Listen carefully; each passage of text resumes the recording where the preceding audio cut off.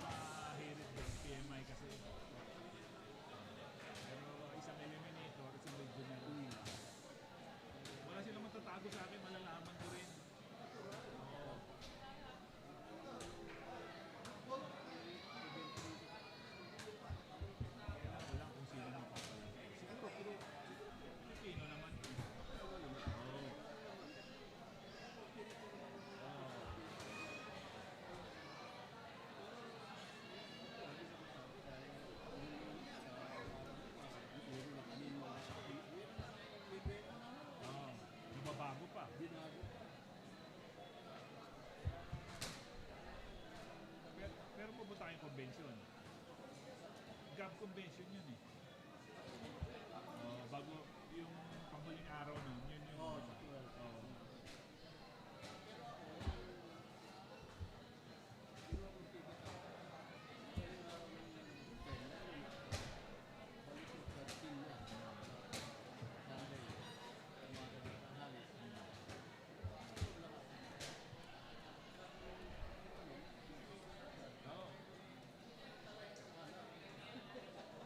Pwede.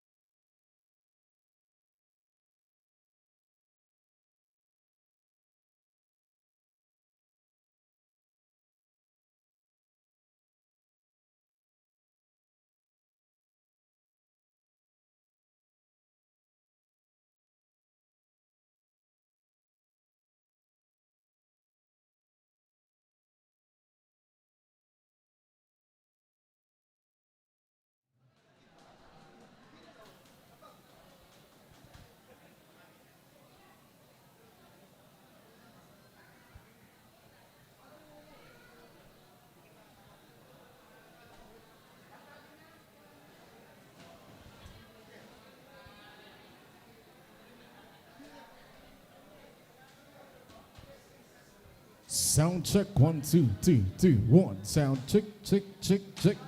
Welcome.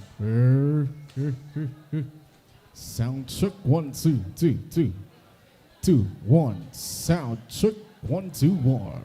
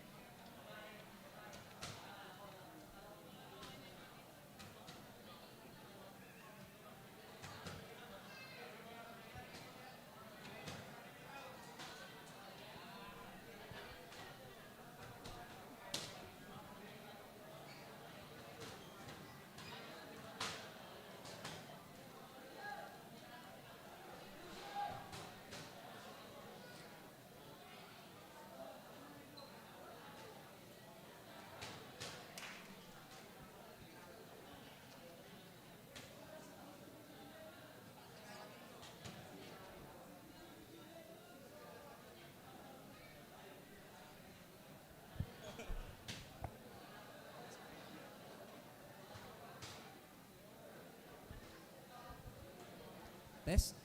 Check.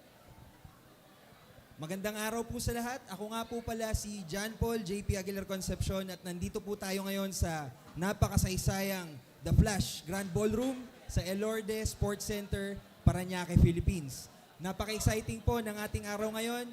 Ang PCSO, nakilala bilang isang gaming agency at ang ating main sponsor na sumusuporta sa mga charitable programs ay patuloy pong tumutulong sa ating mga bata at estudyanteng atleta. Sa katunayan, ang ating main event ngayon ay yan ang tema, no? Yung Rising Stars Champion Scholars.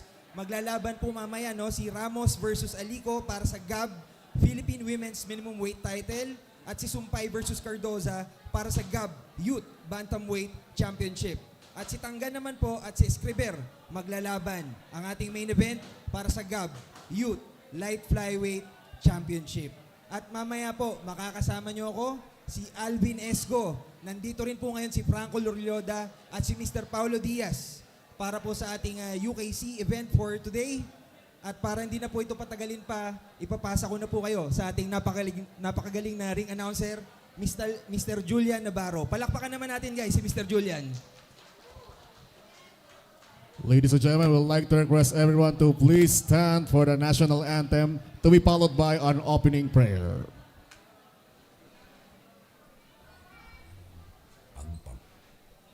Sang-awit ng Pilipinas.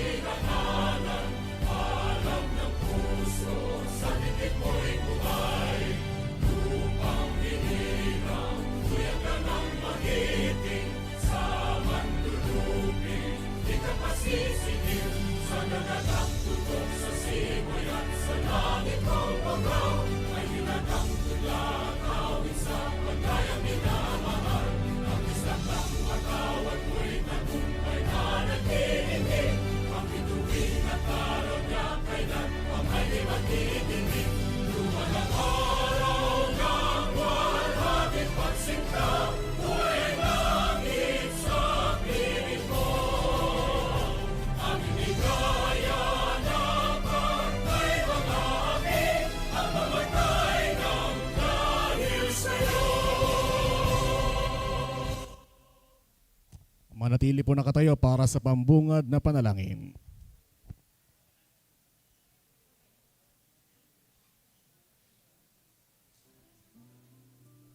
In the name of the Father, and of the Son, and of the Holy Spirit, Amen.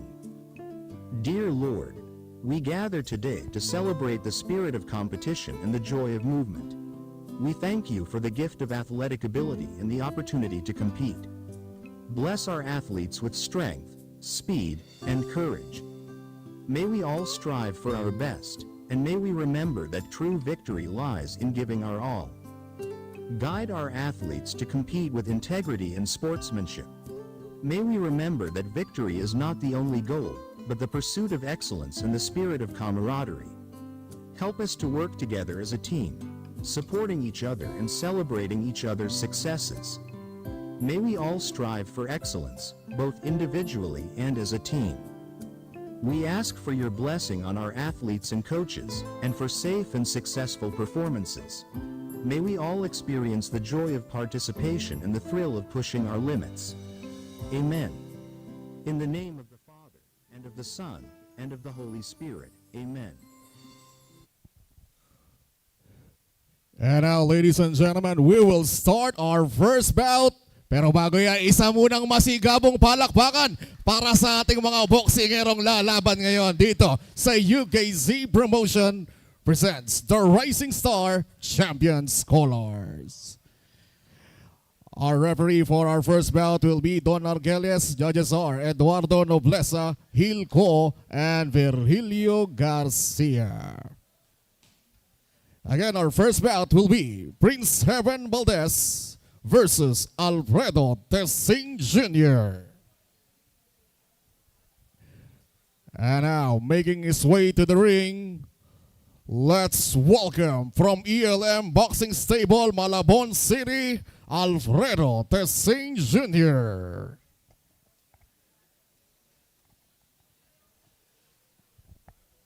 And his opponent from ELORDE Fight Team Pampanga, here is Prince Heaven Valdez.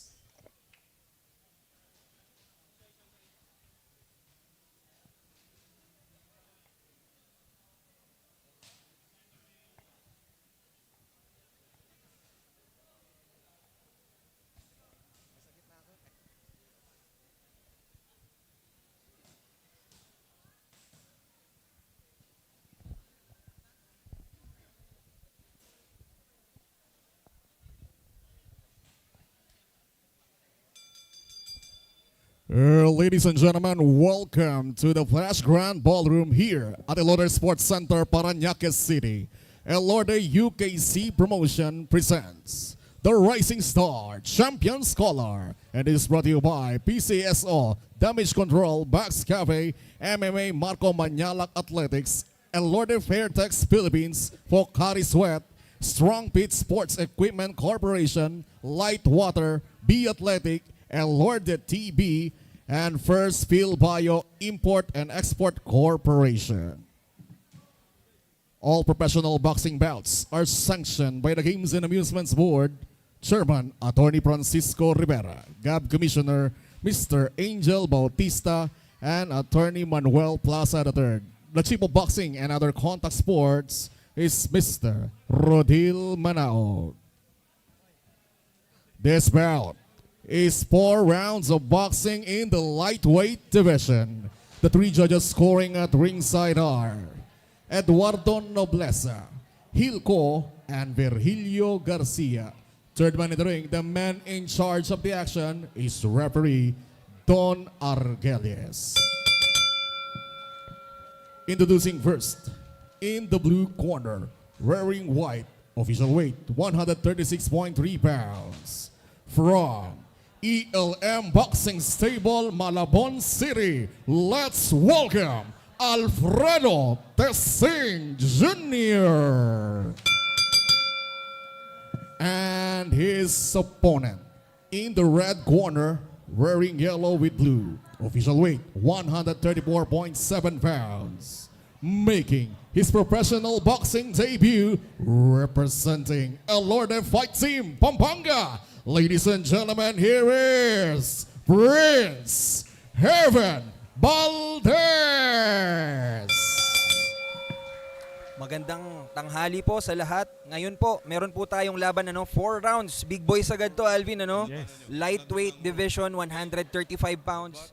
This is Valdez versus Tesing Jr. Si Valdez po ay may pro debut ngayon. Galing sa ELORDE Fight Team Pampanga, siya po yung naka-yellow with blue trunks. At si Alfredo Tesing Jr. naman po ay taga ELM Boxing Stable na naka-white trunks with blue and red sa kanyang shorts. Ang referee po natin si Don Arguelles. Abangan po natin itong dalawang fighter na to. May napanood ka na ba dito sa dalawang to, Alvin?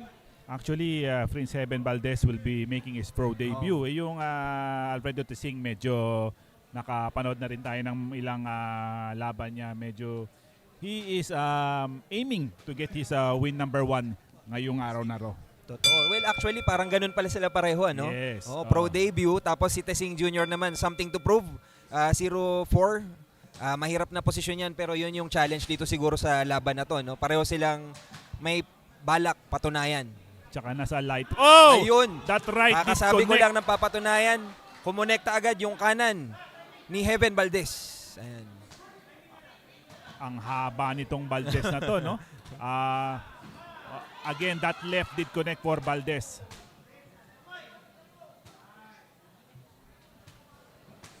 Si Tesing Jr. ngayon, tingnan natin kung anong balik niya doon. Pero hindi ko lang sure, no, kung this is about yung yung tumama sa kanya kanina, pero I'm sensing, hindi ko alam kung style niya lang, pero medyo awkward yung galaw ngayon ni Tesing Jr. Yeah. Kasi medyo nasaktan ka rin eh. Oh, on the initial phase of the fight, na tamaan ka na agad. So baka yung complexion nag-iba na. Totoo. So tingnan natin kasi we have yet to see kung ano nga ba talaga yung estilo o kaya yung daladalang strategy ni Tesing Jr. sa laban na to. Pero right now yung mga jabs niya medyo mabagal, ano? Yeah. So I think he needs to to make it snappier. Mas kailangan na gumalaw siya after. Tsaka yun, yung mga ganun, yung mga medyo lax niya na mga positioning after exchanges could expose him. Alam mo, JP, as we are saying that Valdez ay pro debut niya, pero yung basic fundamental tingin ko medyo napag-aralan na rin ito ni Valdez, and I think his coaching team also prepare him well para sa pro debut niya kasi may jab siya at marunong din siyang dumepensa. Correct. So Usually kasi pag yung pro debut ka, yung harabas di ba? Harabas, oo. Pero Kumbaga nangingibabaw emotions. yeah, but right now I think Valdez may sound jab siya and then may depensa. So yun ang basic para sa akin. I agree, Alvin. Yun din yung napansin ko kay Valdez. Nandun yung demeanor, di ba? Parang hindi niya, kumbaga, for a pro debut, parang hindi first time siyang sumampa sa ring. Binilangan ni At Rep. binilangan na nga si Oo. Tasing. Bilang katunayan ng ating obserbasyon, alam niya ang kanyang estratehiya. Although JP doon sa instance na yon hindi mo nakitang bumaba yung Valdez ha. Oo. We don't know if his gloves touches the canvas. Mabilis kasi yung pangyayari. Anyway, to continue. Baka si Ref Don Arguello saw something, kaya Yeah. binilangan din siya, But before this, ayan, bago tinigil po yung action, may tumama kay Tesing Jr. 1-2. Yeah. Tsaka, kung di ako nagkakamali, isang kaliwa or kanan yun. But the bottom line is, medyo ininda na naman niya. Base dun sa nakita ko at least. Obviously, nakascore ng knockdown yung Valdez. It's a 10-8 round yan. I assume sa mga judges. Correct, Alvin. And this is scheduled for a And 4-round round fight. number 1. Kaya medyo na po ito, ngayon, lamang po si Once Valdez. again, this is But Lagi, tingnan natin. lagi nang sinasabi natin pag nagko-commentate tayo together in a 4-round contest, nakascore ka ng early knockdown sa round number 1. Ang laki-laki na sa yan, but 10-8 na. Parang dalawang round ang nakuha mo. Tatlong round na lang ang if you get another round, may sense of winning ka na. Kumbaga money in the bank na, no? Yeah. Kumbaga sa life savings, medyo pwede ka na mag-retire. Pwede. Huwag ka lang magpapa-knockout, Yeah. So, Yun lang yun. so far, flying color yung debut ni Prince Heaven Valdez on round number 1. We'll see on round number 2 kung maganon pa rin yung performance nila. Correct, Alvin. At yun nga po yung exciting sa boxing. Me and Alvin was just talking about pagka sa one round medyo nakalamang ka with a knockdown, malaking lamang na yon. Pero ang maganda sa boxing, anything can happen. Kasi JP, yung one punch could change everything. Diba? Para po sa mga bago nating tagapanood, tagapakinig, basketball exciting. Pero ang mas exciting sa boxing, anything can happen in a second. Yes, of course. Ngayon, medyo umaariba na yung Tesing. Si Tesing, Because he knows that he is medyo behind siya. Tsaka Alvin, bukod pa dun sa mga inoobserbahan natin kay Tesing Jr. na mga technical stuff like yung technique, may syempre may impact, may mental impact yung losing, galing ka sa straight losses. Yeah. So medyo mahirap, kaya siguro bukod pa po dun sa challenge, ayan. Tinamaan sa Bilang katawan naman, this is another challenge for Tesing Jr. dito po sa round 2. For context, nabilangan po kanina si Tesing Jr. pati nung round 1. Yeah, So this is the second time para po sa laban na ito. Tinigil And na ni it's over. Don Arguelles. Prince Heaven Valdez nailing Gets the victory. Nailing for win his pro number debut. 1 sa pro debut niya. I think more exciting fights ahead dito sa bagitong boksingero ng ELORDE Fight Team Pampanga. Totoo, Alvin. Ang bagitong mukhang veterano na sa ibabaw ng ring. Hasa-hasa. Kung di ako nagkakamali, si Coach Lick Sarata yung nasa corner din niya. It is very important for a boxer to have a experienced coach. Kasi it would transcend your youthfulness. Doon naman yung mentor mo naman, medyo veterano na. So na-rub off minsan Totoo, kumbaga pag sa construction po, yung boksingero, yan yung materialis puertes. Tapos, pagka hindi magaling ang engineer, arkitekto at mga construction worker mo, hindi rin mabubuo yan ng maganda. Yeah, so, of course. yun po ang trabaho ng ating mga coaches. Kaya nga, mahalaga po ito mahalaga. Very well said, JP. Kami nga pala si JP Concepcion and Alvin Esgo are doing your color commentary for this event. Malaman natin ang official announcement. Totoo. For your win by technical knockout, Prince Heaven Valdez. Ayan, official na. Prince Heaven Valdez winning by a second round TKO win over Alfredo Tesing Jr. Noon, naghahanap pa rin ng first na na panalo niya. First na panalo. So sana no, sa mga susunod na labang ni Tesing Jr., makita na natin yung pinaka-asam-asam niya na panalo. Mahalaga yan no, para sa of isang course. boksingero. Yun kasi yung adversity ng, sabi mo nga yung mental side na hindi ka pa nakaka-register ng first win mo. Yun ang kalaban mo. Yes. So siguro pag nakuha niya yung victory sa mga susunod na laban niya, no, I think we'll be seeing a different Tesing Jr. Yes, But anyways, of course. congratulations sa both fighters. The people here are very excited. At kanina, Alvin, talking about yung preparation sa boxing with the coaches. Next Importante bout, din dyan Pencilo versus ang Kenneth equipment. Supero. So isa sa mga sponsor Referee for natin, next bout, Damage Noel Control Haduca. PH. Judges are Mamaya, Sammy tatalakayin Bernabe, po namin Hilco, ano ba ang and maganda dyan at Virgilio ano nga ba yan Garcia. para sa ating mga boksingero, professional man o mga hobbyist or amateurista. Alam ko gumagawa rin ng mouthpiece. Mouth guard. Yeah. Oh. Very important. Very important. Should I say tool Correct. ng isang boksingero yung mouth guard, because pag medyo hindi yan sukat, medyo you will find discomfortment. Discomfort, pwede malaglag o kaya of imbis course. na makatulong, baka makapinsala pa.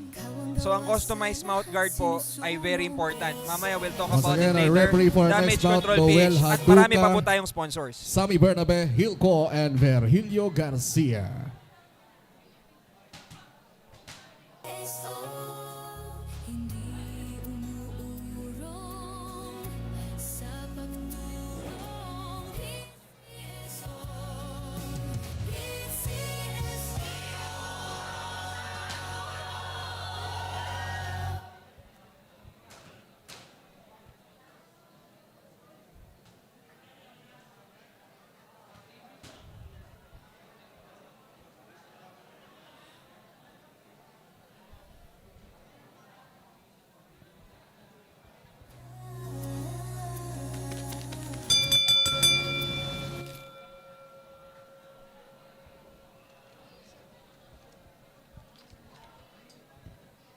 Ladies and gentlemen, welcome to the Flash Grand Ballroom here at the ELORDE Sports Center, Paranaque City.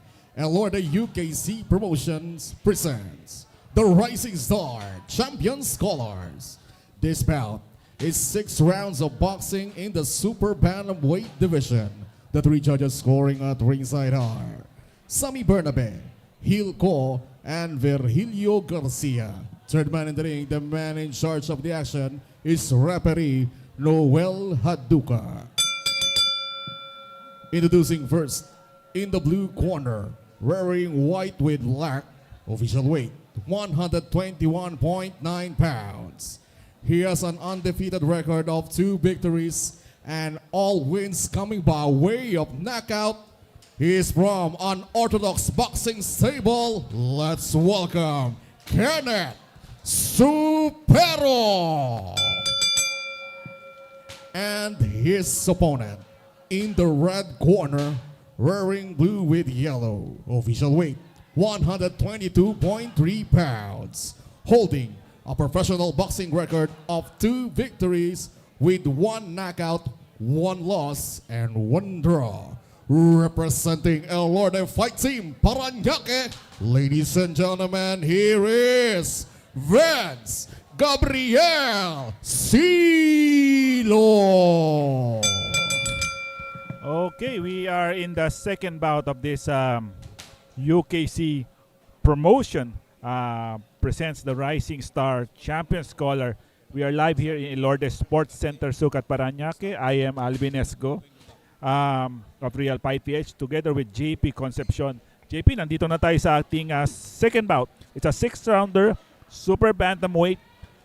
Vince Gabriel Silio of ELORDE Fight Team in Paranaque battling Kenneth Supero, unorthodox boxing stable.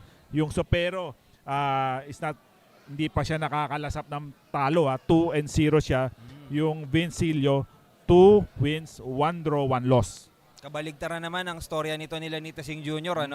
Siya naman wala pang talo, pero ang challenge ngayon, sino ang unang makakalamang sa bilangan ng panalo dito sa dalawa? Kasi effectively 2 wins yung dalawa. Magkaiba lang sila ng kartada sa talo at draw. Nakalasap lang yung isa na talo, pero yung isa undefeated pa.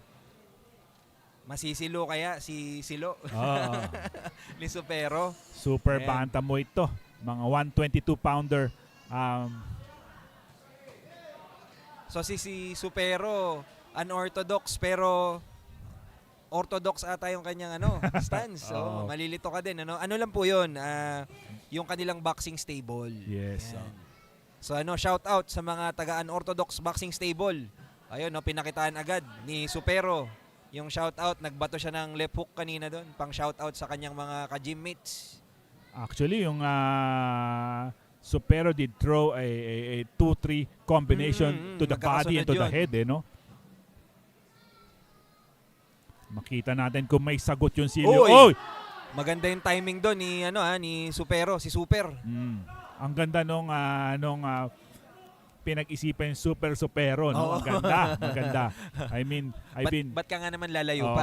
Nandun Oo. kung sino man ang nag-isip nun, very articulate yung moniker na binigay for Kenneth Supero. Tsaka very catchy. Oo. If you get to see Supero and you remember agad yung kanyang ring name, wala naman masyado akong alam na ng mga boxers, even international and local na gumagamit ng ring name na Super. So Oo. mukhang pasok sa banga. Yeah, Oo, very maganda. good, very good. So shout out kung sino man po ang nakaisip ng ring name ni Mr. Supero, no? Very fitting. Actually, it's a very basic Wordplay. Oo. word, kaya lang pumasok lang talaga doon sa surname niya. Totoo. Oo.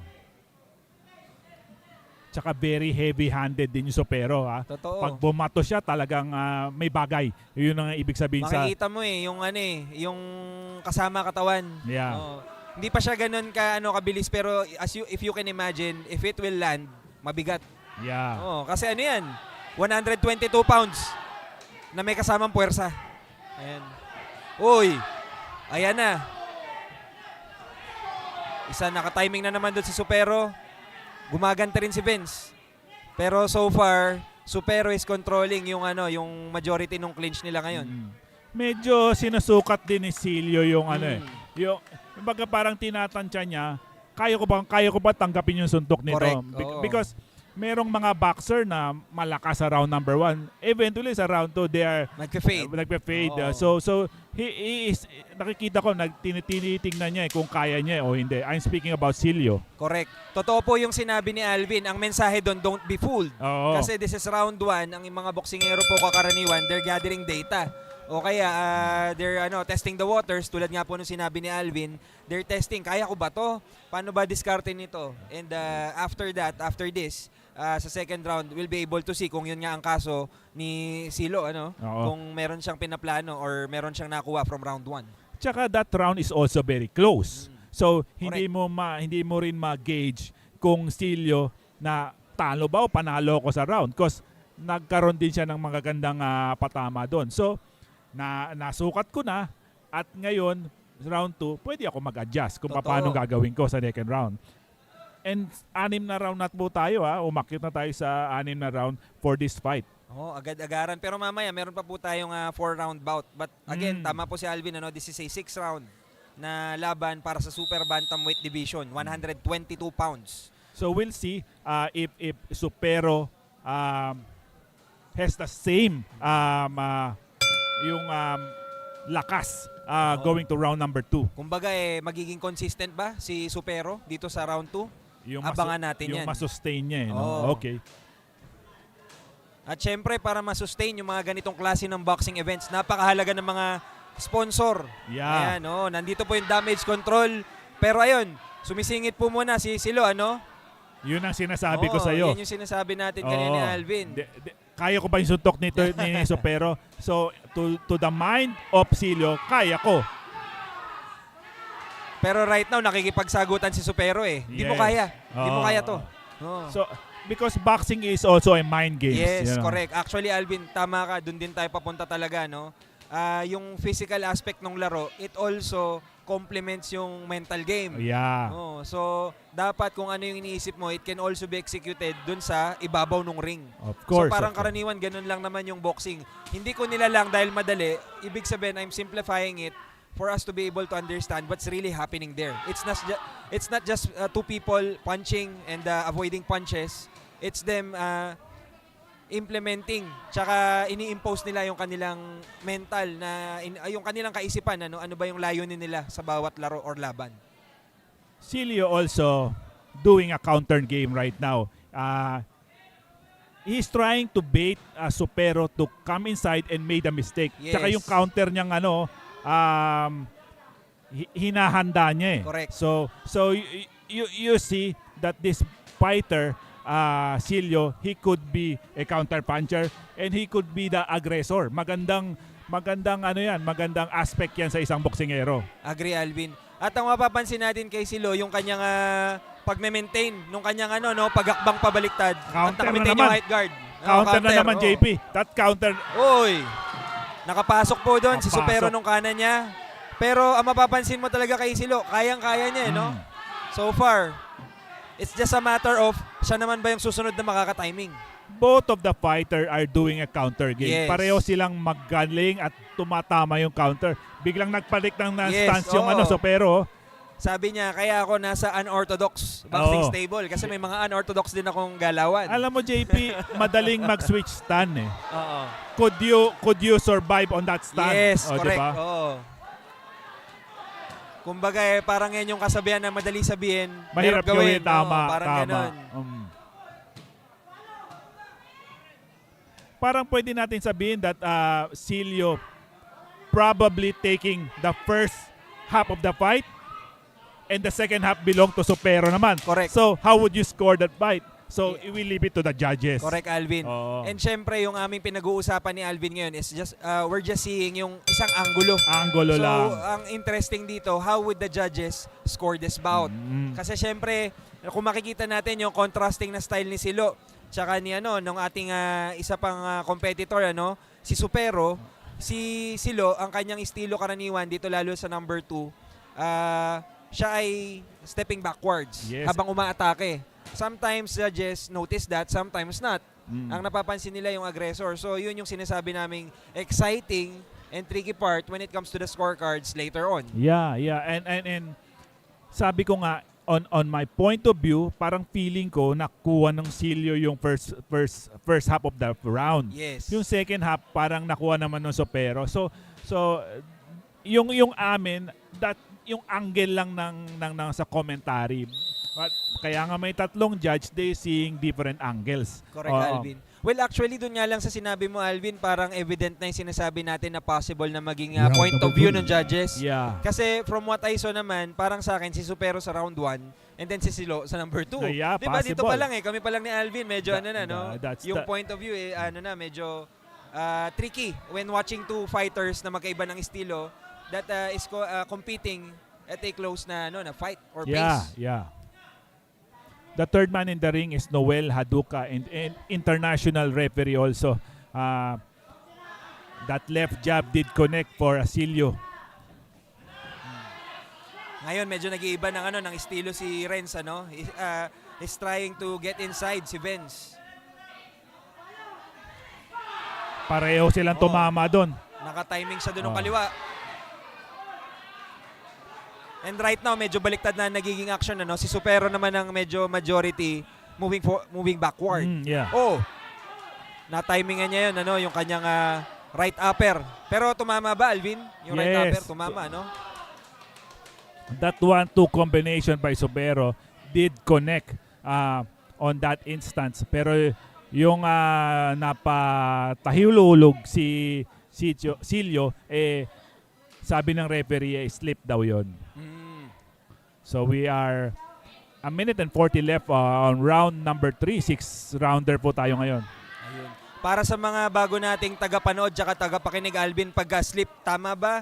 Ito ay hindi dahilan ng isang suntok. Yeah. Oo, kaya nirurule na slip.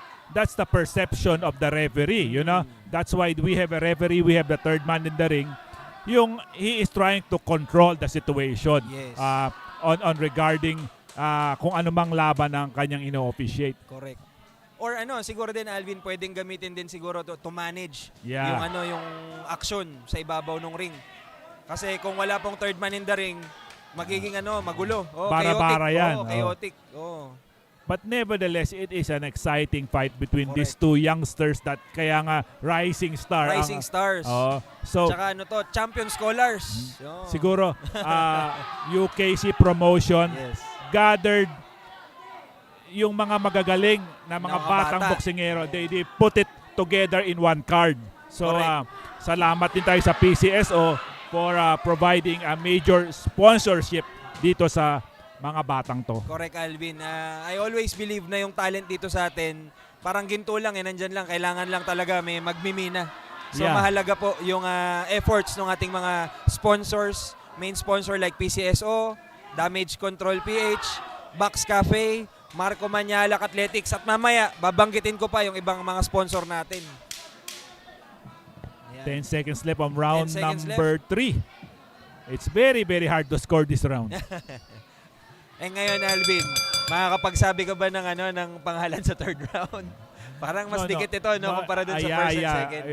Pag sinimple yan, ganun ko din siya nakikita, mga kababayan. Ano? I think we share a same observation on round number 3. Number 3, kung mahirap iskoran yung 1 and 2, I think that 3 is a little bit more difficult to score because both of the boxer did connect good and clean punches sa Yes. round number 3. So, it's more difficult for the judges who is scoring this bout between Vince Gabriel Silo, who is representing ELORDE Fight Team in Paranaque, and Kenneth Supero from Unorthodox Boxing Stable.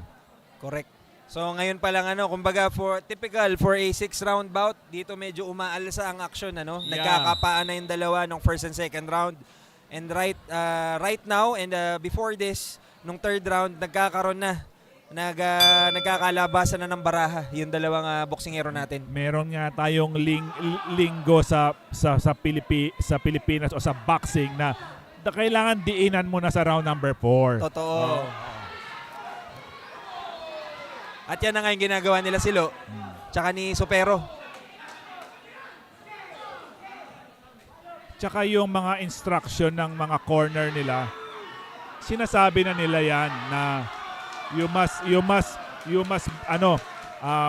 do something on round number 4 and kailangan hapitin mo na sa 4 because syempre ayaw natin yung kayo ang maging tail end of the stick pagdating ng decision.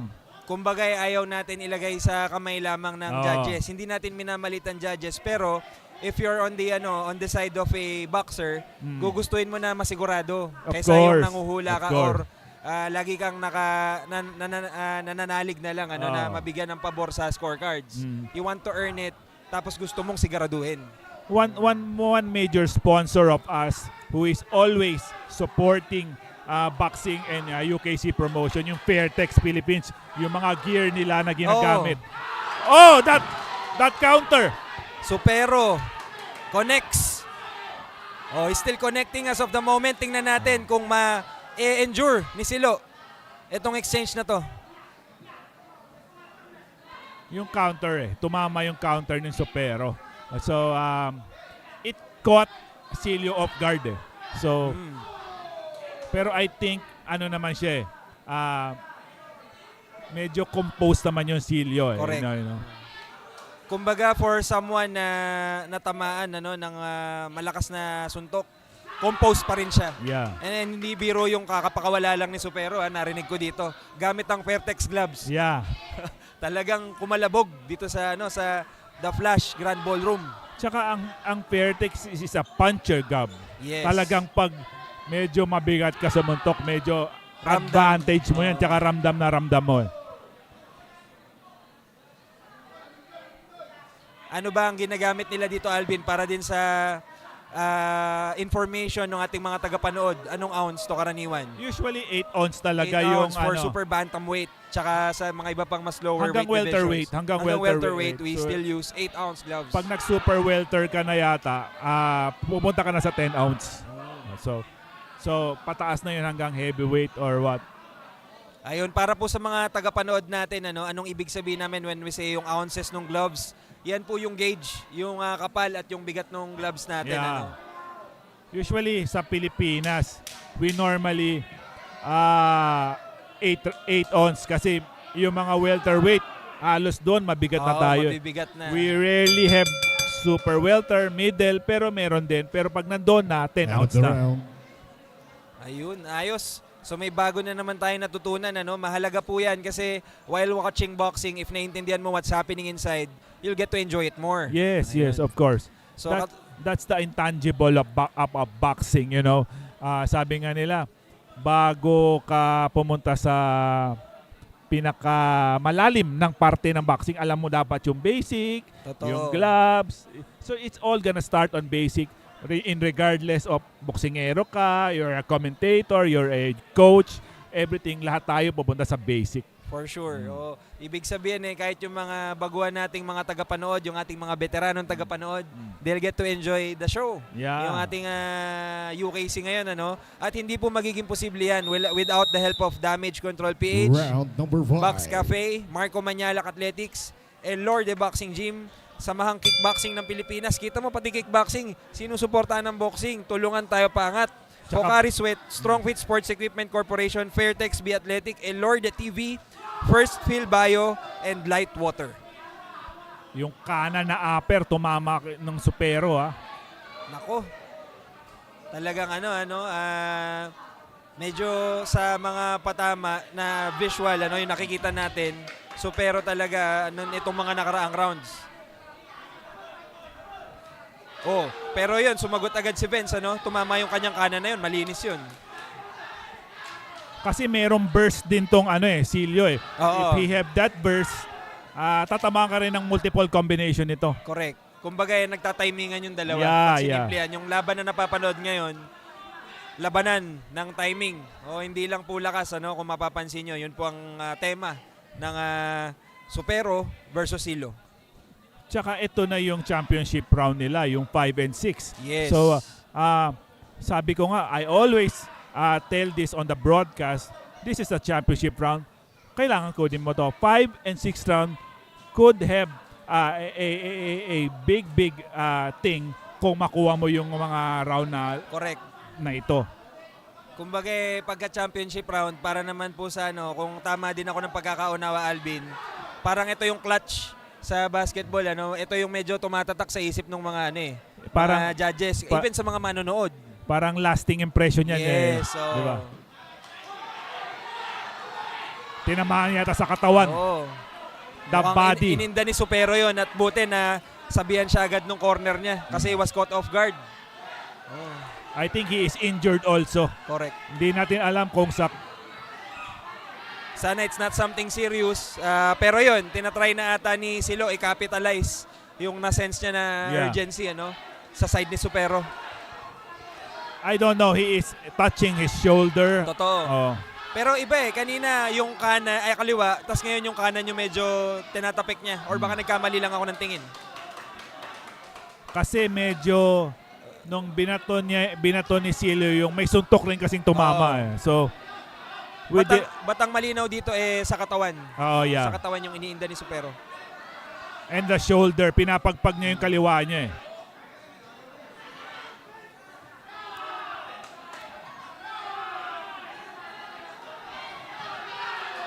Pero yun ang pinasusuntok niya, Oo yung kaliwa. So, we'll see. Meron kasi minsan medyo na lang JP, yung parang bang na-strain lang ng konti. Oh. Baka nabatak from the last nabatak, exchange. tama. That's the right word. Pero saludo ko dun kay Supero kasi sinasadya man niya or hindi. That's a great tactic Oo. para lituin yung kalaban. Baka mamaya kasi yung kabilang panic And thinking round number 5. injured yung arm na yon. He won't see it as Once again, this is brought to you by a threat. PCSO, Damage nung Control, Box moment na Cafe, bigla niyang binato. MMA Marco Manialac Athletics, ELORDE Fairtex Philippines, Pocari Sweat, Strong Beat Sports Equipment Corporation, Light Water, B Athletic, ELORDE TV, and First Fill Bio Import Export Corporation.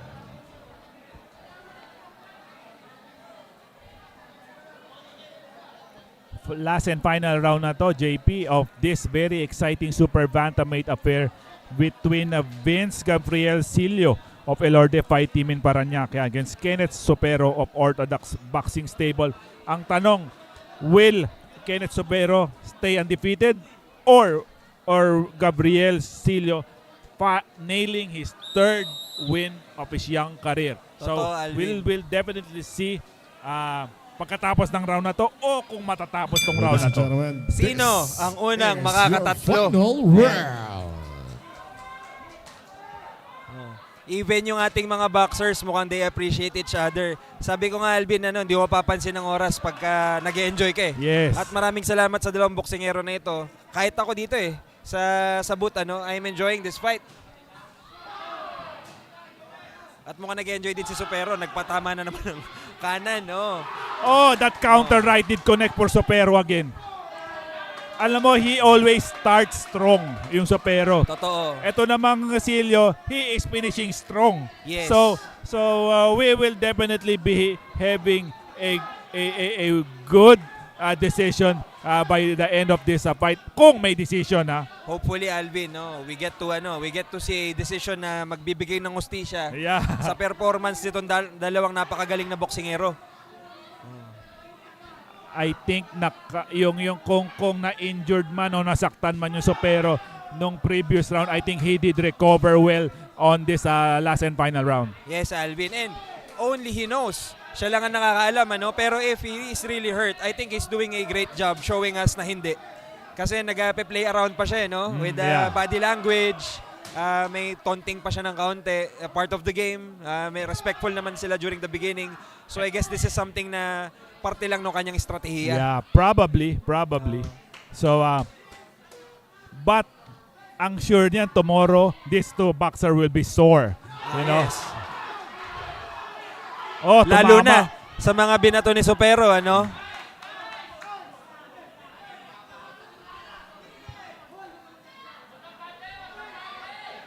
Supero again, trying to play around with Silo, pero Silo remains unbothered nung mga antics, talagang focus siya.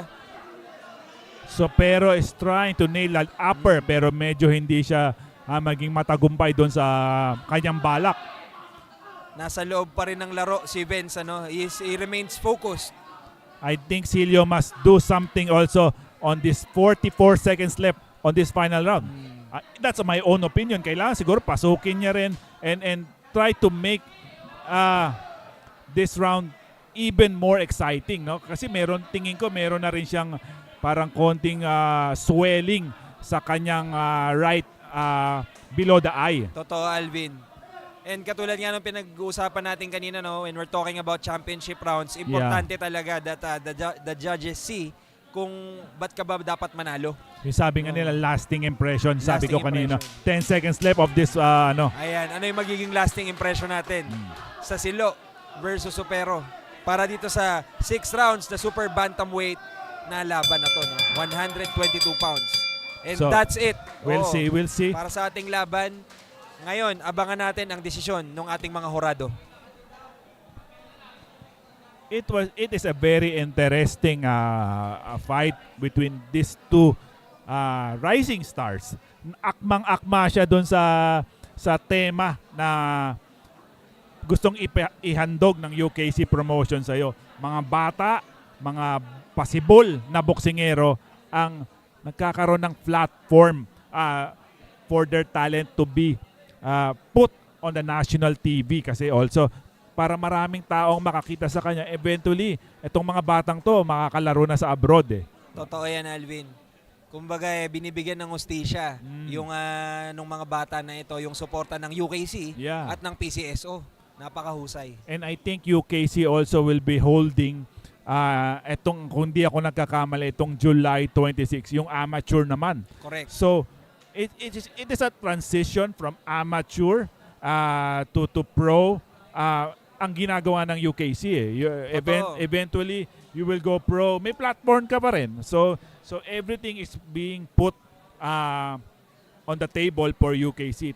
Thank you kay Ma'am Kukoy ELORDE for giving us this kind of a platform, hindi lang sa kanila pati sa atin, to hone our skills. Correct, Alvin. If we're going to simplify what you said, na tama, I agree. UKC is fostering an environment wherein sustainable po Of ang course. ating boxing talent. Hindi lang ito napapako sa pagpapromote sa mga pro. We're also valuing yung potential ng ating mga amateurista and giving them a platform to be watched to compete and also showcase their talents sa mga fans and also yung Ladies and gentlemen, boxing after community. 6 rounds of professional boxing, we go to the judges' scorecards. Judge Sammy Bernabe scores it 59-55. Judge Virgilio Garcia and Hilco both scores the bout 58-56 for your winner by unanimous decision, Kenneth Supero. Kenneth Supero remain undefeated with this unanimous decision win over Vince Gabriel Silo. Silo. It's not the end of the line for Silo. He has a great performance today, and siguro sabi nga nila, ensayo lang tayo, and then we get back to our next round of the fight for Silio. But congratulations, Kenneth Supero Referee of for next Arcodox bout Boxing Stable. is Totoo yan, Alvin. Eduardo Great showing Nobleza. from both Judges boxers. are Congratulations Sammy Bernabe, kay Noel Supero Maduca, sa and pagkapanalo Virgilio at kay Silo for a Garcia. very great performance. Abangan po natin itong dalawang boksingero na to. Totoong mga rising stars. So next up is the Charlie Kiao, who is also a pro debut from ELORDE Fight Team in Maceda. Makakalaban niya yung si Rizaldi Corporal na pro debut din from Power Peace Stable. Etong Power Peace, sa atin to Bacoor ito Sa atin to sa Cavite to Cavite ito. Shout out sa mga kababayan natin dyan, Alvin, sa Molino. May connection kami ni JP kasi pareho kaming Caviteño. And then yung lalaban may Caviteño, pero hindi kami bias doon. Nagkataon lang, we remember. And also, Alvin, talking about UKC, fostering din yung mga young athletes natin for amateur opportunities. Yung Power Fist, ganun din eh. Yeah. Meron din mga events yan Corporal. for amateurs. Ano yan, Alvin, I think one of my fights, doon din ako lumaban before sa Power Fist 2 years ago. Tsaka pumupunta rin ako sa gym nila. I think kilala ko din yung may-ari ng gym, and I'm very happy with the transition from a good amateur background. Ngayon Tsaka meron may mga active na sila, mga professional. Meron na yung transition meron na So masaya ako for Power Peace Gym dyan. Kawang gawa sa lahat sinusulong PCSO, PCSO, hindi umuurong sa pagtulong PCSO,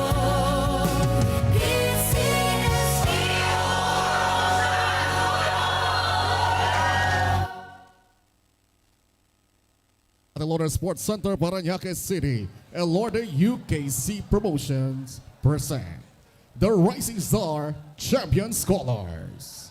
This bout is 4 rounds of boxing in the bantamweight division. Ang tatlong hurado na magbibigay ng puntos ay sina Sammy Bernabe, Noel Maduca, and Virgilio Garcia. Ang ating referee sa bout na ito ay si Referee Eduardo Nobleza. Unang ipinapakilala mula sa asul na kanto. Siyang may timbang na 117 libras. Ito ang kanyang unang laban sa professional boxing. Mula sa Power Fist Stable, nandito na Rizaldi Corporal. And his opponent in the red corner, wearing blue with yellow, official weight 117.6 pounds, making his professional boxing debut, representing ELORDE Fight Team Macena. Ladies and gentlemen, here is Charlie Kiao.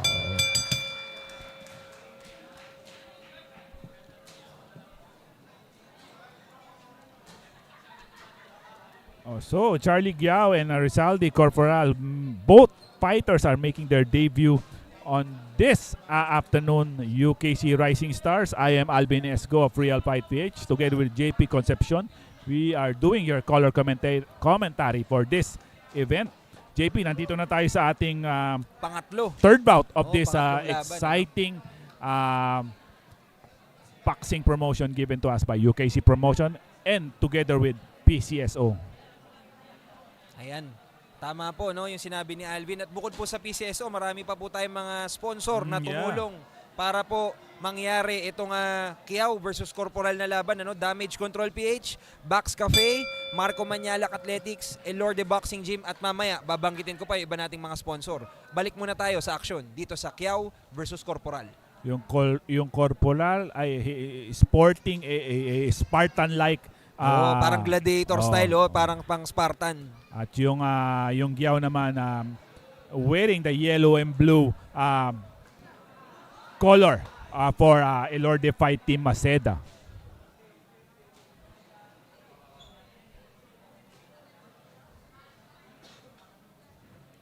Sila ay naglalaban sa 118, which is a bantamweight division. Correct. In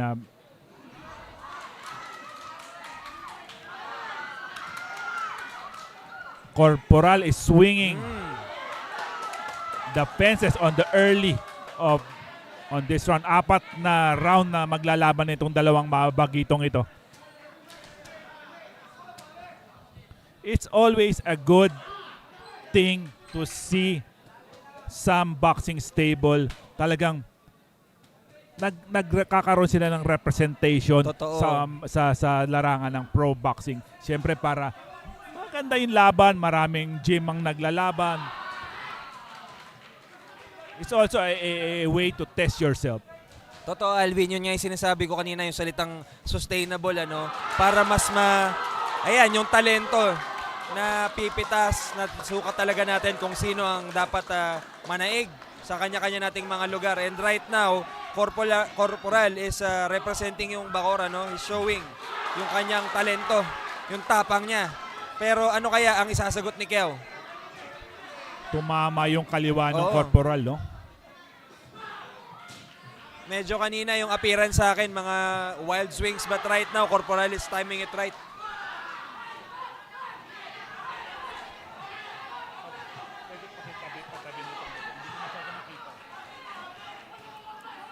And right now, guys, Kiao took those punches well.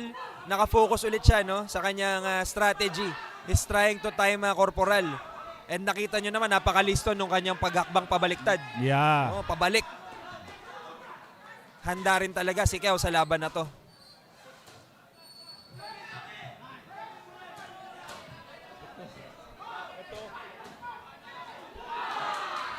And right now, guys, pagka halimbawa, yan, yung pinapanood natin ngayon dito sa dalawang boksingero natin, what Corporal is doing, tingnan natin kung he can also sustain that sa mga following rounds. Kasi this is scheduled for 4 rounds. 10 seconds left. So ibig sabihin, mahaba-haba pa. Meron pa 3 rounds. Given that it's Corporal Pro debut, again. we'll see kung ano magiging impact nito. Kasi hindi pa natin nakikita kung anong kondisyon niya. And of the rally, this is brought to you by PCSO, Damage Control, Bax Cafe, MMA, Marco Manialac Athletics, ELORDE Fairtex Philippines, Pocari Sweat, Strong Fit Sports Equipment Corporation, Lightwater, Be Athletic, ELORDE TV, and First Field Bio Import Export Corporation. A good showing by Corporal on round number 1. Sabi nga natin, 4 na round na maglalaban, both fighters are making their debut. So, ikaw, anong observation mo heading to round number 2? Ang observation ko kay Corporal kanina is trying to, siguro given na pro debut niya, he's trying talaga to showcase yung kanyang talento, yung kanyang tapang. That's why he was throwing those punches. May konting gigil, no? Yes, doon siya nagsasucceed actually. Pero kaya nga sabi ko kanina, if he can continue that, medyo unorthodox yung kanyang approach. Yeah. Kasi syempre, Kiao, makikita mo yung galawan ni Kiao, calculated.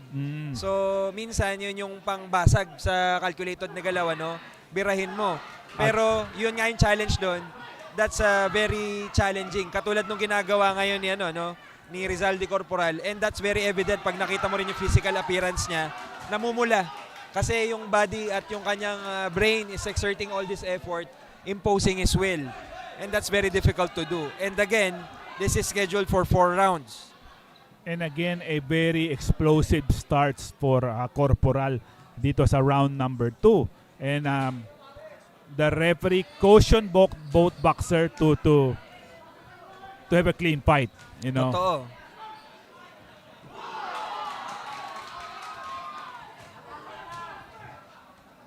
I'm waiting for Giao to answer back dito sa Second. Oo. O yun, sinagot ka na niya, Alvin. Oo, Nagbato yeah. ng dalawang upper. Kaya ayoko na magsabi. Sabi niya, eto na, eto na. Alam mo minsan pag pro debut kami, yung sabi nga nila yung jitters nandyan. Correct, oo. Pero in a 4-round contest, minsan mahirap yung maghintay ka eh. Correct. Because round per round, it is piling up. Baka nasa disadvantage ka na ng score. Yes. So before you knew it. So kaya ngayon medyo humaharibas na rin yung Giao. Totoo. Pero yung bago yung exchanges na to, maganda yung timing nung kaliwa ni Corporal. Oo, pasok yun. Pero hindi nagpapatinig si Giao, I am sensing the stamina factor for Corporal. Kasi sa dami ng binato niya kanina, baka yung hangin niya Totoo. would be enough for 3 to 4 rounds. So, we will definitely see kung may stamina yung Corporal hanggang sa later on sa 3rd and 4th round. Correct. Because right now, Giao is medyo yung acceleration ng bansuntok niya nandyan na. Correct, Alvin. Parang kumbaga nag-init na yung makina. Yeah, of course. Kaya ngayon yung challenge, lalo na pag sa mga kababayan natin na bago sa pro, medyo iba yung pacing eh. Yung additional round na yun can spell the difference between success or possible failure kung mamamanage mo. Tsaka JP, one observation that I notice is kanina si Corporal ang umaabante. Oo. Ngayon si Giao naman ang umaabante pero tinamaan. Yes. At hanggang bumagsak na nga yung dalawa, mukhang mainit na mainit yung kanilang mga palitan. Pero ref rules it as a slip. Pero PG tayo ha. Sa lahat ng nanonood. Parental guidance pa rin on the antics, siyempre. Oo. Hindi natin lahat yan control. Totoo. I guess even yung mga boxers understands what's happening, Ano lang naman, part of the game. Minsan talaga magtatanggel kayo eh. Alam mo, Contact sport eh. Alam mo, sa boxing talaga, expect the unexpected. Correct. Oo. Wala naman sigurong boksingerong na-imagine na sa isang round hihiga sila. Nangyayari na lang talaga yan eh. Especially JP, kung manonood ka ng mga Adrian Broner na type na mga laban, expected talaga yung mga antics nila. Oo. So, meron na rin tayong sa mga batang nanonood dito sa atin parental guidance pa rin. Correct. Pwede mo rin sabihan yung bata na, baka Gabayan, bugso gabayan lang, nyo. bugso. Gabay pa rin, gabay. Kumbaga pag sinimplehan hindi talaga yun ang ibig sabihin ng ating mga boksingero. Part of the game lang. Kumbaga nagkakaasaran. Of course. But at the end of the day, we always value yung ating values. Okay, dapat kahit yan. saan naman Dapat maayos. in terms of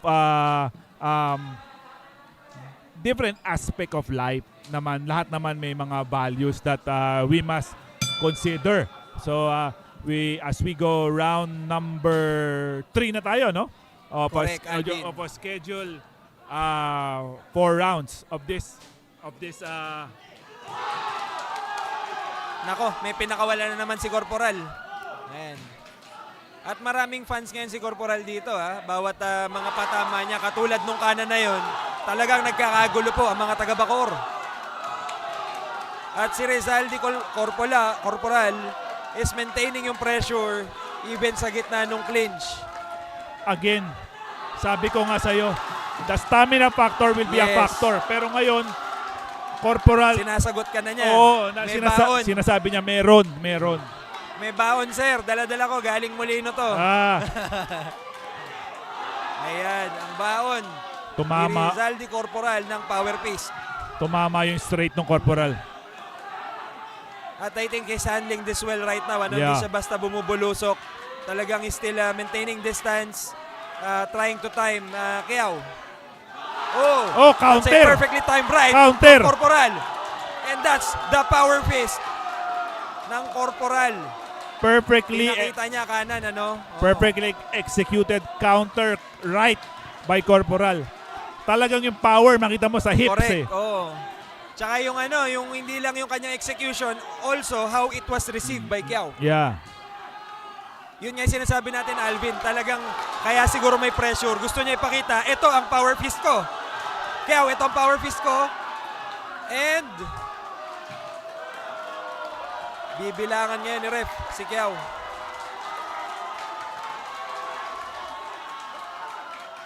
Pero makikita mo ngayon, Alvin, medyo iniinda na ni Corporal yung ano, yung hingal, ano? Oh, yeah. Oo, pero kung ma-maintain niya pa rin ito po ay pumapabor sa kanya recently. Unless merong natatago si Kiao ng mga galaw, ano, at siya naman ang maka-timing. Tsaka malaking round to for him, si Corporal. Correct. Nailing and scoring a knockdown on round number 3 is a big Correct, Alvin. And even hindi pa natatapos yung laban, ano, this is already a great showing for Corporal. Tawag dito, na-maintain niya yung excitement ng fans. But Kiao, right now, as what I have told you, baka may tinatago din to. At ito na naman, pagkatapos magpaulan sa katawan, bumagsak na naman po again. ang ating dalawang boksingero. Again, I'm giving you the point nung round number 2. Sabi ko, the stamina factor Yes. could be an effect for Correct. Corporal. Kaya sabi ko, after nung successful exchanges, tinitingnan ko dun sa neutral corner si Corporal, medyo ininda niya yung hingal. Yeah. And right now, mukhang nakita rin din yun ng ano, ni Kiao. Kiao is working the body. Kung meron kang power fist, dapat meron ka ding power bodega. Yeah. Oo. Nako, napakasaya ng mga tao dito, Alvin. Parang ang palakpakan pang main event. Alam mo, yung round na yon, ang malaking factor doon sa round na yon, JP, is Corporal gaining a knockdown. So Yes. kung even lang, it's still a 10-8 round. Correct. For Corporal in my point of view. So but iba yung perception ng judges. They could give 10-9, baka akala sabihin nila yung kalahati halos nakuha ng Kiao eh. Correct. After the knockdown. Correct. They could score 10-9 din. Yes. That's all depend on the judges. Totoo. Maganda yung sinabi doon ni Alvin, ano, mga kababayan. Hindi po ibig sabihin na nakascore ng knockdown ng isang boksingero. Yeah, 10-8 na agad yan. Minsan Oo. kasi sa perception ng judges, medyo Ladies and gentlemen, nakascore ka ng knockdown Yes. pero is Pero your dominated ka final naman. Dominated ka naman. Hindi ka dapat sa'yo ang 10-8 kung ganon. Kumbaga parang sinasabi lang namin yung possibility. We're not saying na yun yung Yeah. nilagay sa scorecards, ano? And I think Kiao will go inside and try to nail the body again. Yan ang kailangan niyang gawin, ang Kiao. Yes. At dito na nagkakatalo, lalo na pagka pro debut kasi pag nasana yung katawan mo sa 3-round bout sa amateur, syempre dapat may gasolina ka pa for the 4th round. Championship round to eh. Tsaka kailangan pihitin mo na yung cambio sa kwarta eh. Yes. Kasi nasa 4 na eh. Oo. Eh, kung hindi ka sanay, it's very difficult. And tandaan natin, this is a 4-round bout. Every score counts. Nabuhayan talaga si Kiao dito. I think dapat magkaroon siya ng dominating round Correct. number 4. Kung madodominate ni Kiao ang round 4, magiging exciting yung ating announcement, ano? Maano ulit tayo. Mahati ulit ang kwarto na ito or yung ating grand ballroom sa kung sino ang panalo. Tsaka pagod na yung Corporal. Yes. Nakikita mo sa body language niya, pagod na. Oh, that left connected for Pumanek Kiao. yung kanan ni Kiao. Body, ayan. Bine-basic ni Kiao ngayon. Body, head.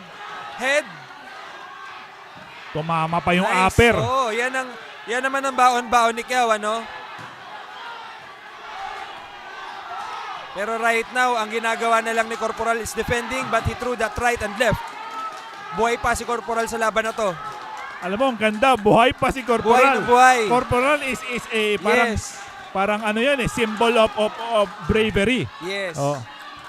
Pero yumuyuko na siya kasi parang yung hangin wala na eh. Well, totoo ka dyan, Oh. Alvin. He was not expecting siguro na abot ng ganito, no? That's why he was bring it his all dun sa mga naunang exchanges. Pero ang ginagawa niya, nagpapasuntok siya bago magtitira siya ng overhand. Yes. Oo. Pero iba na yung senyas naman ng pa ni Corporal right now. Medyo iba na yung balanse niya, no? Po- Tingnan natin kung ma-maintain niya pa. We still have 45 seconds Pero, para sa laban na to. pero very exciting tong laban na to. Sa mundo po ng boxing, yung 45 seconds mukhang eternity yan. Oo. Matagal-tagal pa. Lalo na kung ganito Oo. ang aksyon. Napakagandang pro debut. Kahit hindi pa nananalo si Kiao or si Corporal, panalo na agad yung dalawang boxer. Dito pa lang sa kanilang experience.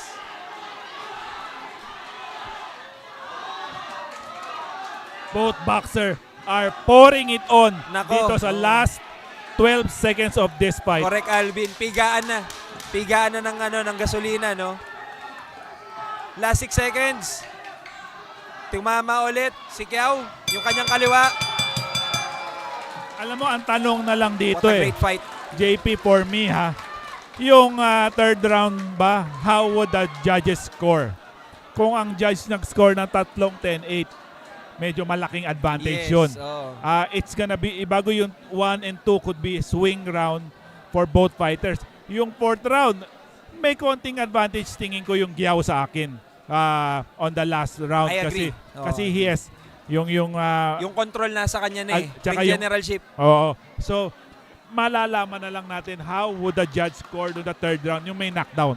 Yes. Kumbaga pag sinimplihan pa namin ni Alvin, yung first 3 rounds, syempre, maraming aksyon na posible sa point of view ng mga judges. Si Corporal yung nagdidikta or pwedeng in a few rounds, si Kiao. Pero ibig sabihin, yung fourth round kasi is very instrumental kasi what we're saying kanina, it's a championship round. Medyo Yun yung tricky part. Alam mo, partner JP, mahihirapan yung mga judge mag-tabulate ngayon. Correct. Masusubukan ng mat ninyo ngayon. Pero yun nga, tulad nung binabanggit kanina, bukod po doon sa mga boksingero, very interesting din yung kanilang mga corners. Kasi sa mga recent fights, Coach Lixer is gaining a lot of momentum sa mga victory ng boxers niya. And right now, si Coach Agcopra, ayan, with Rizaldi Corporal, great showing din eh.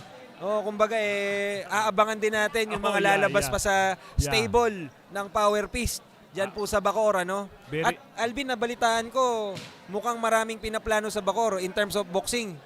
Baka mamaya magandang senyales yan. Marami akong naririnig na not only in Bacoor but the city of Cavite Correct. is very interested to hold numerous events especially in boxing also. So, nakita mo naman yung appreciation ng mga tao dito. Kung di nyo po naririnig, pinapalakpakan po nila yung dalawang boksingero, wala pang announcement. tingin ko yung mga nasa A harap sign ko, of respect. yung mga nasa harap ko, tingin ko Caviteño lahat to. Mukha Tingin ko. Alvin eh. Cavite kayo lahat? Cavite. Ayan, shout out sa mga taga Cavite. Ay, kasi mga Bacoor. kababayan ko yan, galing Cavite. Bridge Boys, Oy. sa Molino ba yan? Molino. Oh. Kaya pala, pareho kami ng amoy. Pareho kami tiga Cavite lahat. Shout out sa mga kababayan natin dyan, Molino. Sa Bios Gamba. Basta yung mga kaibigan po natin dyan sa Molino, shout out. Isang masigabong palakpakan na naman para sa ating Napakagandang dalawang laban. boksingero. Corporal versus Kiao. Classic na agad to. Classic. After 4 rounds of professional boxing, we go to the judges' scorecards. Judge Noel Haduka scores it 39-38 for Corporal.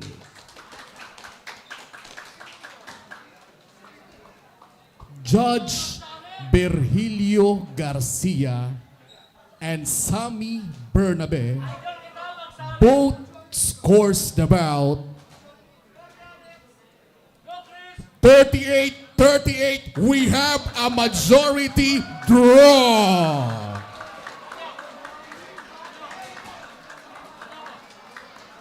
I think with that score, could we summarize that the 3 judges would probably score 10-9 doon sa round number 3 because Giao Our next dominated the other half of the siguro. Kasi hindi natin pwedeng malagay ng Referee for our next bout, 38-38 Sammy Bernabe. with Judges one are boxer Eduardo Nobleza, Noel getting a Haduka, 10-8. and Don Not unless Argelius. nakuha lahat ni Giao yung tatlo.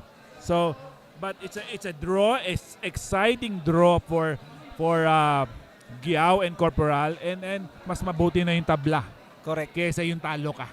Di ba? Totoo. So, congratulations to both boxer from ELORDE Fight Team Maceda, Charlie Giao, and Rizaldi Corporal from Power Fist Stable in Molino, Bacoor. Molino Bacor. Correct, Alvin. Kumbaga nabigyan naman ng hustisya. Kasi kaya nga di ba, kahit yung mga judges, even the audiences were clapping for both fighters. And that's very rare for kumbaga yung mga opening bouts. Kaya po mga kababayan natin, kung napanood niyo po yung Corporal versus Corporal versus Giao, napakagandang laban. Markahan nyo na ito. O kaya tandaan nyo kung meron kayong mga gustong i-replay na laban. Classic Classic na. Alam mo, JP, Napakaganda. pwedeng i-rematch tong dalawang batang Correct. to. So sa I think as early as now, medyo lulutuin niya ni Ma'am Coco ELORDE kasi exciting. Magandang matchup Oh. Magandang matchup. Kumbaga, Alvin, panalo lahat. Panalo ang mga audiences. Panalo yung si Corporal, si Giao. At hopefully manalo ulit tayo pag nasaksihan pa natin magsalubong itong dalawang magaling na boksingero, no? Para rin sa benepisyo ng boxing sa Pilipinas.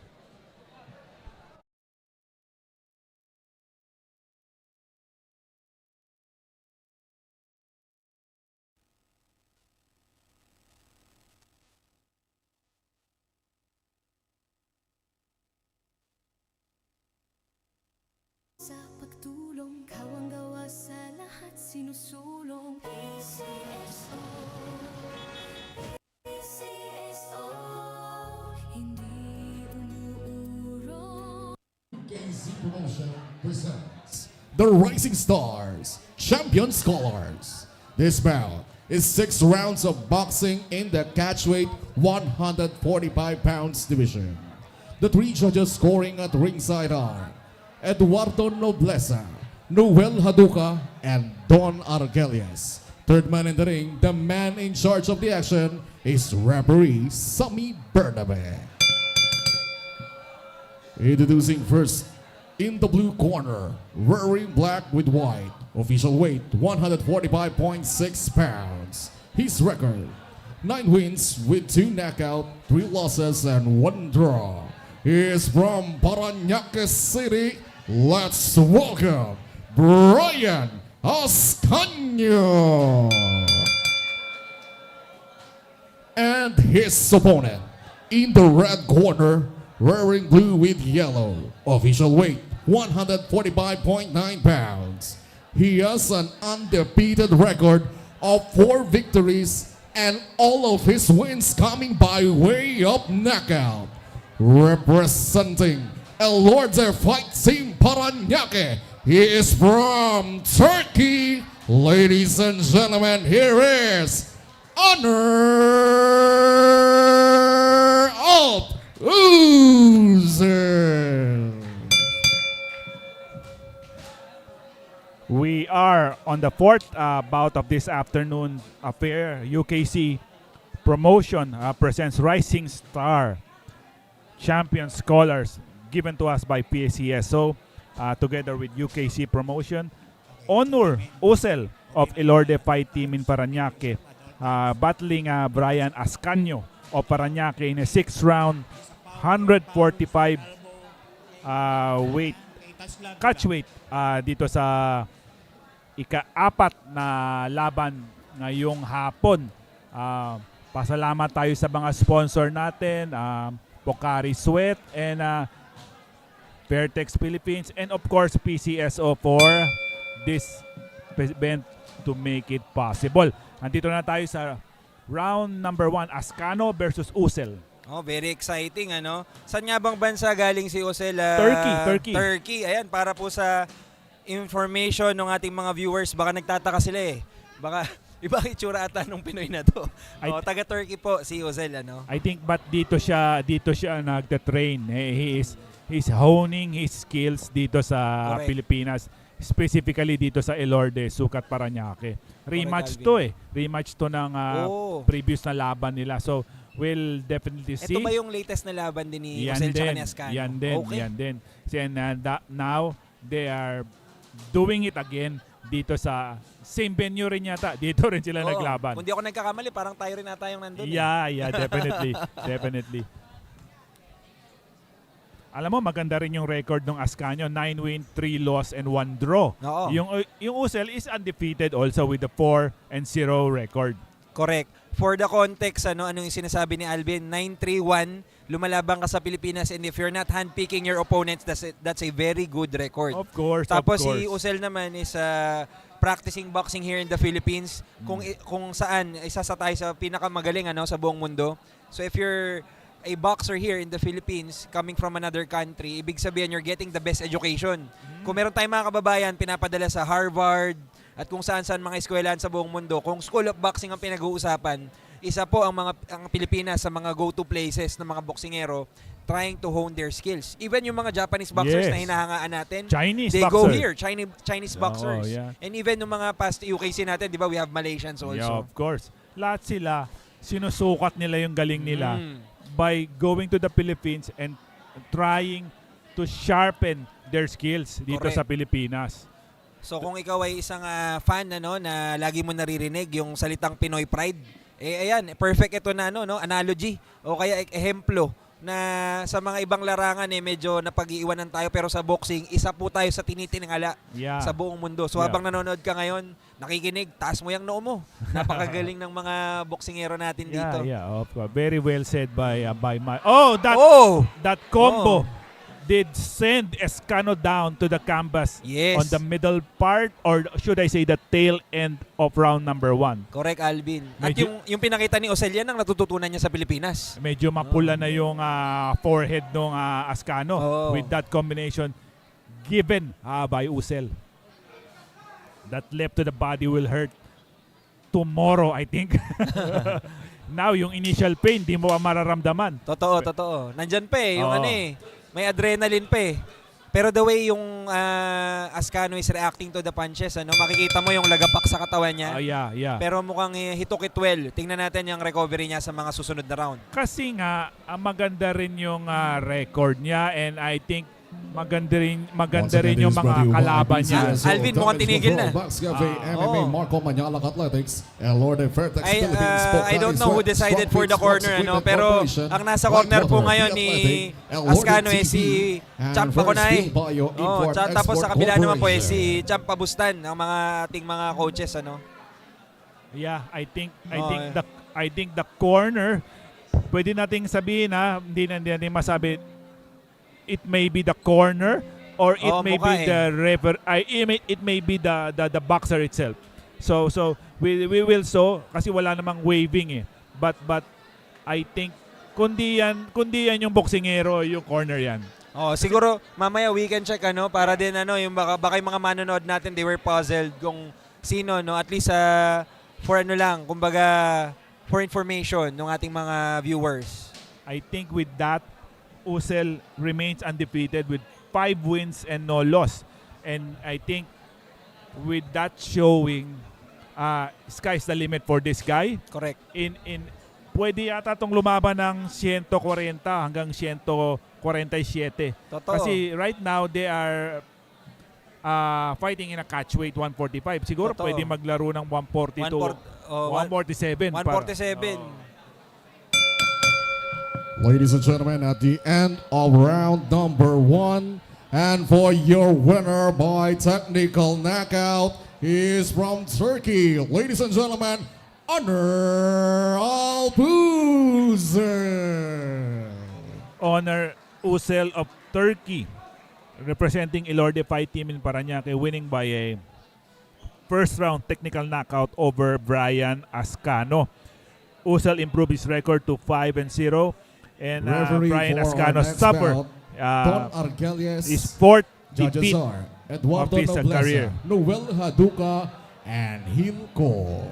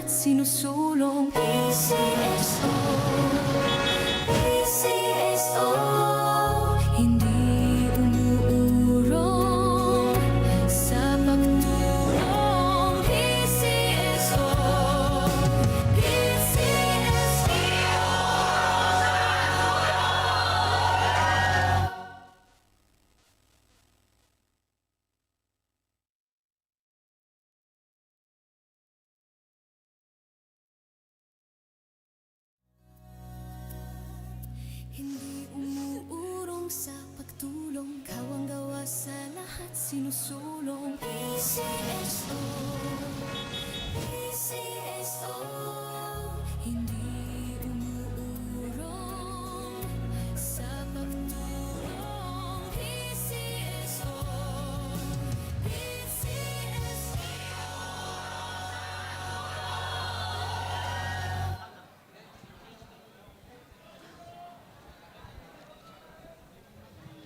Ladies and gentlemen, let us now meet our fighter.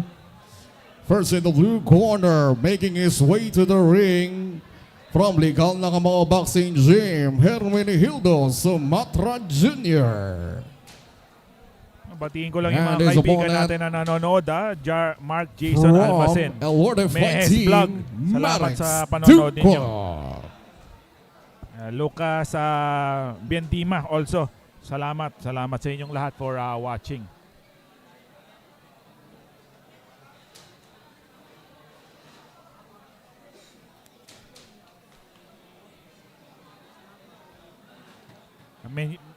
JP, hindi ko minsan isa-isa whoever is watching us right now, and I just want to say thank you for everybody who is watching and staying connected with us. I am Alvin Esco of Real Fight PH together with Ladies and gentlemen, JP welcome Concepcion, inside the Flash your Grand Ballroom color here at commentator ELORDE for this Sports day. Center, Paranaque City. ELORDE UKC Promotion presents the Rising Star Champion Scholar. This bout is 6 rounds of boxing in the light flyweight division. The 3 judges scoring at ringside are Eduardo Nobleza, Noel Haduka, and Hilco. Third man in the ring, the man in charge of the action, is referee Don Argelies. Introducing first, in the blue corner, wearing black, official weight 108.2 pounds. His record, 4 victories with 2 knockouts and 2 losses. He is from Legal Nakamao Boxing Gym, Montalban, Rizal. Let's welcome Hermenegildo, the Baby Armalite Sumatra Jr.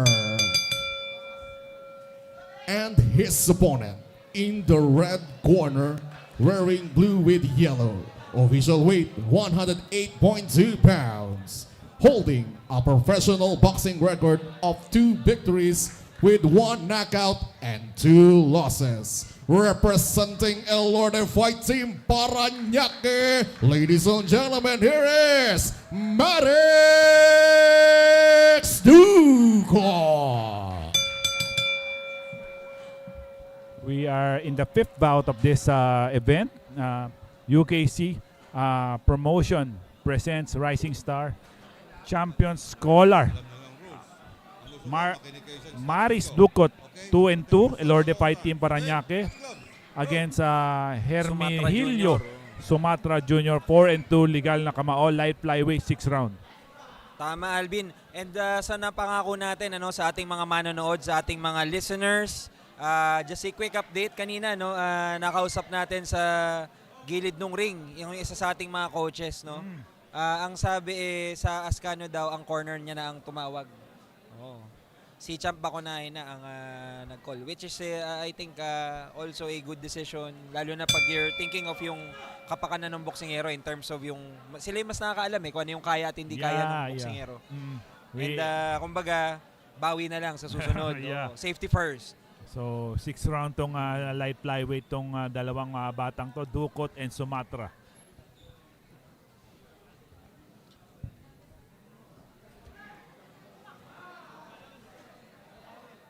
Alam mo, tong Ducot, pag hindi ang bilis magbaba ng timbang to right now, naging 108. Ano bang nilalabanan before ni Ducot? Ang walking weight niya dati, 122, ang bilis magbaba ng ng tong batang to, ng timbang. 122 tas 108? I mean, walking weight niya yon, walking 122. weight. Pero malaki pa rin yun, malaki yun. Pero ibig sabihin ko, yung progress niya, yung pagbaba niya ng timbang, marunong tong batang to. Kumbaga, responsable yung kanyang pagbaba ng timbang. Tumama siya nung yung kaliwa doon. I'm speaking about Maris Ducot. Third man in the ring is Don Argelies. Well, if you're watching right now, at boxing fan ka, makikita mo naman dito yung beauty ng bawat styles. Yeah. Ang maobserbahan natin kay Ducot ngayon, although high guard siya, kanina mga nasasaksihan natin, high guard na medyo sarado eh. Yeah. Ito makikita nyo, nasa gilid ng kanyang eyebrow. No, yung kanyang style. Siguro it enables him to see yung punches. Yeah. Na mas kumbaga mas maganda yung view niya. Lalo na kasi pag hindi mo masyadong gamay din what you're watching, baka someone is seeing it na irresponsible, pero ayun nga every fighter has a different style. Yes, of Ito yung style ni Ducot, bago siya dumukot ng suntok, kailangan dukot din yung kanyang vision. Uy, tumama doon si Armalite. Yung kaliwa din. Kaliwa. Yun siguro yung tinatry i-exploit ni Baby Armalite. What I was seeing earlier, he was also seeing. Overhand. Oo. Tumama yung Sabi overhand. niya, perfect dito. Try ko yung mga overhand ko. Medyo wide open eh. So depende rin yan, what you see, what you don't see. And right now, Baby Armalite is trying that kay Ducot. Medyo hindi gumagalaw si Ducot. He is staying on the corner and naghihintay siya. So, tama ka. Baby Armalite nga to. Baby Armalite. Paborito kong kanta yan sa mga Cebuano friends natin. M16. At your service, die. Right now, itong pampip na laban, ito talaga yung mga picking up. Ito yung mga nag-i-step up na ibig sabihin may mga experience na rin tong mga batang to. Totoo. Nakakatatlo, 4 na laban na rin. Kaya medyo nakikita mo yung pacing at yung hinga nandyan. Totoo, Alvin. And speaking of experiences, mukhang maganda yung may experience natin as boxing fans sa mga susunod na buwan. Isa sa mga nagpapa-shoutout sa atin yung pamangkin ng ating si Champ Angkahas, si Zeus. Ang balibalita ko magbabalik siya ngayong taon. Under sa ibang promotion naman. So, very exciting. Yung sinabi mo, we recently have interaction with Jezreel Angkahas. Yes. At yung batang yan, nung Once again, there's Brother Boy Pagkari lagi kami yung uncle niya. Magkasama kami for 10 defense of the title. Nakikita ko yung batang yan nag-ensayo sa tabi-tabi. Totoo. And I'm right now very happy for his comeback. And hopefully, this comeback will be a longer. Para alam may ano yung batang yan, may skills. Yes, potential yan. No? Kailangan lang siyempre ikikis-kis mo, ipapolish mo. Correct. So I'm very happy that King Sus is aiming to come back against the ring. Para sa konteksto ng mga boxing fans natin, nung panahon na lumalaban na si Pacquiao kay Morales, nag-e-ensayo na po itong bata na to. At ngayon lumalaban na siya. At may history din si Zeus Angkahas sa UKC. Yeah. Nilabanan niya dati dito si Cordoba. Very exciting fight din yan during ng mga UKC amateur days nila. Malapit ako sa pamilya ng Angkahas because his uncle Jerwin at 10-time nag-defend ng title yan. Correct. Baka nakakalimutan na ng tao. Totoo. 10 buwes nag-defend ng world title yan. Totoo yan, Alvin. Yung mga iba nasasaktan ako minsan and trying to bash Jerwin. Totoo, sa comment section ba to? Yung mga walang respeto sa kapwa. Hindi maganda yun. So, nakalimutan nyo na that Jerwin took us and making us proud for 10 times. Correct. Pagdepensa ng IBF world title niya. Maganda yung pinunto mo, Alvin. Siyempre, talking about our kababayans, he gave us pride during those 10 times na dinipensahan niya yung IBF. Pero ang ibig sabihin dyan mo makikita talaga ang ugali ng tao. Kung mahusay lang ba tayo pagka tayo binibigyan ng karangalan. At ngayon medyo merong mga challenges sa career. That is something na dapat binibigyan pa rin natin ng papuri yung ating kababayan doing this for his family, for the country, and for boxing. Alam mo, magpakatotoo tayo, wala na sa prime si Jerwin Angkahas. Correct. But on the prime of Jerwin Angkahas, ang hirap talunin tong Ibang story yun. Ang hirap talunin ng Jerwin Angkahas. Pero yung huling laban niya, he make me a believer talaga kasi lumaban siya talaga ng todo. Correct. Kay Omar Trinidad sa division ng featherweight. And nakipagsabayan siya. I'm very proud of Jerwin Angkahas. Totoo. At sa level na lumalaban yung mga boksingero natin like si Jerwin, hindi biro yun. Oh, so world class level fighters po ito. At Nakap- ngayon, we're also watching world class talent dito kay Yeah. Baby Armalite tsaka kay Dukot. Ito po yung mga susunod sa yapak ng mga kampiyon natin katulad ni Manny Pacquiao, Angkahas, Nietes, at syempre Elorde. Syempre. Elorde. Oh, yung ganda ng Nako. Dukot. Dinukot talaga ni Dukot. Kung may Armalite ka, kaya kong dukutin yan. Yeah. Sagutan tong dalawa na to, no? At saka yung mga suntok ng dalawang boksingero nito, very crisp. Yes. Talagang malutong. Si Dukot nga, dinukot ni Baby Armalite eh. At talagang bitawan silang dalawa, no? Hindi sila papahuli dun sa pinakita ni Corporal tsaka ni Keo And kanina. the Tsaka round. sa performance ni Usel. And a shout out Kailangan to ng laban nila Mr. ay Iranang of sumunod din daw. CCL Boxes, available at Shopee.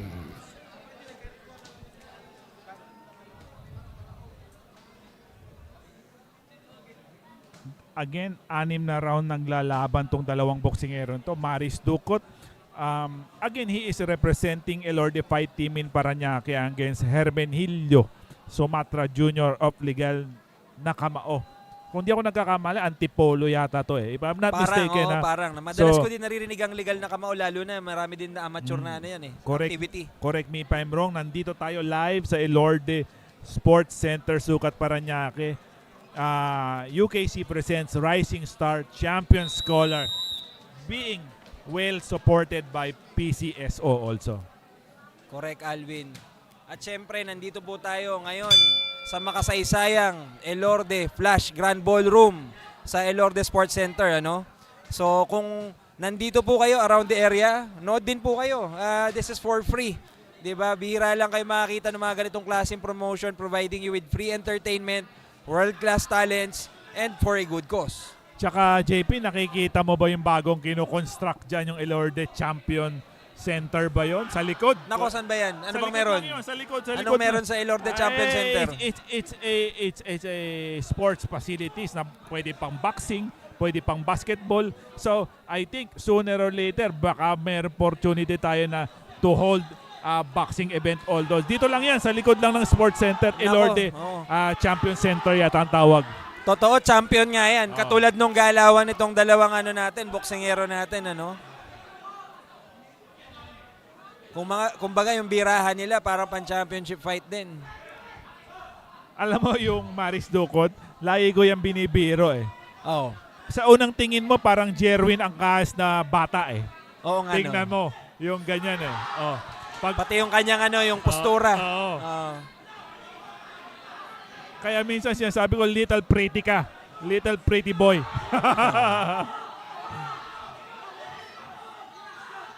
Matapang tong batang to. Totoo. Ngayon, at least alam na natin, Alvin, kung ba't tinawag na Baby Armalite to. Kasi 108 pounds, tapos parang Armalite kung bumira. Nice 1-2 combination by Dukot. Yung jab ng Sumatra is a constant factor dito sa fight na to. That's a scoring jab. Ayan, makikita natin,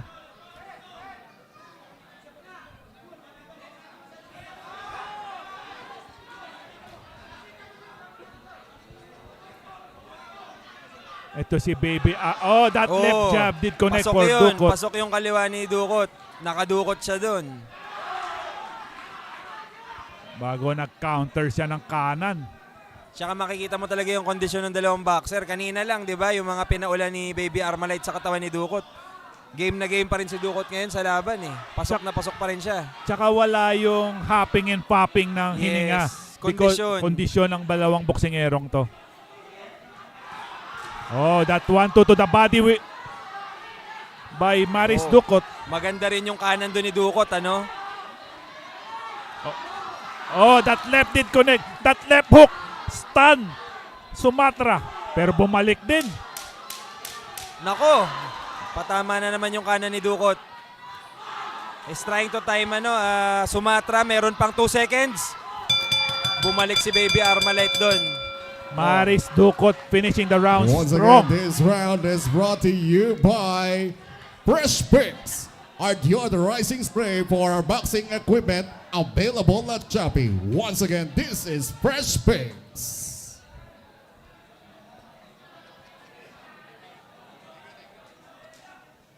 A very good size crowd here in ELORDE, SUCAT, Paranaque.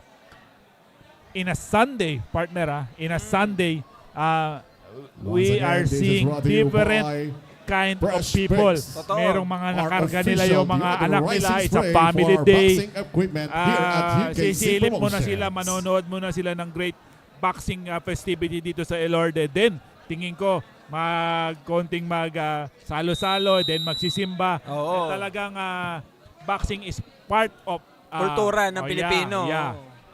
And actually, isa yan sa mga parte ng kultura natin na magandang alagaan. Of course. Kasi ang ganda ng reputasyon natin at ang ating potential sa boxing palagi. It's just a matter of taking care of it. That's why we're thanking UKC and PCSO Yes. for yes. spearheading this event. And also, Tsaka- along with our sponsors. Tsaka may trabaho tayo. Totoo. Trabaho. Hindi, totoo yan, Alvin. Bukod sa mga boksingero having opportunities, syempre yung boxing industry is also a career for most people. So this is very empowering sa buong boxing community. Lalong-lalo na naging posible yan sa tulong ng Damage Control PH, customized mouth guards. I-PM nyo sila sa kanilang Facebook, Instagram if you need one made. And also Box Cafe, kakabili ko lang, Alvin. Oh, yeah. Baka Ako- naman, ako next uminom, time. ako uminom ako talaga. Yun, Marco Manialac Athletics, ELORDE Boxing Gym, Samahang Kickboxing ng Pilipinas, Pocari Sweat, Strong Fit Sports Equipment Corporation, Fairtex B Athletic, ELORDE TV, First Fill Bio, and Light Water. And ayan, mukhang kailangan na ng light water nung dalawa nating boxer sa susunod na tawag dito. Sa susunod na break kasi this is scheduled for 6 rounds. 6 rounds. So, Oo. light water or Pocari Sweat. Depende po sa sa preference ng boksingero or tubig. Actually, both of the thing na sinabi mo, Pocari and light water, it helps rehydrate Totoo. people. So, At saka kahit hindi yung mga events na hindi endorsed ng Pocari Sweat, karaniwan yan yung mga kasparing, mga kalaban natin. Usually I see it in their corners. Yeah, They buy definitely. Pocari Sweat talaga. So Definitely. hindi lang ito lip service. Talagang bukod sa sponsor natin sila officially right now, beneficial din talaga yan sa recovery tsaka hydration ng ating mga boksingero.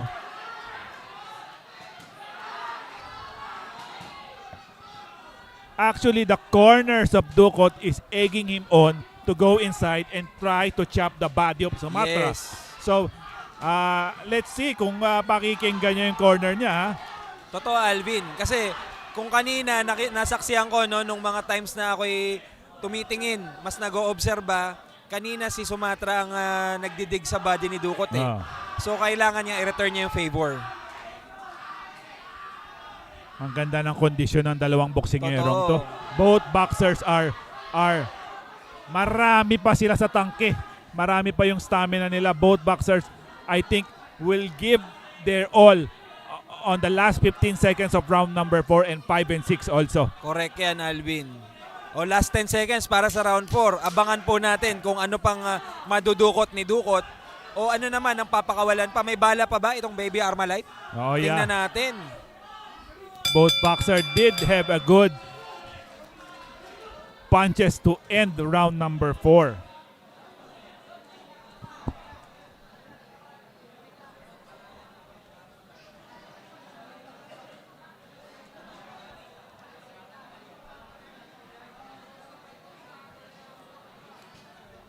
Again, we are live. Dito tayo. Live tayo sa ELORDE Sports Complex. Ito be specifically ELORDE Grand Ballroom, Sucat, Paranaque for UKC Rising Stars Champion Scholar given to us by UKC Promotion with tons of help from PCSO. Totoo. At para po sa mga kakapanood lang, kakapakinig lamang, ano bang konteksto nitong event natin ngayon? Kasi maraming UKC buong taon eh. Ito po, mas nagfo-focus po tayo sa ating mga kabataan. Kaya nga yung mga titulong paglalabanan mamaya most of it for youth. Tsaka syempre sa ating mga women's na kailangan talagang i-empower Diba? Alagaan yung ating mga kabataan kasi yan yung ating mga future eh. Oo. So katulad po nitong dalawa, si Marix Ducot tsaka si Sumatra Baby Armalite, ito po yung future ng Philippine boxing. Ayun, pinakita na ni Ducot yung future ng kaliwa niya.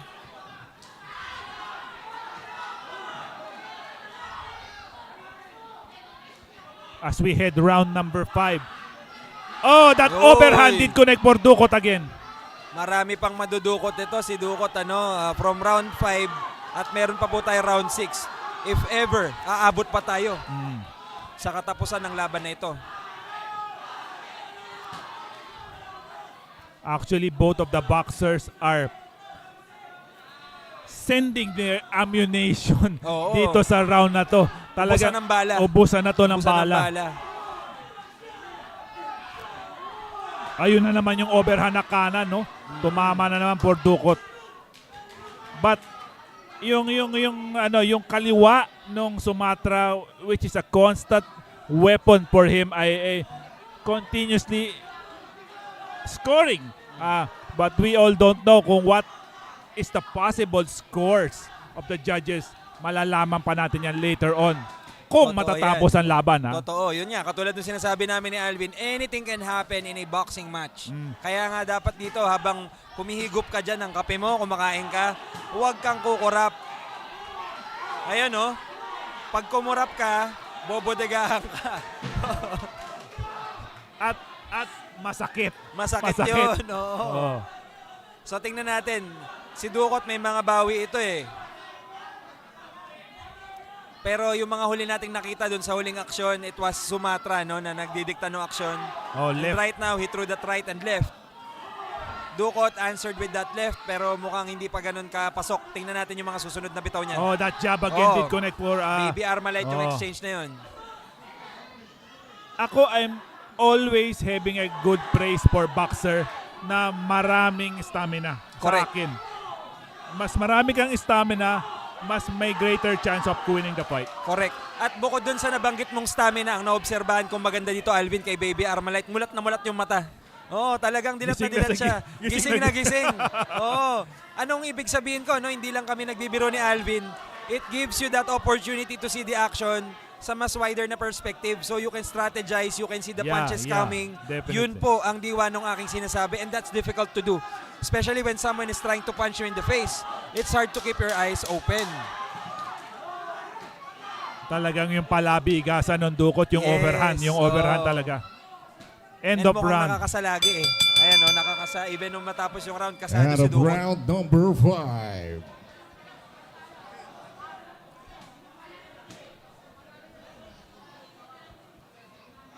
Papasalamat tayo sa proud sponsors ng event na to.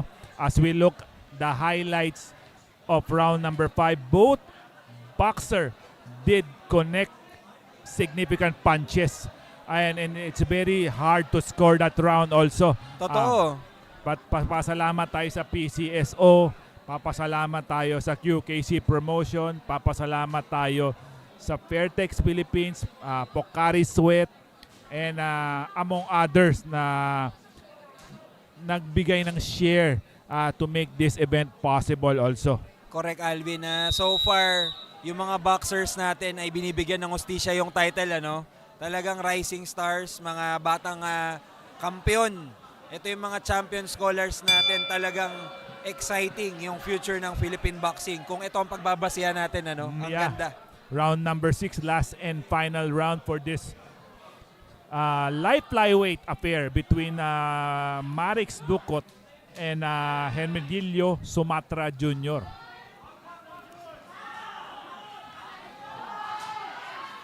Nako. Talagang bakbakan yung dalawang boksingero natin, Alam mo, it's hard to score this fight. Correct. Kasi both boxers, meron silang mga mga bursts. May dito mga highs and lows. Yeah. May mga highs and lows. Tapos, medyo pareho sila nung tawag dito, nung bigay. Tsaka pag-receive. Magkakatalo na lang kung ano nakikita po ng ating mga judges. May cut yung At ngayon, Sumatra may sa cut si kanan. Sumatra. Sa kanan portion ng eyebrow. Yes, correct. Kaya ayan, no, ay naasikaso siya ngayon ni Rep Arguelles for checking ng ating medical professional. Alam mo, yan ang pinakagwapo. From Gab. Pinakagwapong doktor na nakilala ko, Noel Napa. Nako, Yan ang pinakagwapo. Doc Noel na pa, kami na may alagaan mo. Yan pala ang pinakagwapo nating doktor. Malaking tulong yan sa ating mga boksingero. Yeah. And I like the way nakita niya, magandang laban. Oo. Pwede pa. Bakit mo ititigil, di ba? Mukhang boxing fan din. Yeah, of si course. Doc Napa. So safety first, tapos action. Pagka safe ang dalawang boksingero, tuloy ang action. Tsaka yung cut niya, nasa taas ng eyebrow. Pero, pag dudugo yan, obviously, it will Oo. it will affect your vision. Yung vision niya. Pero kasi sabi ko nga kanina, Alvin, ang maganda naman kay Sumatra, dilat na dilat. Oh. So may kumbaga mababawasan lang. Malawak na yung kanyang paningin eh. Pero right now, Ducot is trying to capitalize yung momentum na nakuha niya. Oh, yung left, tumama. Yes. Ducot did connect with that swing left. At ang nakikita natin ngayon, style ni Ducot, he's throwing more punches kumpara kanina. Parang raffle. The more entries you send, the more chances of winning. I think with little lull like this, He's being directed sa neutral corner. Ref Arguelles continues the action. a minute and 15 left on this last and final round of this light flyweight affair.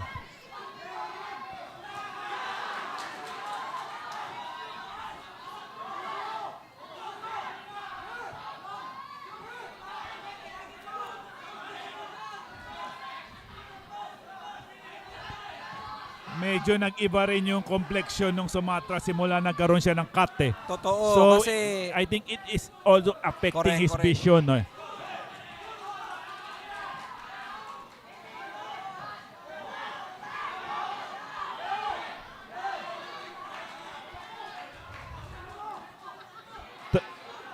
We are 30 seconds left on this final round.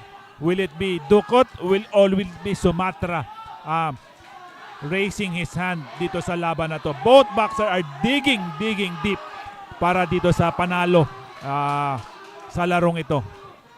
And it will be very interesting, JP, who gonna get a victory Yes. dito. so far parang wala pa akong napanood na round na parang sa mata ko. Magdedesisyon ako na ito. Lamang nakuha niya, niya yung oh, yeah. round. Oo. Nako, napakagandang laban na naman. After nung ating mga napanood earlier fights, I guess isa din to sa pinakamagandang laban ngayong araw. But right now, we're waiting for the results. Let's hope for the best para dito sa dalawang boksingero na to. And advance congratulations na agad for a very great fight.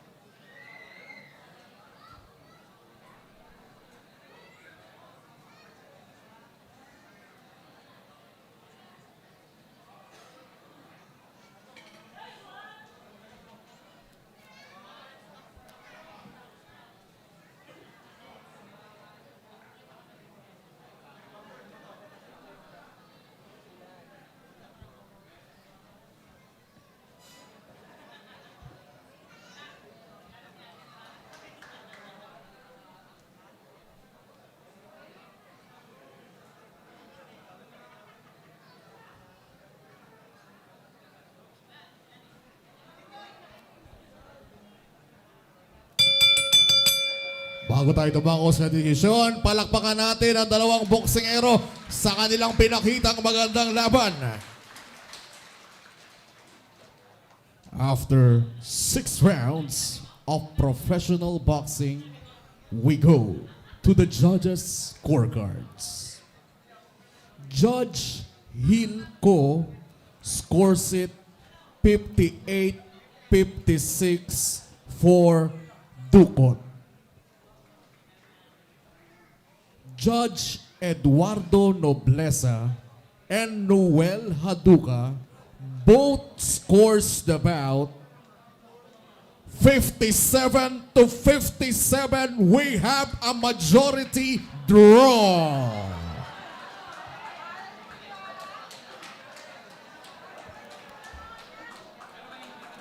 Sa majority draw, Totoo, Alvin. Majority draw para po kay Ducot, Sumatra Jr. And personal opinion ko, I think ayos yung decision na yun kasi both boxers, katulad nga ng sinasabi ko kanina, even sa point of view ko lang, I'm not strictly judging yung bout. But hindi mo talaga makita kung merong nakaka-dominate sa bawat isa. Is Noel Haduka. Pero ikaw, ano ba opinion mo, Alvin? Judges are Sammy Bernabe, Hilco, and Virgilio Garcia. there's some swing rounds. I mean, it's really very hard to score that fight. But tama, okay naman yung decision. I think both boxer give it all, and then yun ang nakita ng judges, and then maybe they could have a rematch. PCSO, hindi umuurong sa pagtulong. PCSO,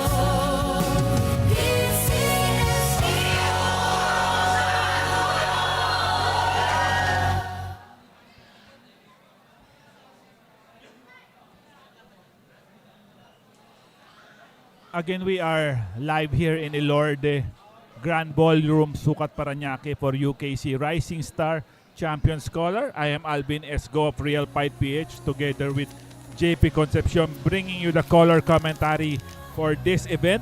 Pasalamat sa PCSO, Fairtex Philippines, and everybody who took time to make this event possible.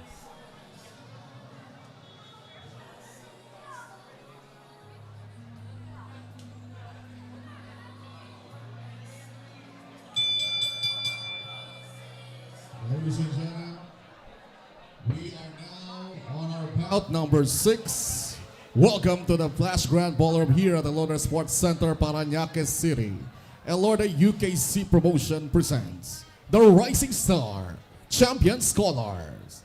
This bout is 8 rounds of boxing in the flyweight division. The 3 judges scoring at ringside are Sammy Bernabe, Hilco, and Virgilio Garcia. Third man in the ring, the man in charge and passion, is referee Noel Haduka. Introducing first, in the blue corner, wearing black with yellow, official weight 112.8 pounds. From Gubs Olitz Boxing Stable, let's welcome Ramsey Mondala. And his opponent, in the red corner, wearing blue with yellow, official weight 112.3 pounds, holding an undefeated professional boxing record of 5 victories with 4 knockouts. Representing ELORDE Fight Team, SUCAT Paranaque, ladies and gentlemen, here is Mac Morris Sabila.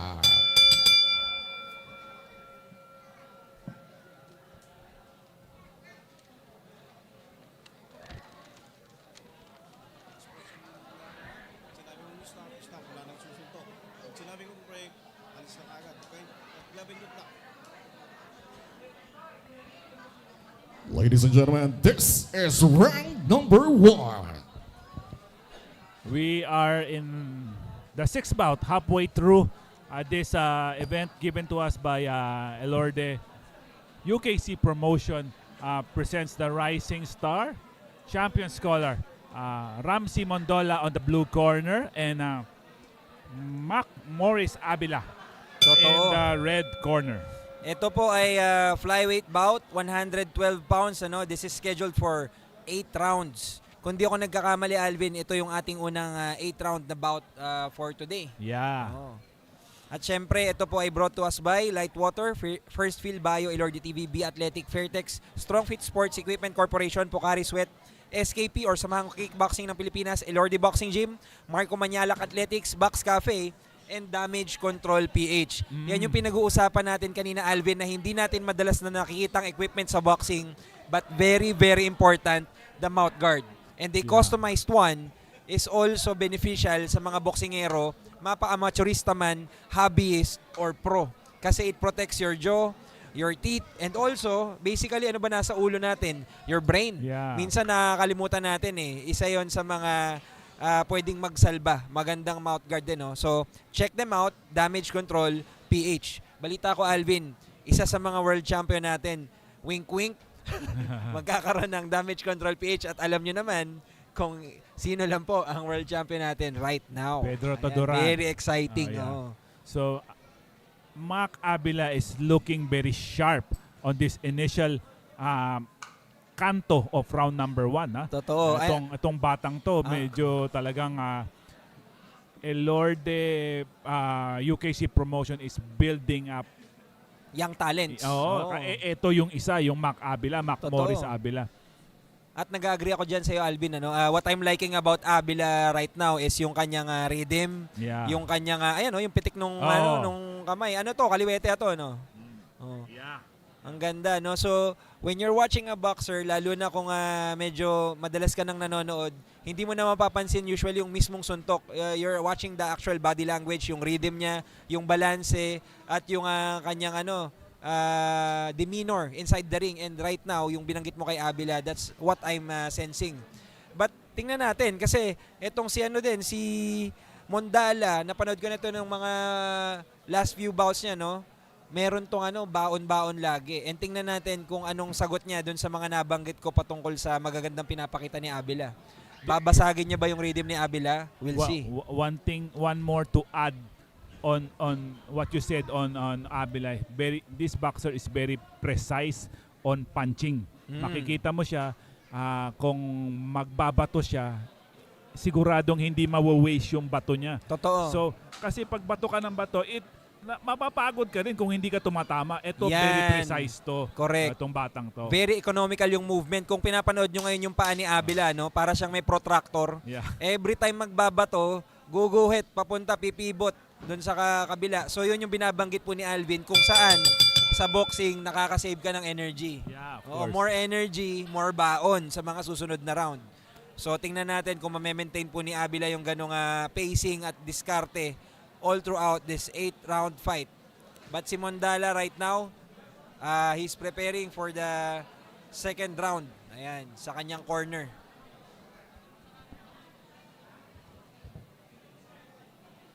Kanina, Alvin, naalala ko lang pinagkakwentuhan natin si Champ Angkahas tsaka si King Zeus.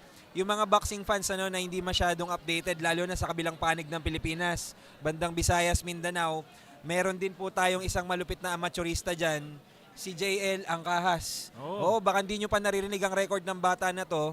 Lagpas na ng 90 ang panalo, 0 losses.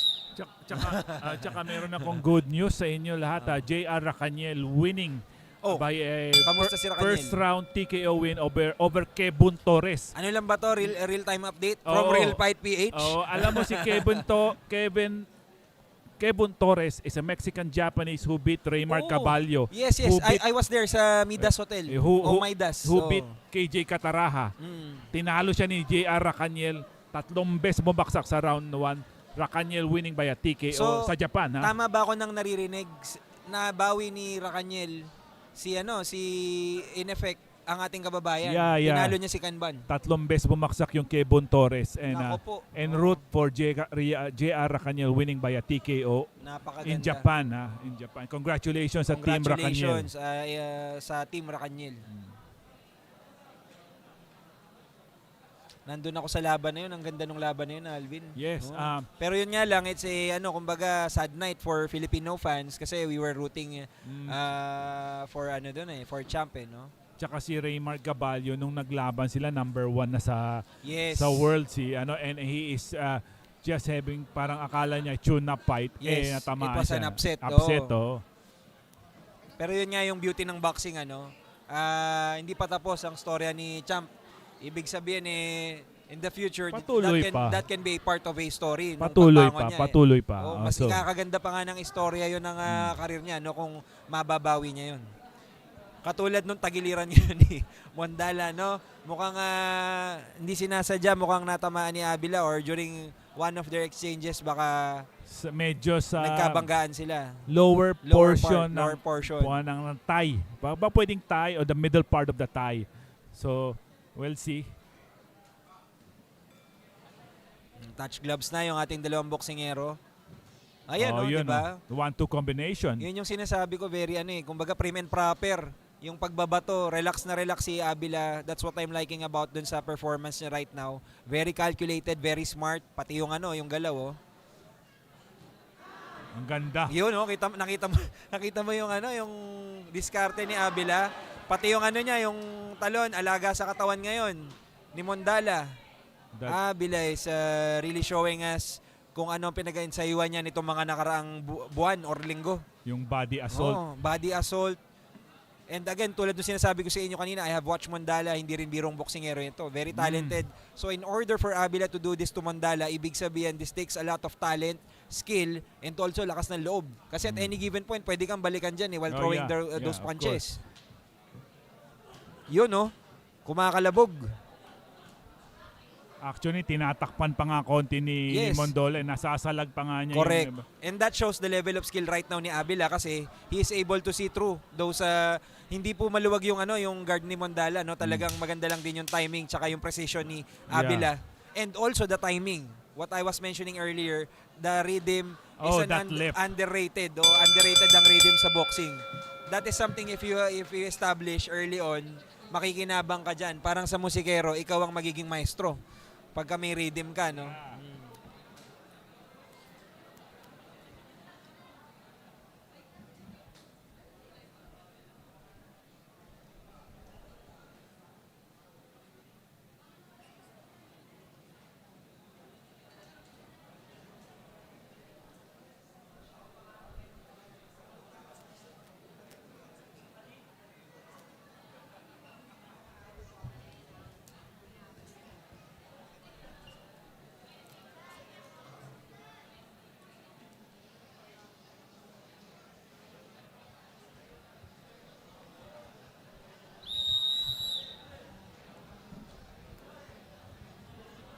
Nako Alvin, mukhang meron ng resulta itong laban na to. Wini-wave na po ng ating third man in the ring.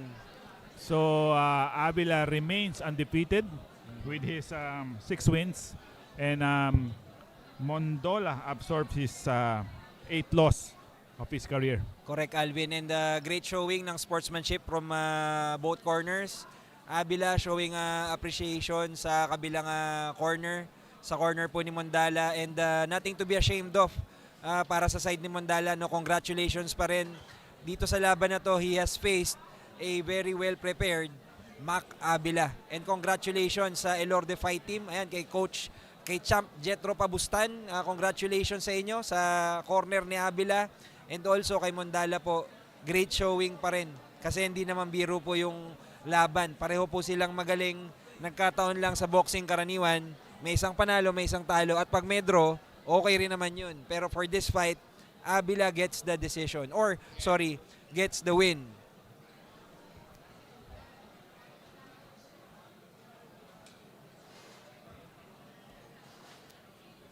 And guys, kung kayo nanonood, nakikinig, please stick around. Meron pa po tayong 6 na laban. At kanina, kung nag-umpisa tayo, Ladies and gentlemen, meron pa tayong at the end 3 of championship round bouts. number 2.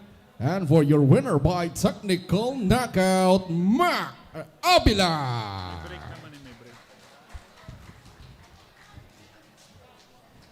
And we will have our 15-minute break.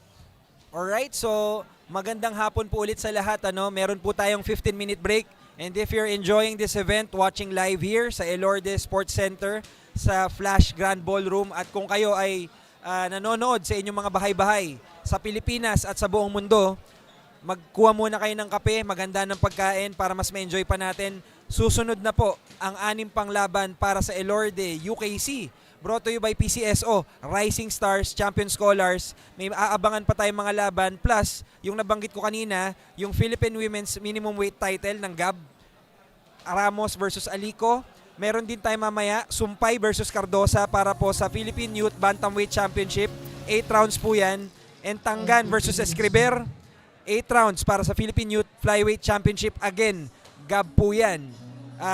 Abangan nyo, manood at suportahan ng Philippine Boxing.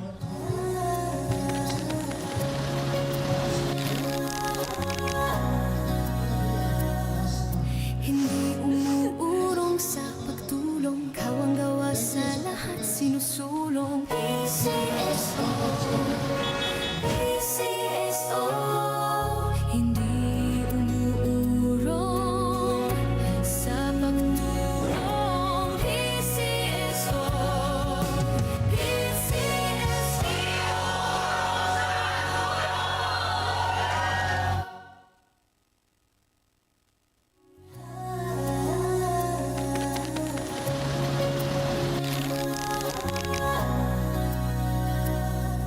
Hindi umuurong sa pagtulong, kawang gawa sa lahat sinusulong. PCSO, PCSO.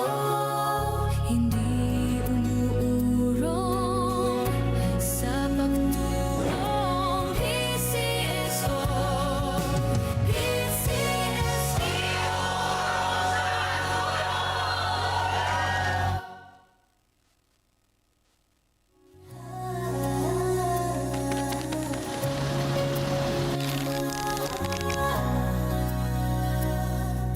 Hindi umuurong sa pagtulong, kawang gawa sa lahat sinusulong. PCSO, PCSO.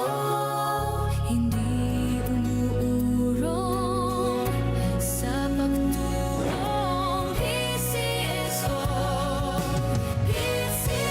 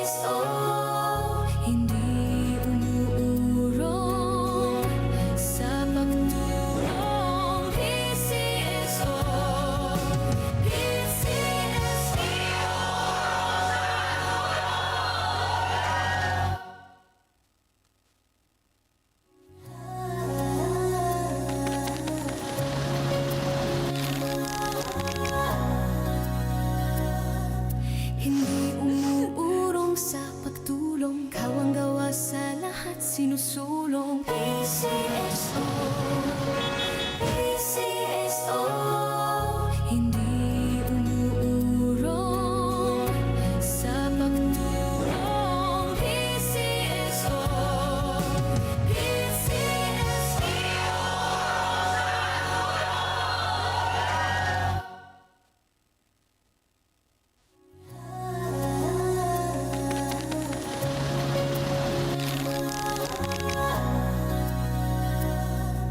hindi umuurong sa pagtulong, kawang gawa sa lahat sinusulong PCSO, PCSO, hindi umuurong sa pagtulong PCSO,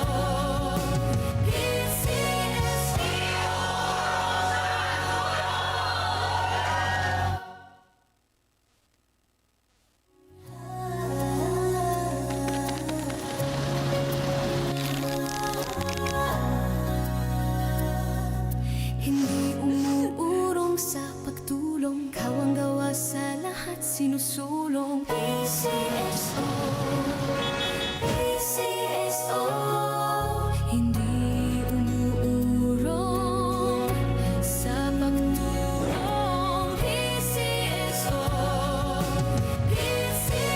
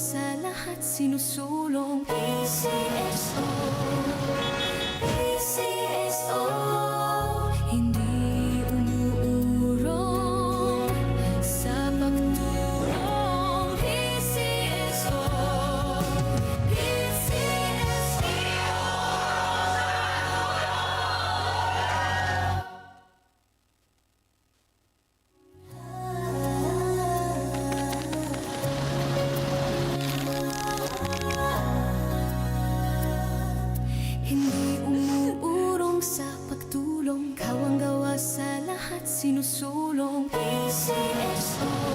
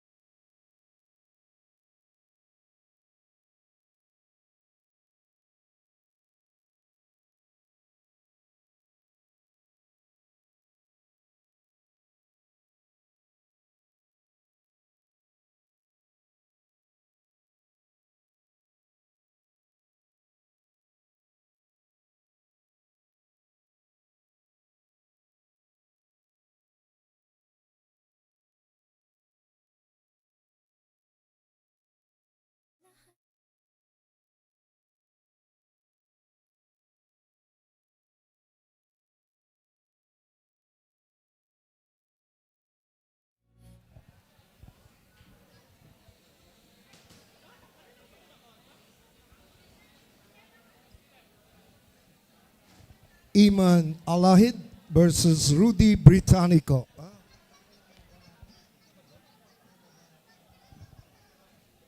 Bawasan mo yung bass. Yung bass ng speaker. Check. A. Yung, di ba may volume sa speaker? Bawasan mo konti, judge ka mag-adjust. Tulad yung ginawa natin dati. Check.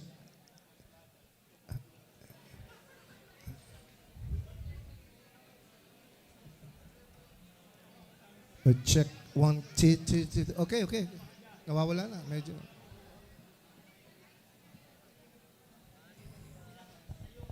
Okay, are you ready? Are you ready?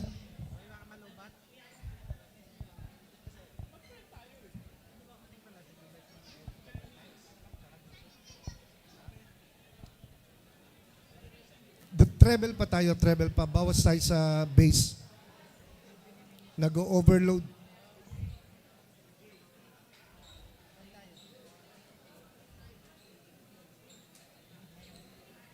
Check. A.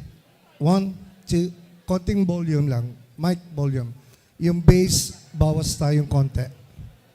Check. A. A. Okay?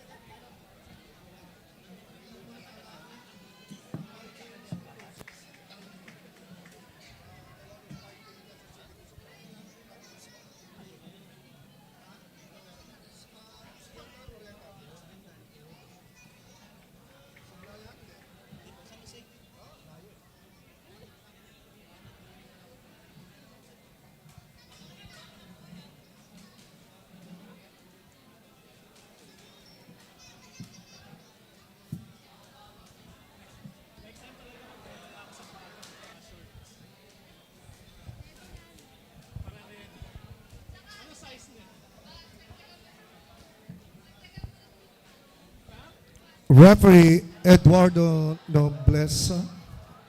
Bawas pa sa base. Don Arguelles, Ilko Berhilo Garcia. Okay.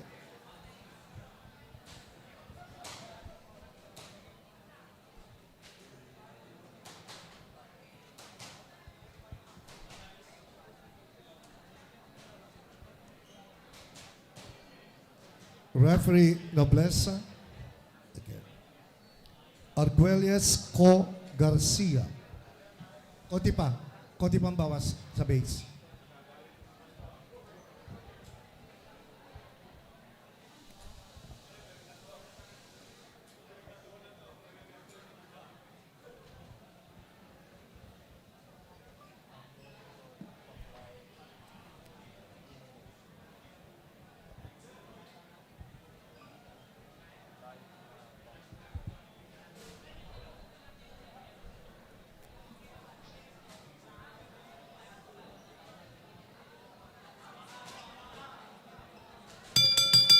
Ladies and gentlemen, we welcome you once again at the ELORDE Sports Center at the Flash Grand Ballroom.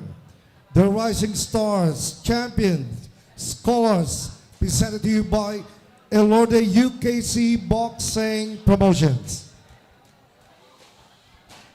It's sponsored by ELORDE Gyms, Fairtex Philippines, Pocari Sweat, Strong Feet Sports Equipment and Corporation, Light Water, Be Athletic, ELORDE TV, First Field Bio, Import Export Corporation, PCSO, Damage Control, Bax Cafe, and Marco Manalac Athletics. Ladies and gentlemen, this next contest is scheduled for 8 rounds in the flyweight division. The three judges for this contest, Don Arguelles, Hilco, and Virgilio Garcia. And when the bells ring, your referee in charge of the action, Eduardo Nobleza. Ladies and gentlemen, introducing first, fighting out of the blue corner, wearing black with red and weighing 112 pounds with a professional records of 5 wins, 2 losses, and 1 bout even. He hails from San Jose, Occidental Mindoro, fighting out of the ELORDE fight team of Quezon City. Ladies and gentlemen, Iman Alahi. And his opponent across the ring, fighting out of the red corner, wearing yellow with blue, also weighing 112 pounds with a professional records of 4 wins with 2 losses. He hails from Libon, Albay, fighting out of the ELORDE fight team, Paranaque City. Ladies and gentlemen, Rudy Britannico.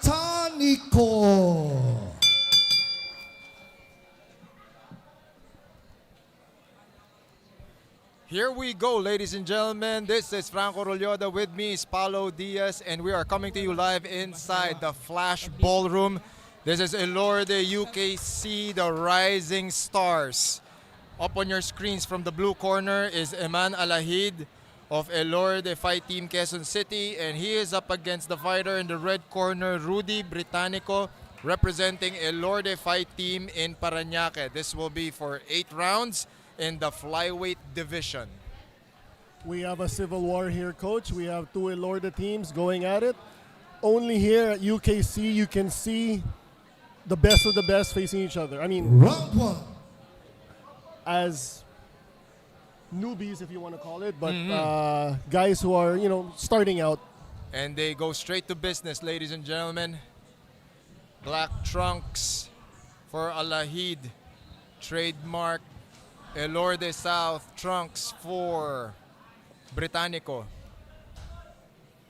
Both fighters now center of the ring. 2-punch combination there by Alahid.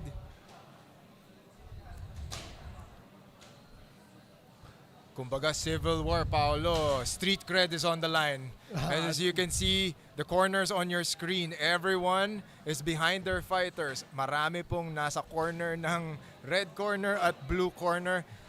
And they're both cheering for their fighters. Quick body shot there, and then upstairs is Britannico. A lot of bragging rights here, Coach. That was a really nice straight there by Alahid. Kaso, maganda yung counter ni Rudy. 4-punch combination by Britannico.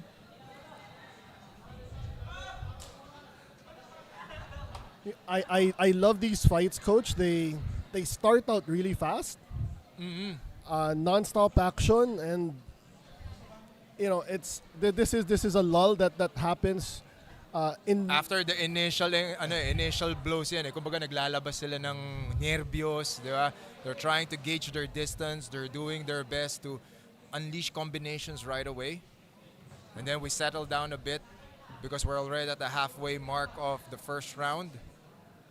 It's also, for our viewers out there, I'm not sure if you can hear them, but in between, during the fight, you can actually hear the corners, screaming, and there are times that they tell them to move back, to set up, and it's what boxers need to learn as well, to listen to their corner. Cornering. That's good. That's I mean, to add to what Paulo said, that's good cornering kasi you don't want to gas out early in the fight. This is for 8 rounds, so medyo we have a long ways to go.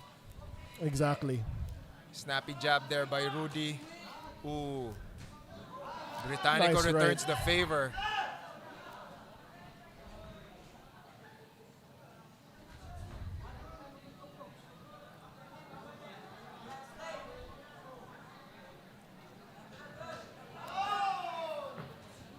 Another beautiful straight there by Alahid.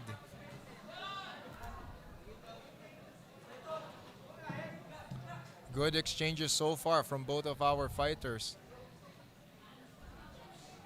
So both fighters are actually coming off wins, and this is their 8th round debut. Final 10 seconds of the very first round. Good forward aggression there by Rudy. End of the first round. Britannico ends it with a nice right. I like the way how Britannico is pushing the pace in order to pin his opponent against the ropes. I mean, there are so many instances na he was able to pin Alahid against the ropes and one instance against the corner. So yeah, as you can see, round highlights, yan yung ginagawa ni Rudy so far. He wants that forward movement. Tapos, if he can catch Eman against the ropes, that's when he starts unleashing his combinations. So we'll see how they will adjust to round 2. So once again, Eman Alahid is from ELORDE Fight Team Quezon City. He's your fighter in the blue corner. So he's wearing black trunks and red trim. And he's up against Rudy Britannico from ELORDE Fight Team Paranaque, fighting off the red corner. Round number 2, scheduled for 8. Fighters now center of the ring. Snappy jab there from Rudy. I was looking at the corners during the break, and it was all calm on both sides. And let's see if there's any adjustments made by each corner. And, wait, that's a slip. The referee calls it a knockdown. Referee calls it a knockdown. Okay, neutral corner. Standing 8 count for Britannico. Now that knockdown is going to change the complexion of the entire fight now. All of a sudden, Britannico has to put up the... he needs to put up the pressure. He either needs to create an opportunity to score a knockdown or even out this round. Ever evasive is Alahid.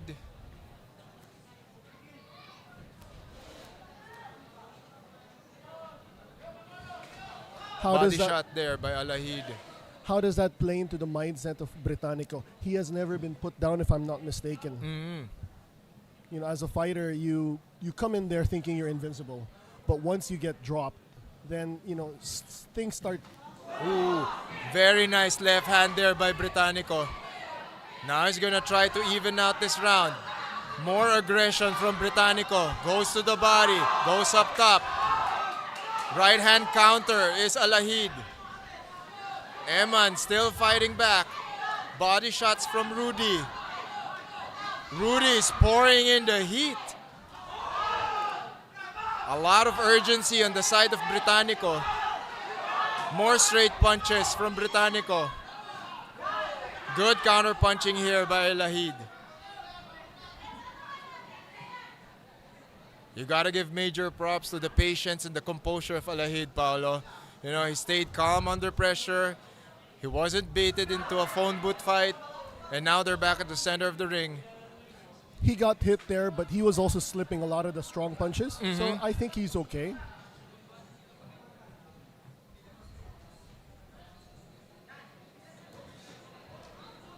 Final 30 seconds of the second round. The main question now would be, how much of that did it take away from the game, from the cardio of Rudy? Kasi ngayon, he needs to pace himself. He needs to settle down. He needs to recompose himself because he wasn't able to put his opponent away. Final 10 seconds of the second round.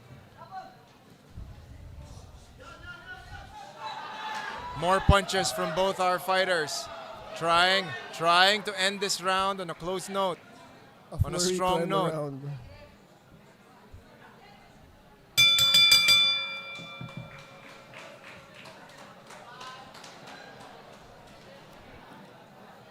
Further instructions are needed. We are going to re-strategize as we approach the third round.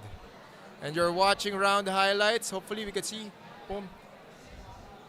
That was the movement. That was the sequence that was scored a knockdown by our referee. And then, sense of urgency on the side of Rudy Britannico. Ito na yung pagkakataon na, okay, if you don't do anything, that's an automatic 10-8 for you. So you need to impress the judges na, okay, let me at least try to salvage whatever I can from this round. exactly what he tried to do in that second round. A little bit of urgency on the corner of Britannico. We can see the always cool Coach Carl Peñalosa shouting a little bit more instructions now. Round number 3, scheduled for 8. Alahid in the black trunks, Britannico in yellow trunks with blue trim. Still pressing forward is Alahid. Same strategy as round 1. He's going to try to cut his angles and then try to press him against the ropes.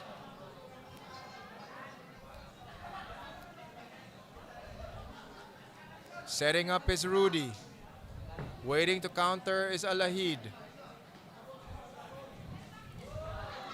Rudy has to set it up like he was doing in the first round. He was fighting off the jab, and I agree. it went away in the second round. Let's see if he starts using it again on this round. Eman finding success in that frame and punch technique. Ayan. Ooh, Good left. very Eman. good left hook there by Alahid. And that's been the working strategy of Alahid so far. He's gonna try and bridge that gap, tapos towards that punching range niya. He's gonna try to frame. He's gonna frame with that left hand. See? That's his measuring stick. He's gonna measure his distance, then he's gonna throw that right hand. Boom. Right on the bottom. Right Towards on the cue, Coach. forehead of Rudy. 2 lead lefts by Britannico gets its mark.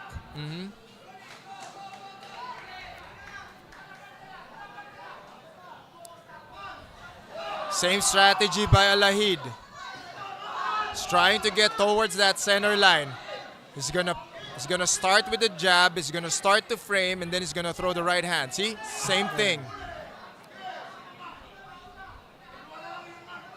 Medyo natatelegraph niya na yun. He needs to set it up more. I think there's a cut, Paolo. There's I a think cut I'm on the seeing right eye of Britannico. Britannico. Body shot by Alahid. Alahid sees blood. Eman now. Vicious right hand. Left to the body. A right to the body of Britannico.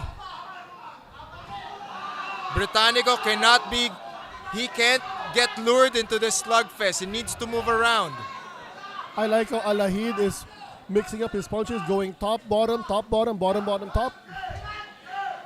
Now he's gonna try to corner Britannico.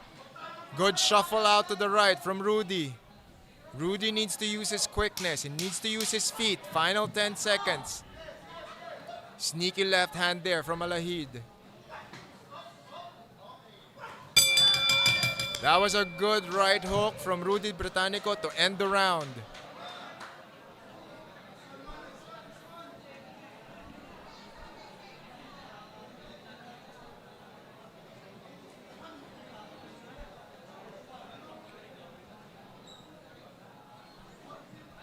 What a third round for Eman Alahid, Paolo. And you're watching round highlights. Again, he is being, like what you mentioned, Coach, he is being framed and the punches are coming in. And the confidence. Di ba? This is definitely a confidence boost for Eman Alahid. As he knows na, okay, my strategy is working. The techniques, the combinations I'm unleashing are working. Pasok siya. And then, so far, Rudy hasn't solved the puzzle. No, he hasn't. One thing I noticed, though, see, Rudy is not using his footwork. He is always... Eman is beating him to the footwork, being a orthodox and a southpaw fighting each other.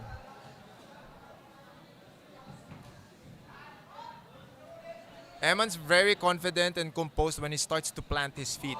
So if you're Rudy Britannico, dapat ginagamit mo yung lateral movement mo. Kasi evidently, he's the quicker fighter. You know, he needs to use his feet. He needs to pepper him with jabs. He needs to set up everything with a jab. Hindi pwedeng isa or quick 1-2. Tapos, yun na. Kasi the moment he unleashes the straight, nandun na siya sa territory ni Eman.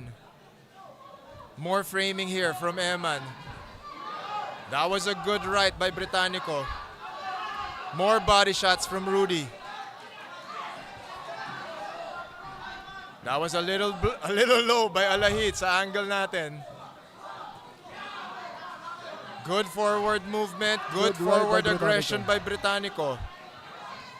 Good uppercut by Rudy. Now he goes to the body. 2 quick counter hooks by Alahid. Body shot by Eman.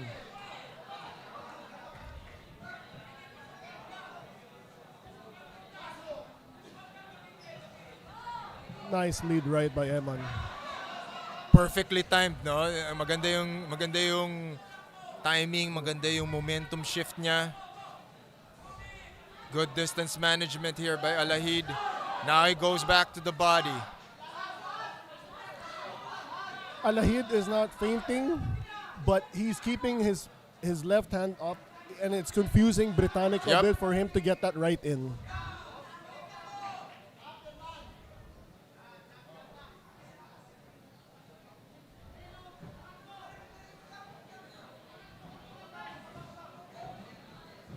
Shifting in and out is Britannico. This is exactly what he should need. This is exactly what he needs to do. Hindi siya dapat yung nakikipagsabayan kay Alahid. Nice See? right by Alahid. It's coming off that frame. That frame. Yeah.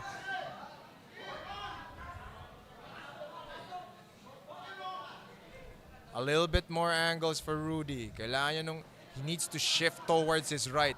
He's stepping his lead leg towards the outside ni Eman.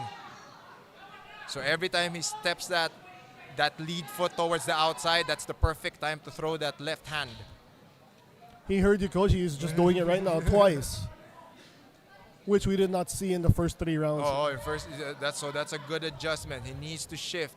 Yeah, he needs to throw upstairs and then move his lead foot on the right. See? Now his punches are coming in. He's finding success out of it. Final 10 seconds. Good overhand left by Alahid. Good round for both fighters. That's another tough round to call, coach. Yeah. Pero another thing, I like the way Britannico's corner is working the cut on his eye. Diba? It's not really bothering him. It's not bleeding profusely. They're able to manage it well. Pero Rudy is not yet out of the woods. He needs to make he probably needs a statement round. We're in the 5th round already. Well, because he of needs the to keep it close. Kasi talaga, medyo yung knockdown yung game changer dun eh. Exactly. It's close so far, pero malaking factor yung knockdown in the 2nd round eh. I mean, the first 4 rounds could have gone either way. Yep. Sorry, rounds 1, 3, and 4 could have gone either way. But on round 2, definitely goes to Alahid because of the knockdown. So if you're looking at it, it could be dead even right now. Oo. This is round number 5, scheduled for 8. Alahid in the black trunks, Britannico wearing yellow and blue. The clash of heads. Good forward movement there by Britannico. If you notice, Britannico, earlier in the fight, he was moving straight to Alahid. Now he's moving forward to his right, to avoid. Diba, there's a slight change in the angle Yes, approach ni Britannico, and now it's paying dividends. The left hand is connecting. Ooh, another left hand to the body. Right hand counter by Eman. Eman circling out. Uppercut to the body from Alahid. 2 uppercuts there from Britannico. Oh, nice lead right by That was Alahid. a lead right straight to the face. 2 quick hooks from Rudy. Rudy, uppercut. Good lead straight from Britannico. He needs to go back to the body. Angles out towards his right. Now he has space to operate. Now he has Alahid against the ropes. Alahid decides to clinch. Okay, referee creates separation and then we go back. Center of the ring. Good left hand there by Rudy Britannico. Another Nice left. solid left hand from Britannico. Alahid goes to the body. Alahid finds success when the fight is slowing down a bit. Yep. You know, he's trying to lure him into this slugfest in the mid-range and in the close range. So dapat Britannico should veer away from that, fight from a distance, and then approach towards the right side. Another reason is because Britannico is moving to his right instead of straight to Alahid. Alahid is not able to frame Britannico Oo, anymore. nananolify yung frames na ginagamit niya kanina. Haymaker there from Eman.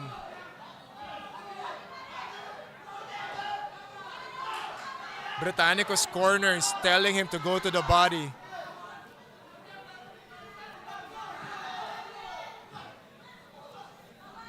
Britannico now has Alahid against the ropes. Right hand there from Alahid. Goes to the body is Rudy. Straight to the face is Eman. Another right hand by Eman. Uppercuts and hooks from Rudy. Nice Clean left by shot Eman. there. Final 10 seconds of the round. Again, Rudy Britannico is cut and Eman should actually use that as a target.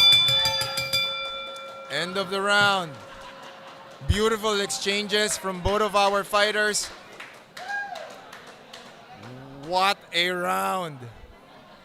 And everybody watching from wherever you are, you're watching round highlights courtesy of Eman Alahid and Rudy Britannico. This is ELORDE UKC, the Rising Stars. We're coming to you live inside the Flash Ballroom here in SUCAT, Paranaque. This is Franco Rolioda, and with me is Paulo Diaz.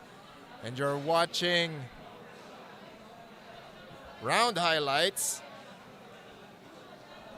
And before the next round starts, we'd like to thank the PCSO, Fairtex Philippines, Damage Control, ELORDE Boxing Gym, ELORDE TV, B Athletics, Lightwater, Pocari Sweat, Box Cafe, Strong Fit Sports Equipment, First Fill Bio Import-Export Corporation, Marco Manyalak Athletics, and the Samahang Kickboxing ng Pilipinas. Round number 6. Rudy goes to work. Pins Eman against the ropes. Good strategy now. Paulo is trying to lean on Eman. Every time they get to the ropes, he's leaning his weight forward. I like Britannico's conditioning here. He hasn't slowed down. Eman has slowed down a bit in the last 2 rounds. Strong right hand by Eman, but sinabi nga, to the point of Paulo, iba yung pace ni Rudy. Maganda yung conditioning. He hasn't slowed down. Volume punching siya ngayon. And he's pressing forward. Ooh, that Nice was a left. good right hand by Rudy. Rudy, combination after combination. Nice Beautiful right hand by Britannico. Alahid goes for a clinch. Referee calls for a break. Britannico must This sense is that too Eman- long. That's too long for a break. That's breaking the momentum of Britannico. Alahid seems gassed. Yes.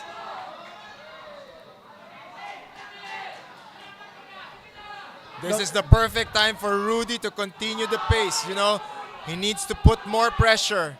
This is not the time to let up.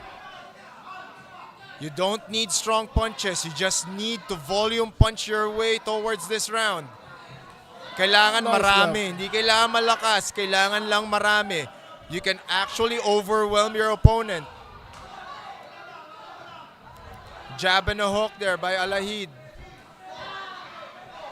Good straight there by Rudy. Rudy now has him against the ropes again. Good counter hook by Alahid. Oh, that was a good exchange. Alahid is looking for the haymakers. He got a 1-2 there. Tumatama yung haymakers. Tumatama. Kaso, kulang sa follow-up eh. Ooh, that was a beautiful hook by Eman.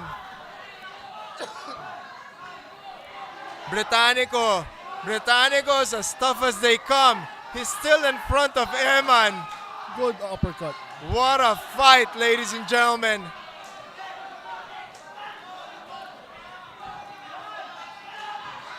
Eman Alahid is throwing everything he's got against Rudy Britannico.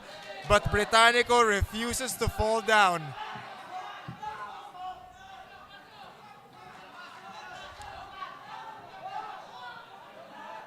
Man, these guys are tired.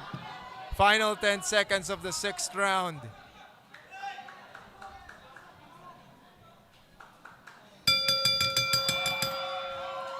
That's the end of the 6th round, ladies and gentlemen. Both fighters are going to go back to their corners, receive further instructions. But Paolo, when you started noticing the X factor, so far yung X factor dito is the conditioning of Rudy Britannico. And that's keeping him in this fight. It's the conditioning, it's the volume punching.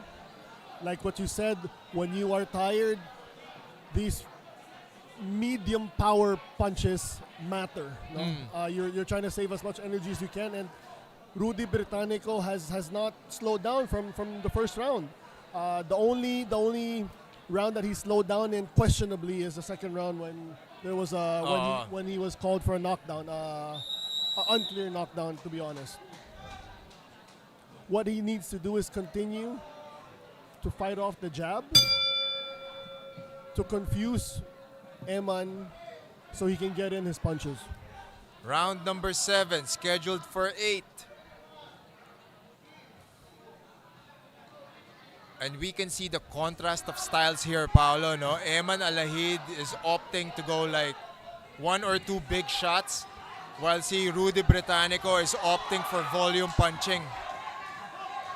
And if you're a volume puncher, if you start hitting, that's going to accumulate. Diba? The more damage you accumulate, that's going to carry you towards the later rounds. And we're seeing that now sa laban na ito. Good straight there by Rudy. Alahid is tired, his mouth is open, he's just running on fumes. Heavy breaths from Alahid as he's pinned against the corner. He's gonna try to go for a clinch. Good warning there by the referee. What Rudy needs to do now is to be patient, set up his punches so he can get those in and hopefully drop Alahid or the referee. Into even the knockdown count, no? Yeah. Now he has Alahid against the ropes again. Close range, inside the phone booth. Uppercuts and hooks to the body from both fighters.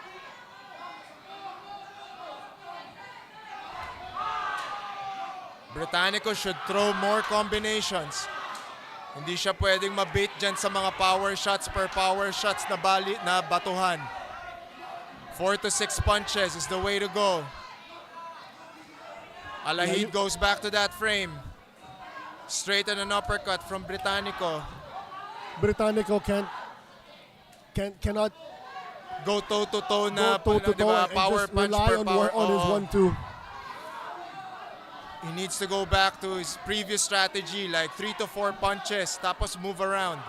That was a good left hook by Alahid. And right now he's becoming a headhunter. He's having some success, but I believe he was having more success when he was going up and down earlier. Very good right hand there by Britannico. Mas maganda yung performance at mas maganda yung bato ng suntok ni Britannico if he's setting it up with his feet. Yeah. Britannico putting on the pressure. He needs to sustain this pace.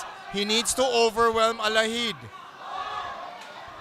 Alahid is just holding on for dear life.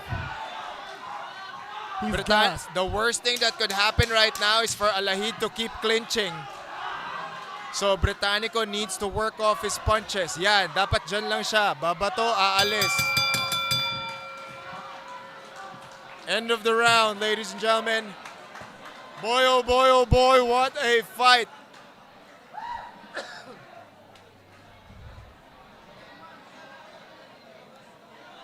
So far, so good. Maganda yung laban na to. You're watching round highlights courtesy of Eman Alahid and Rudy Britannico.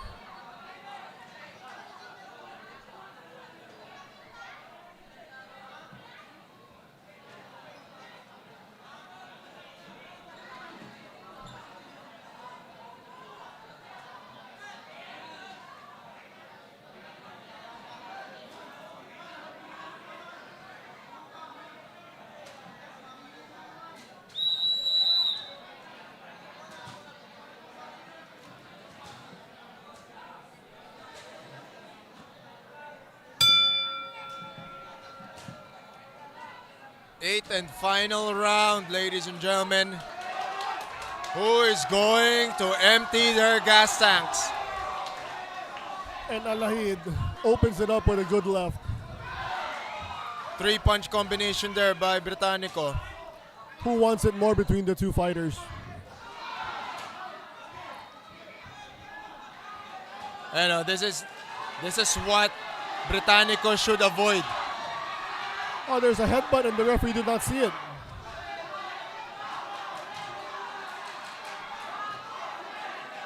Good strategy here by Britannico, pero he cannot get lured into these clinch positions kasi it's gonna burn time. There's bleeding on the right eye of Alahid. Yeah, it was an earlier headbutt. Our ring physician is gonna check on that cut. Medyo...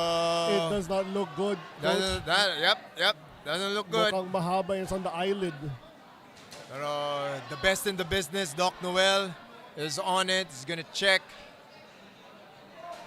And he says he's okay. Look Now at we the resume corner action. of Britannico saying, go for it, go for it. And he gets and Eman gets Britannico with a good left. And going back dun sa clinch positions na yan. Kasi Eman, that's all Eman needs to do. Diba? Every time Rudy comes in, I'm gonna clinch. I'm gonna burn the clock. Diba? Tapos sisirain ko yung forward momentum mo ngayon. See? Another clinch position. The more he burns off the clock, the less chances for Britannico to unleash combinations. Exactly what he needs to do now. Ooh. And he gets him with a good one too. And he goes with that left and right two-piece combination. Now we're back in the clinch.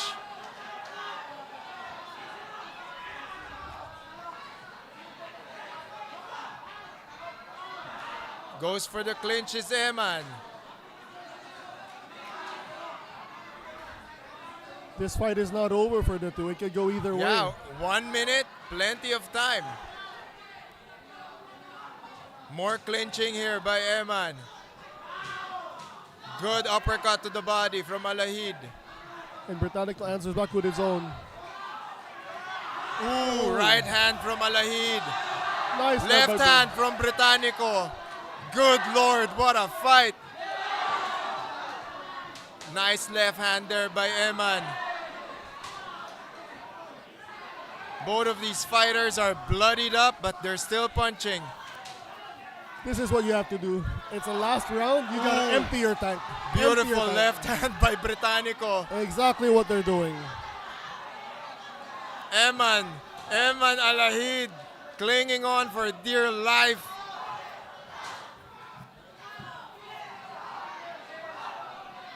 Britannico chasing and punching, chasing and cornering. Final 10 seconds of this fight.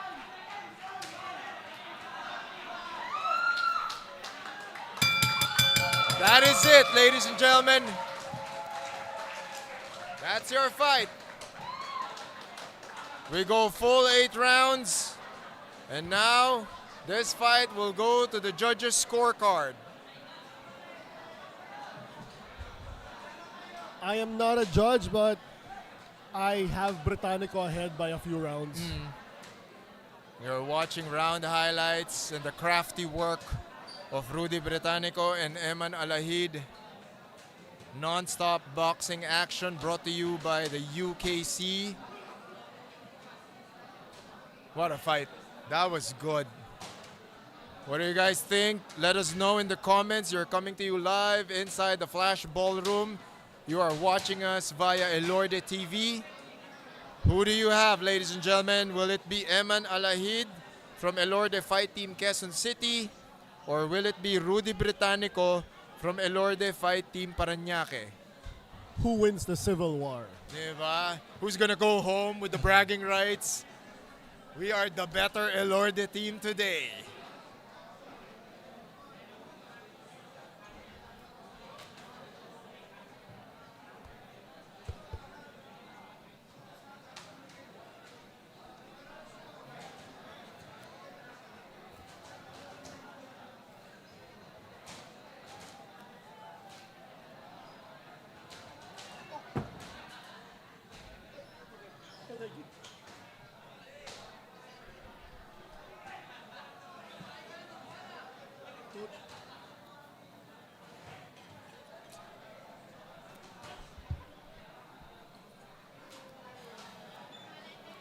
Boy, oh boy, it's going to be tough to be the judges right now. How do you even score this? Pero bago po ang lahat, nais po naming pasalamatan ang mga tao at ang mga organisasyon na nagbigay ng tulong at suporta para maging posible ang event na ito. Maraming salamat po sa PCSO.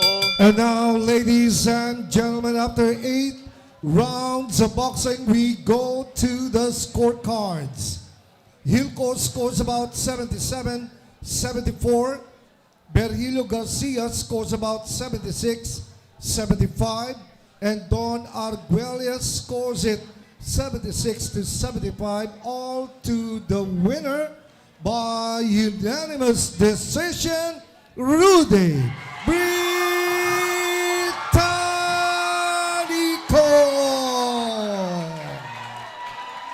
There you have it, ladies and gentlemen, your winner via unanimous decision from was a ELORDE. close- Sorry, It was Coach. very close. It was very It was close. very close, but yes, I had Britannico up as well. He was ahead by 3 on one scorecard, and he was ahead by 2 on the Okay, two. Wrinkle. It's a unanimous Short decision, break, a short close break. one at that.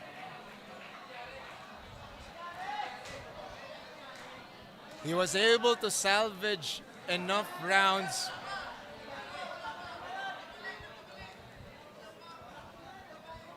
Okay, basa na tayo, basa.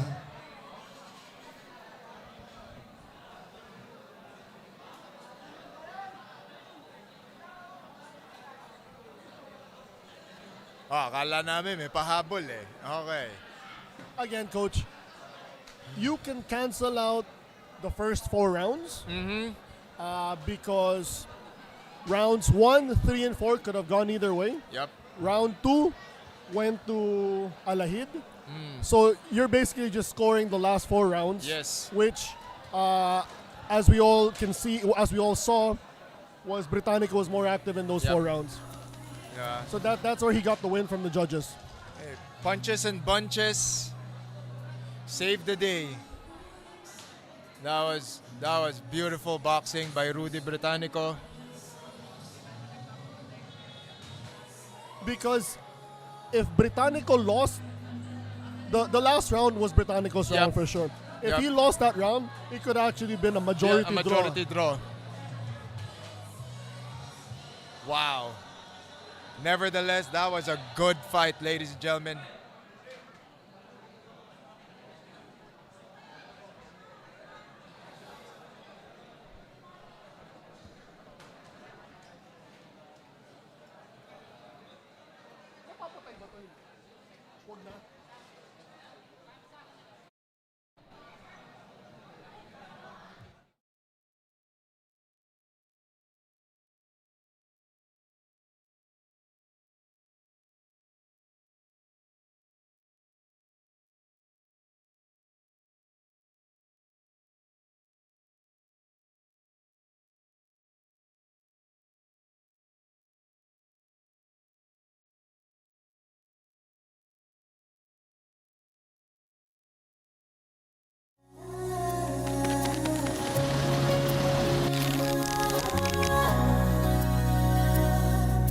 Hindi umuurong sa pagtulong, kawang gawa sa lahat sinusulong. PCSO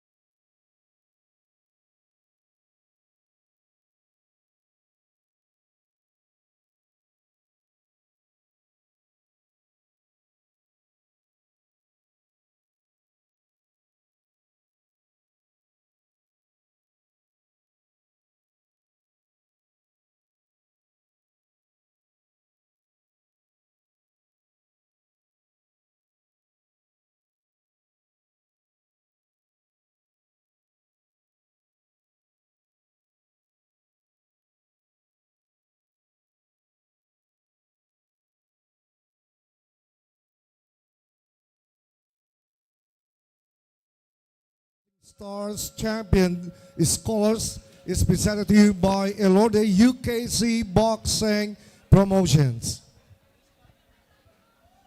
Sponsored by ELORDE Gems, Vertex Philippines, Pocari Sweat, Strong Feet Sports Equipment and Corporation, Light Water, Be Athletic, ELORDE TV, First Field Bio Import Export Corporation, PCSO, Damage Control, Box Cafe, and Marco Manalac Athletics. Ladies and gentlemen, this next contest is scheduled for 8 rounds in the super lightweight division. Judges for this contest, Don Arguelles, Hilco Berhilio Garcia, and referee in charge of the action, Sammy Bernabe.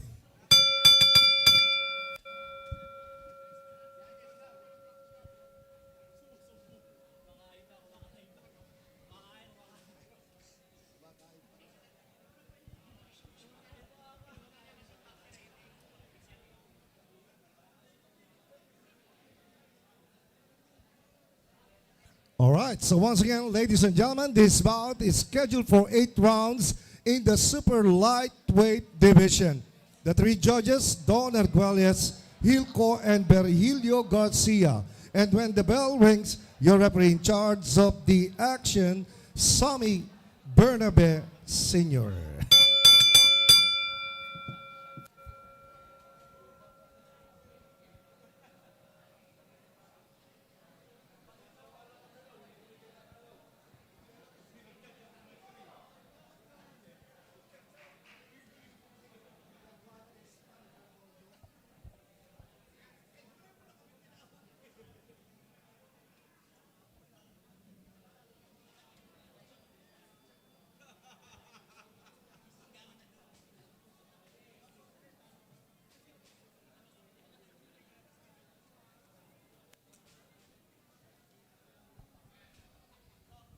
Ladies and gentlemen, presenting in the blue corner, wearing white with black, official weight 142 pounds, from Mandaluyong City Boxing Team, ladies and gentlemen, Leonardo Doronio.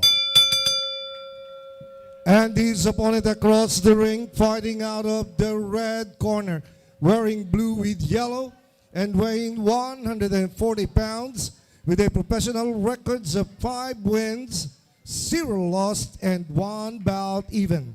From ELORDE Fight Team of Paranaque City, ladies and gentlemen, Nico Ramos.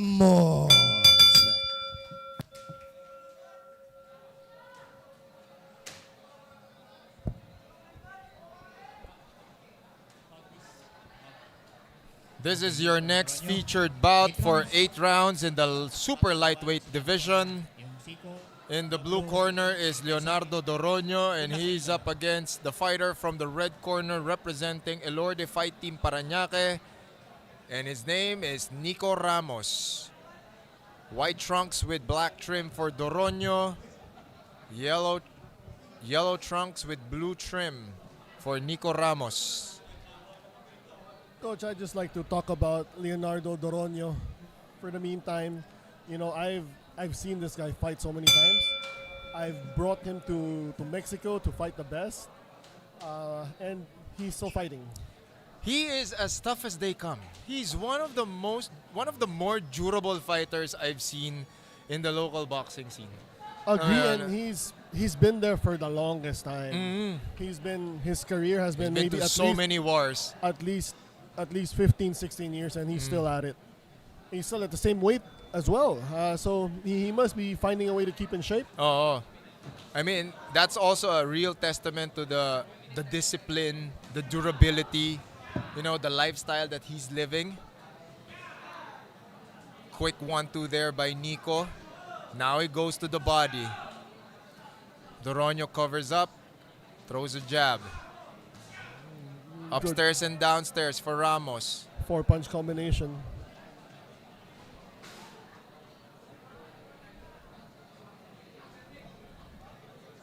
One thing's for sure, Paolo. Nico needs probably 1,000 of those to bring down Doronio.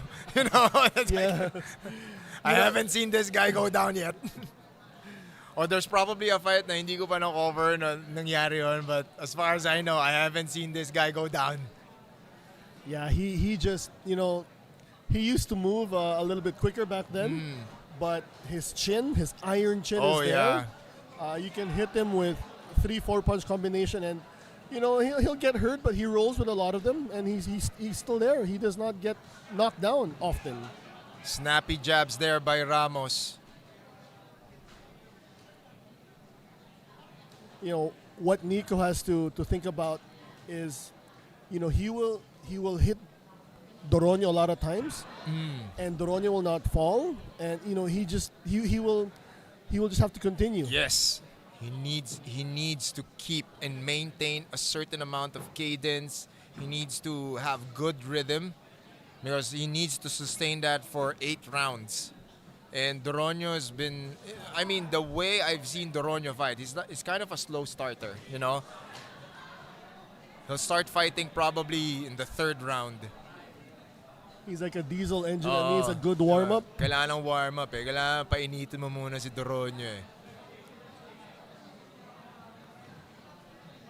Good volume there on Nico Ramos. I mean, we've seen a lot of combinations. A lot of those combinations hit their targets.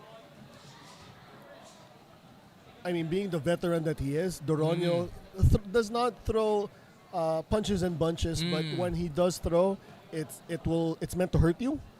They will land and they will hurt. We've seen that so many times. Final 10 seconds of the first round.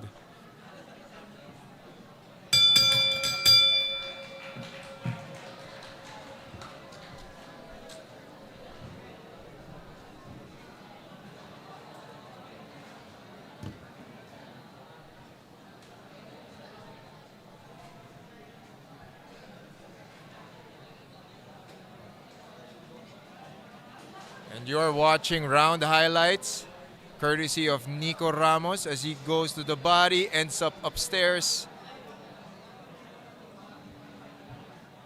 More combinations there from the young gun. However, the veteran savvy and veteran defense of Leonardo Doronio is holding up. It's the countless wars, the countless opponents. He's learned how to roll with those punches. This is round number 2, scheduled for 8. Doronio in the blue corner, Ramos in the red corner. Pink gloves for Doronio, dark blue for Ramos. Ramos goes back to his combination. Snappy jab from Ramos. Good defense there by Doronio.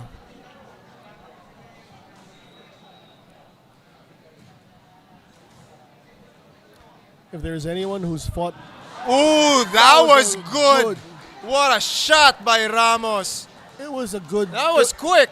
It was a short double right to the chin. And just like that, Doronio goes down. We have to see the replay. There's always a first for everything, Paolo. This is the first time I saw Doronio go down. And this early as well. At this early. This is the 2nd round. So, boom. Right hand. No, but prior to that, yun yung follow-up eh. Yes. Yung initial sequence, I think that was a hook.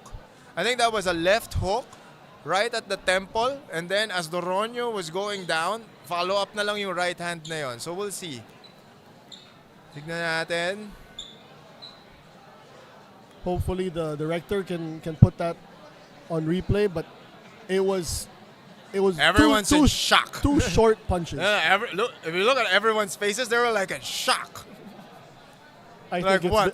What happened? I think it's because they haven't seen Doronio fall like that. Yeah. Kahit ako eh, parang natigilan din ako eh. I was like, what the hell happened? Wow. Perfectly timed shots there by Nico Ramos. The persistence paid off. Got Doronio against the ropes. Let's see. Tingnan natin kung makakakuha po tayo ng replay.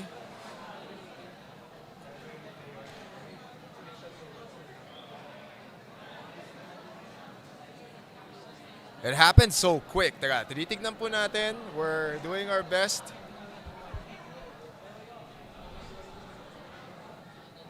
Boy, oh boy. Oh, damn. Nico Ramos is a bad man. And he's got the sting in his punches. Huh? Diba?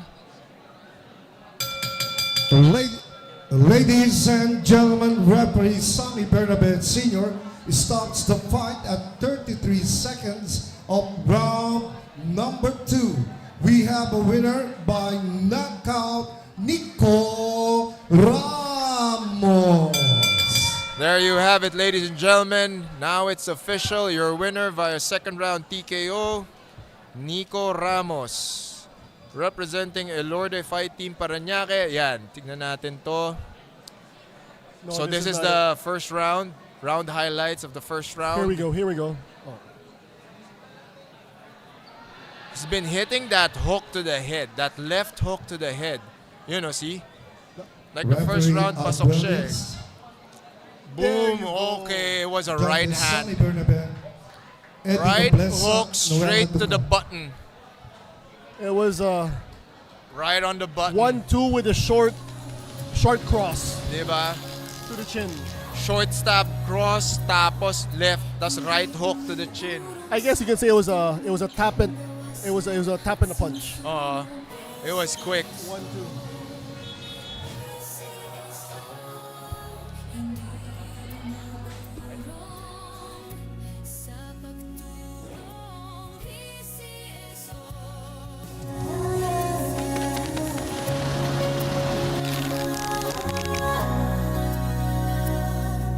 Hindi umuurong sa pagtulong, kawang gawa sa lahat sinusulong. PCSO, PCSO. Hindi umuurong sa pagtulong. PCSO, PCSO.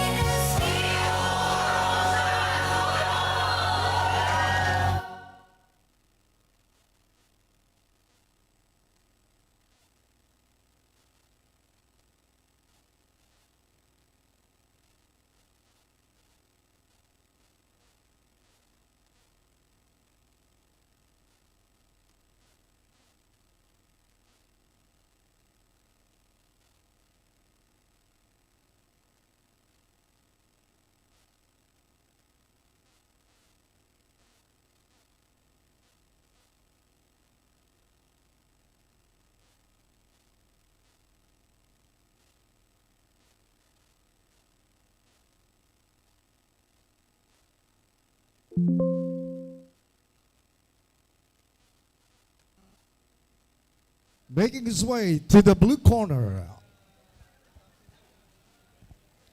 Isa Aliko. And now making his way to the red corner, let's all welcome Amy Ramos.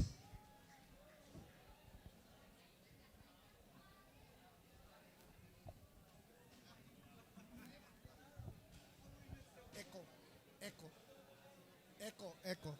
Konti pa.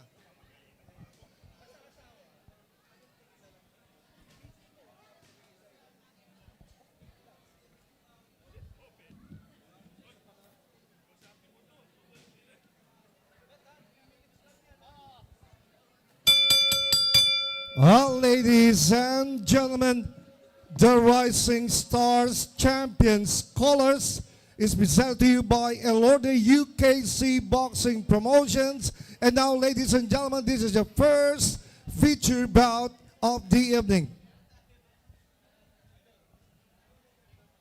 Sponsored by PCSO, Damage Control, Box Cafe, Marco Manalac Athletics, ELORDE Gyms, Vertex Philippines, Pocari Sweat, Strong Fit Sports Equipment and Corporation,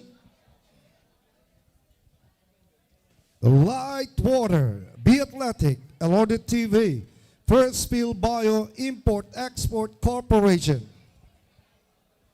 Ladies and gentlemen, this next contest is scheduled for 6 rounds for the Philippine Women's Minimum Weight Championship. sanctioned by the Games and Amusement Board Chairman, Attorney Francisco Rivera, and the Chief of Boxing, Rodil Manaog.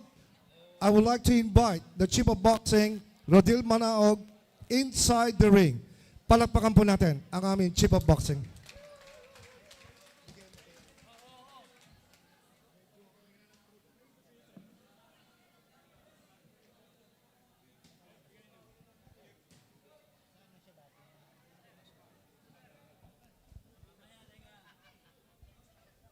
Ladies and gentlemen, the three judges at ringside, Sammy Bernabe Sr., Eduardo Nobleza, and Noel Haduka. Your referee in charge of the action inside the ring, Don Arguelles.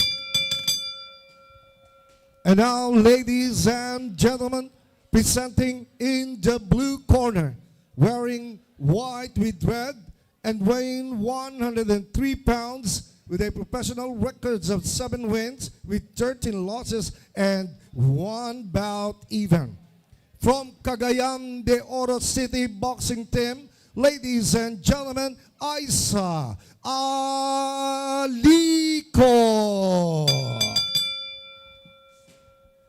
Her opponent in the red corner, 2023 SEA Games bronze medalist, Vietnamese Martial Arts 2023 World Vietnam Championship silver medalist, 2025 World Cup Kickboxing Thailand silver medalist, 2026 National Kickboxing Championship gold medalist.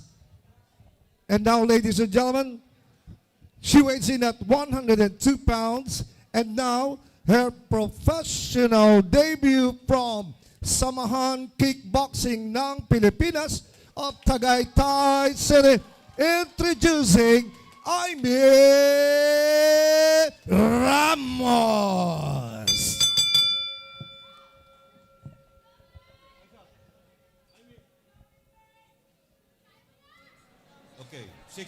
Ladies and gentlemen, this is your first title bout of the evening. This is for the Women's Minimum Weight Championship. Let's go. This is for the PBF belt. In the red corner is Aimee Ramos representing SKP, or the Samahang Kickboxing ng Pilipinas, Tagaytay Gym. He is up against the fighter from the blue corner representing Cagayan de Oro, Isa Alico. This is a good treat for us boxing fans. We don't see very much women fighting. So let's appreciate and women's boxing represented tonight. White trunks with gold trim for Aimee Ramos.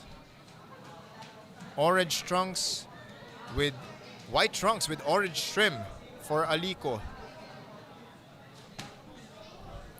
This is the debut fight of Aimee Ramos, yeah. But she's been in the fight game for a long time. Very decorated kickboxer, and this is his pro boxing debut.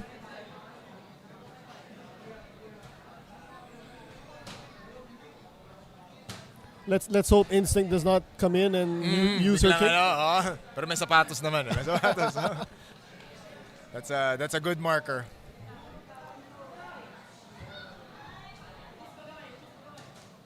Initial combination there by Ramos. Both fighters now gauging their distance.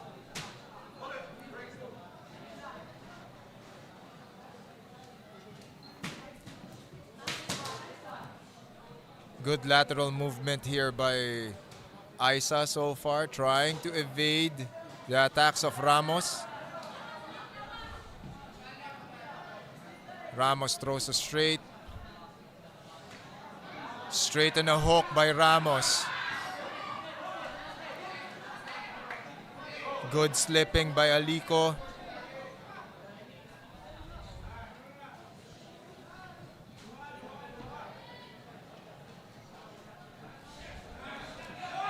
Nice 1-2 by Ramos.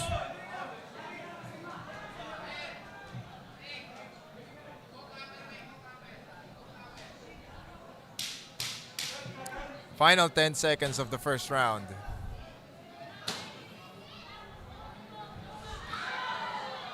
Good 1-2 combination by Ramos.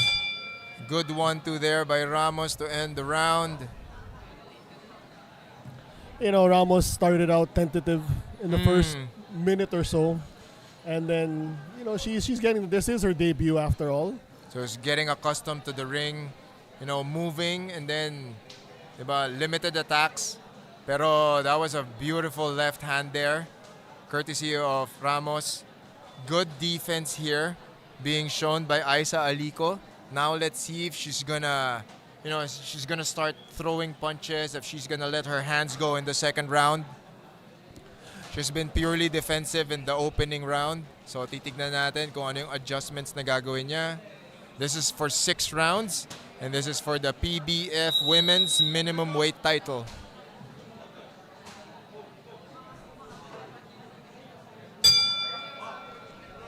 Round number 2, scheduled for 6. Center of the ring is Ramos. Ramos takes control. Now he's probing. Beautiful right hand by Ramos. That's a knockdown. That's a knockdown. Quick knockdown to open the second round, Paolo. It was a good textbook 1-2. Yep. That's a problem with Alico. She's waiting to counter and, you know, she did not realize how quick Ramos was.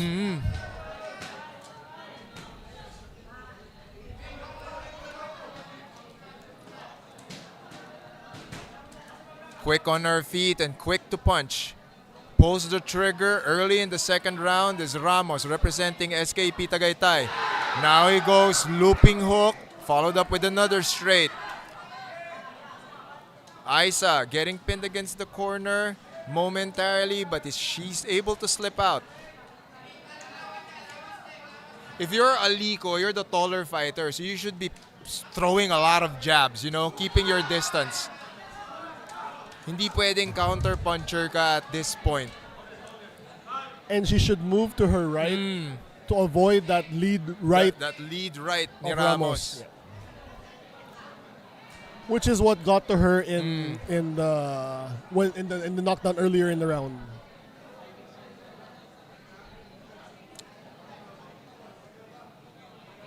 A little warning there for Amy Ramos. Aisa Alico says she's ready to rumble. And then we resume action at the center of the ring. Now this is good. You start framing, and then you start throwing jabs. She needs to throw jabs. She can't be a counter puncher.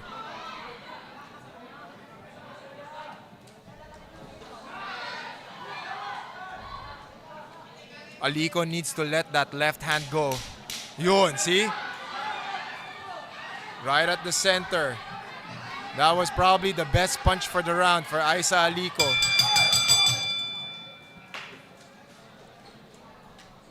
Round 2 in the books.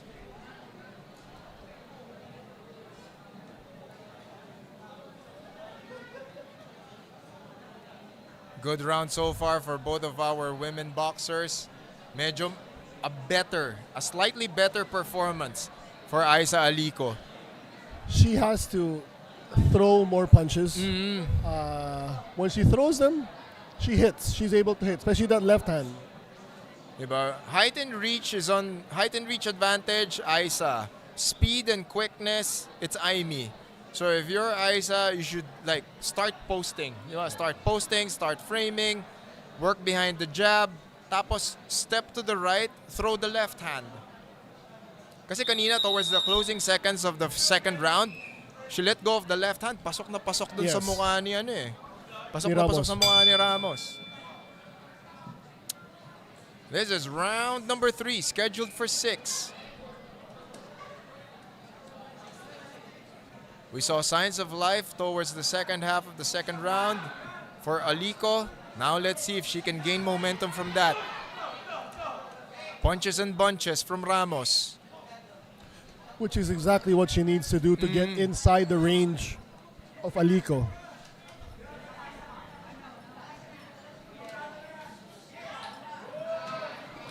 There you go. A quick 1-2 and step back. Good. Tsaka maganda yung distance management ni Aliko. You know, she's very confident. Okay, quick 1-2. All she needed to do was lean back. She didn't have to step. Alright, Ramos comes in, gets in. Pagkatapos lang nun, kailangan lang talaga niyang bumato ng suntok. Di ba? Kailangan lang talaga niyang sumuntok. Particularly that left hand.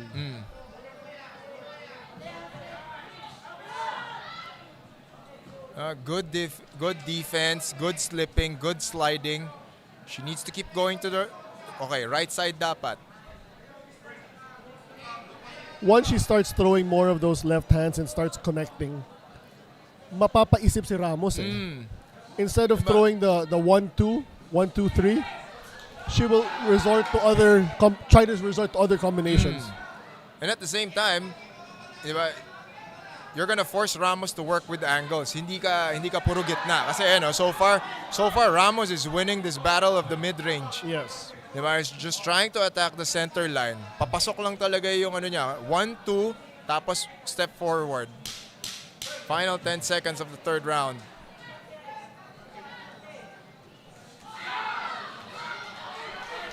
She also can't allow herself to get pinned against the ropes.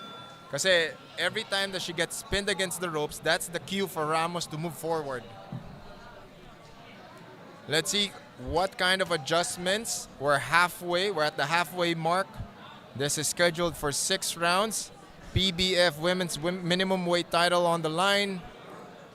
You're watching Aimee Ramos of SKP Tagaytay as she is up against the fighter from Cagayan de Oro in Aisa Aliko, fighting from the blue corner. You're watching right highlights, yung left hook na yun talaga. And it all stems from a quick 1-2. Di ba, magko-quick 1-2 si Ramos, slight step to the left, bato nung left hook. So if you're Aliko, you should start going to your right. Di ba? Punta ka lang sa kanan, nullify mo yung power hand ng kalaban mo, and that gives you the perfect angle to throw that left hand. Or she could actually lead with her left first, and it nullifies That the is actually 1-2 of a Ramos. good game plan. Kasi mas matangkad ka. Yes. Di ba? And she has not thrown a lead left yet in this fight. I may be mistaken though, but I don't remember. Wala rin. The only times that she threw that left hand were 2 body punches. 2 body punches tapos isang left straight sa muka. She heard me, but she got telegraphed though, unfortunately. A little bit more to the right for Aliko. She needs to keep moving right. Oh Good my left God. by Ramos. What a left hand there by Ramos. Ramos overwhelms. Aliko slides out. Aliko covers up. There you have it, ladies and gentlemen. The referee steps in.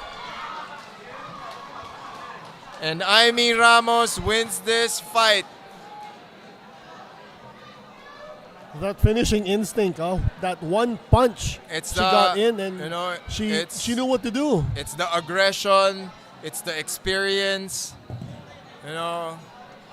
it's the confidence in throwing combinations. Quick 1-2, hook to the body. Oh, this is the closing the closing sequences na. Yung initial movement kanina, ang ganda ng left hook na yun. Championship belt to the winner.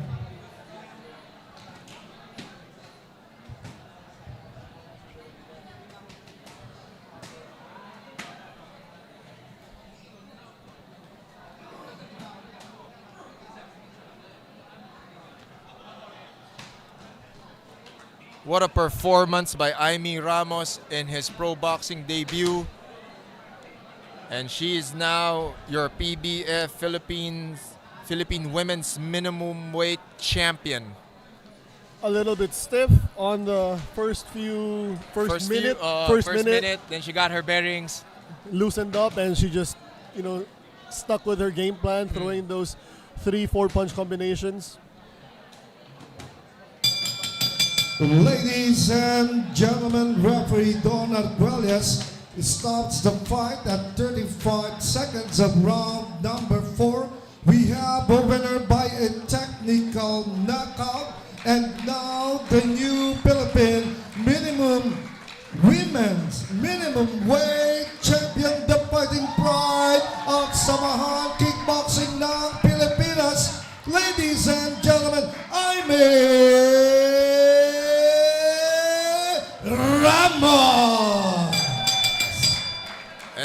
It's official winner via TKO from And now the SKP team of boxing Tagaytay. begins and this board is presenting the championship belt to the winner. Congratulations. Aimee Ramos has taken the Philippine women's minimum weight title. The belt goes back to Tagaytay as she came victorious via technical knockout here at UKC, the Rising Stars. We have a short break.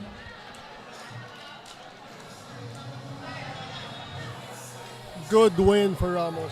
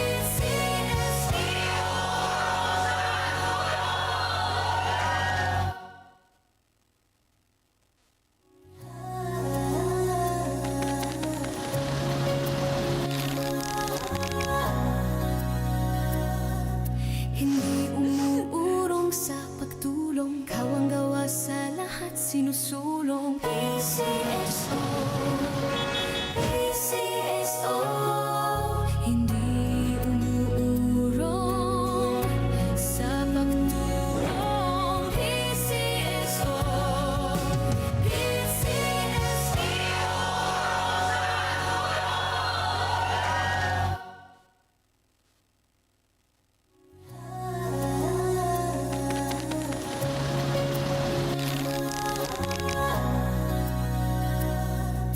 hindi umuurong sa pagtulong, kawang gawa sa lahat sinusulong. PCSO, PCSO, hindi umuurong sa pagtulong. PCSO,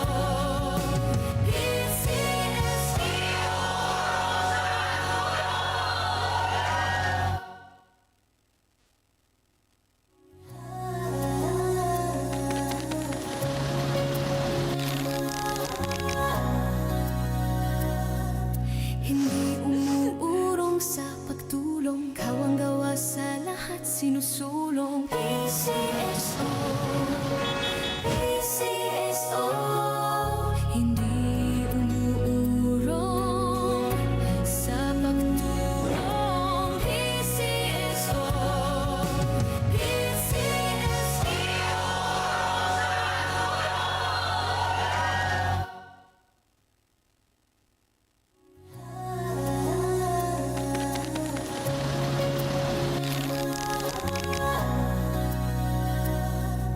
hindi umuurong sa pagtulong, kawang gawa sa lahat sinusulong. PCSO, PCSO, hindi umuurong sa pagtulong.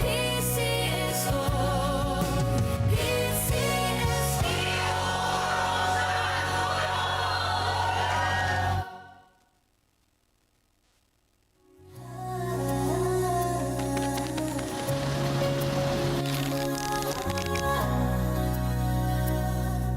hindi umuurong sa pagtulong, kawang gawa sa lahat sinusulong. PCSO, PCSO, hindi umuurong sa pagtulong. PCSO, PCSO.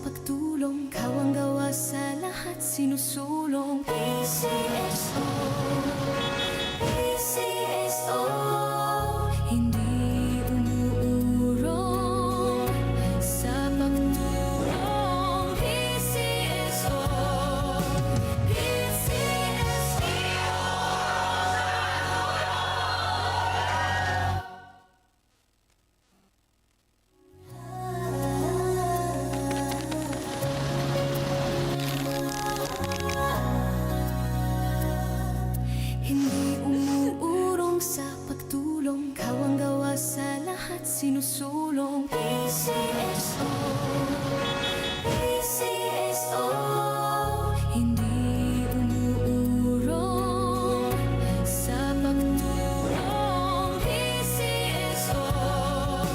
PCSO,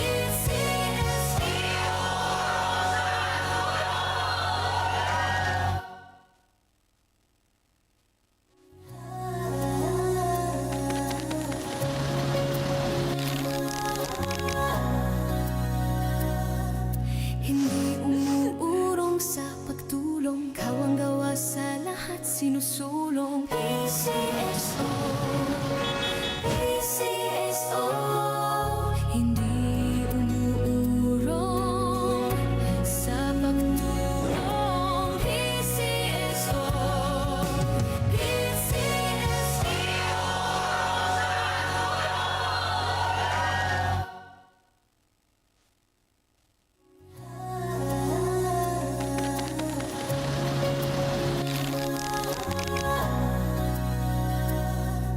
hindi umuurong sa pagtulong, kawang gawa sa lahat sinusulong. PCSO, PCSO, hindi umuurong sa pagtulong. PCSO,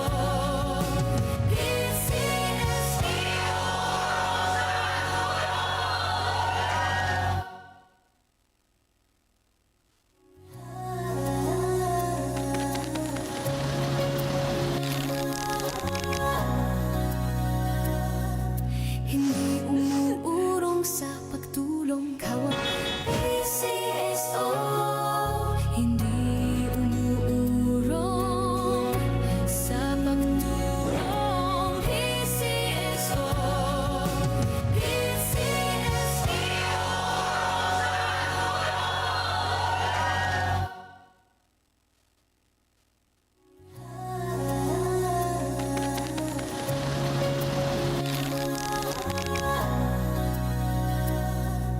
hindi umuurong sa pagtulong, kawang gawa sa lahat sinusulong. PCSO, PCSO, hindi umuurong sa pagtulong. PCSO,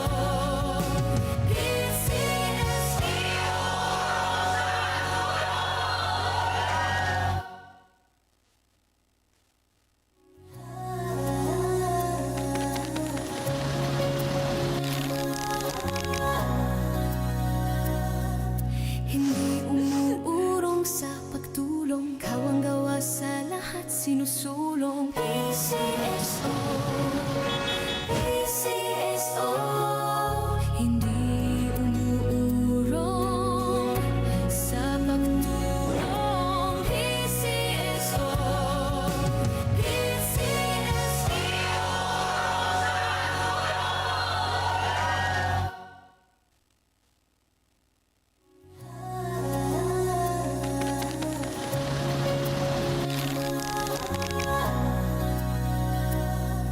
hindi umuurong sa pagtulong, kawang gawa sa lahat sinusulong. PCSO, PCSO, hindi umuurong sa pagtulong. Noel Aduca, Eduardo Nobleza, and Don Arguelles.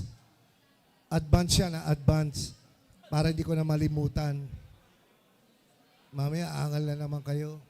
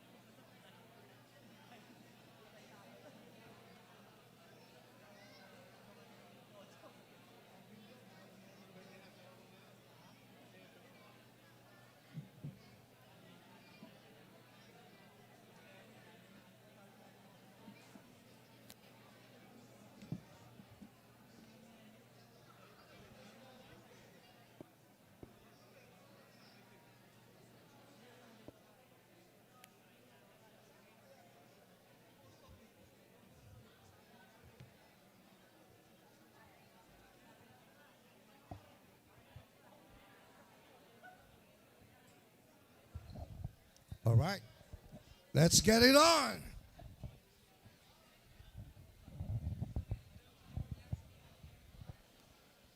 Baka hindi pa kayo nakakatikim ng box cafe, ha? Andyan lang yung box cafe. Tikman nyo. Napakasarap talaga.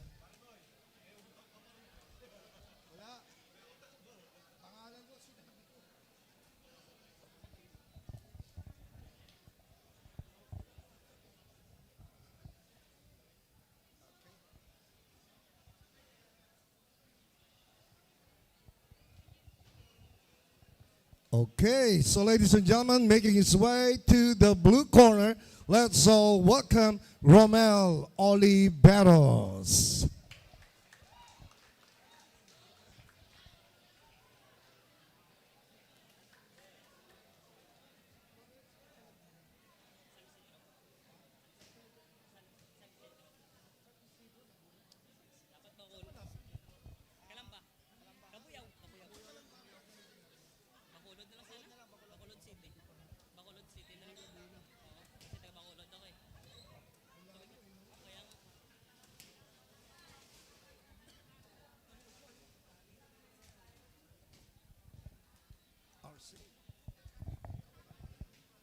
And now, ladies and gentlemen, let's all welcome, making his way to the red corner, the man called Triple A Ariel Antimaro.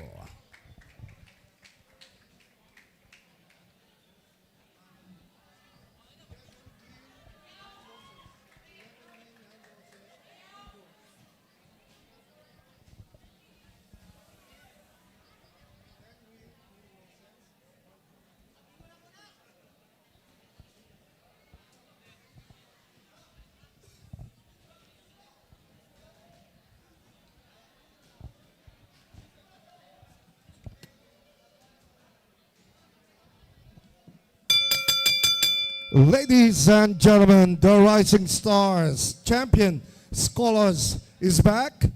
Presented to you by the ELORDE UKC Boxing Promotions. Sponsored by PCSO, Damage Control, Box Cafe, Marco Manalac Athletics, ELORDE Gyms, Vertex Philippines, Pocari Sweat, Strong Feet Sports Equipment Corporation, Light Water, Be Athletic, ELORDE TV, First Field Bio Import Export Corporation.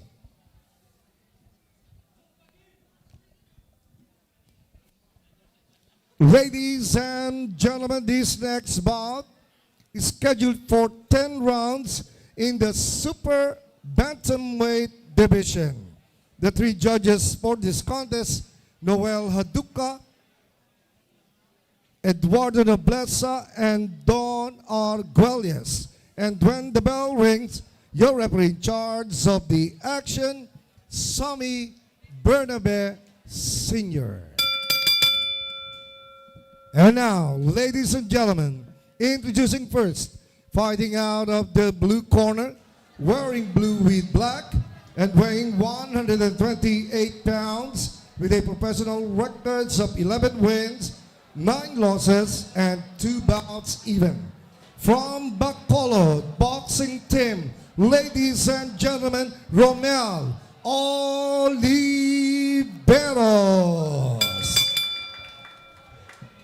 And his opponent across the ring, fighting out of the red corner, wearing blue with yellow and weighing 124 pounds, with a professional records of 10 wins, 4 losses, and 1 bout even. From ELORDE Fight Team, Paranaque City, ladies and gentlemen, Ariel Triple A Antimaro.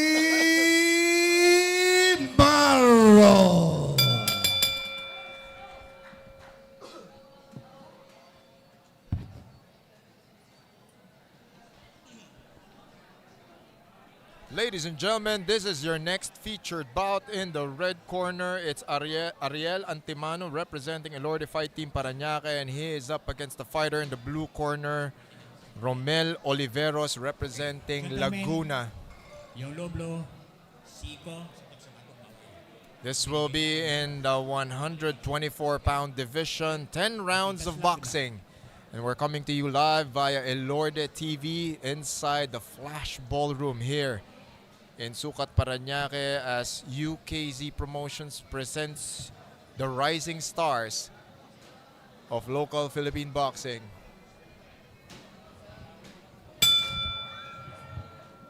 Round number 1. Yellow trunks with blue trim for Antimano. Blue trunks with, I think that's the rising sun of the Philippines, sa gilid, for Oliveros. It looks like it. Yan, Antimano goes to work real quick. 3-punch combination. Oliveros counters, Antimano retaliates. Now he has Oliveros against the corner.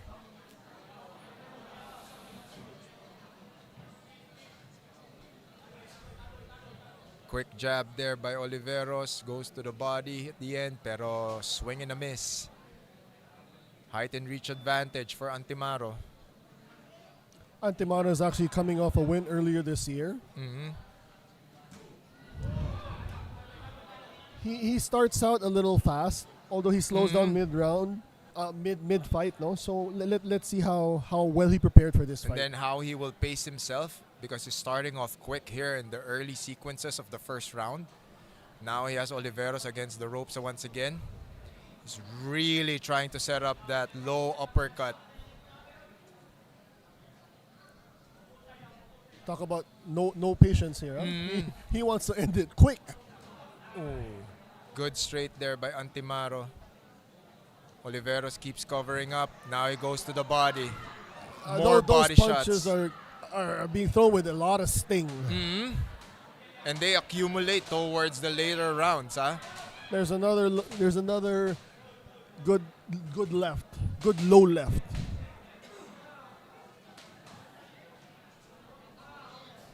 Probing, engaging is Antimaro. Signs of life from Oliveros.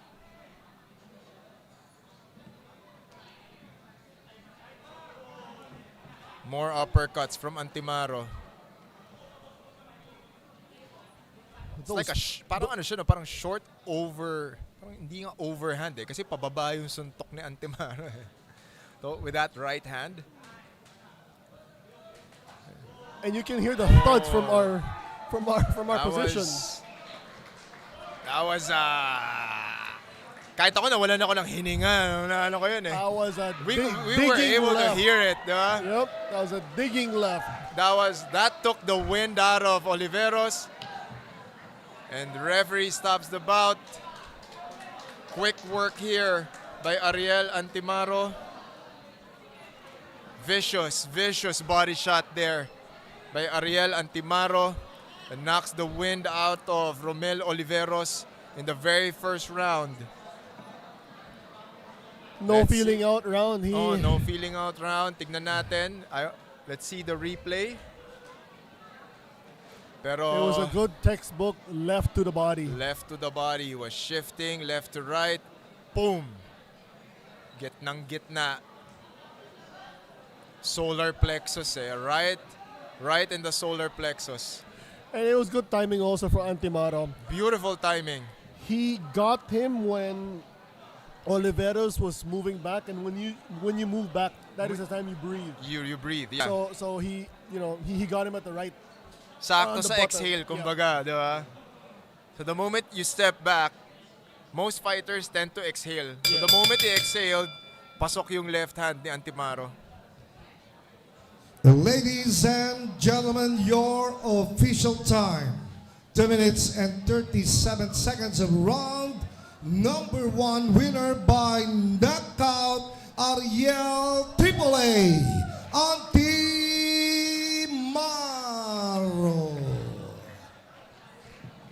And now it's official. 5 minutes. 5 minutes. And Jay, now it's official. Bawas ng base. Base lang. And then, echo pa. Check. More. More. Check 8-8-1-2. And you guys are watching round highlights from the crafty work of Ariel Antimaro as he finishes off Romel Oliveros in the very first round. Ano rin talaga eh, body shots mo, pondo eh. Pondo talaga, ayan o. Right in the solar plexus. Oliveros didn't have any choice but to go down. That was beautiful. Beautiful boxing by Ariel Antimaro as he gets the first round TKO victory. We will be back, ladies and gentlemen.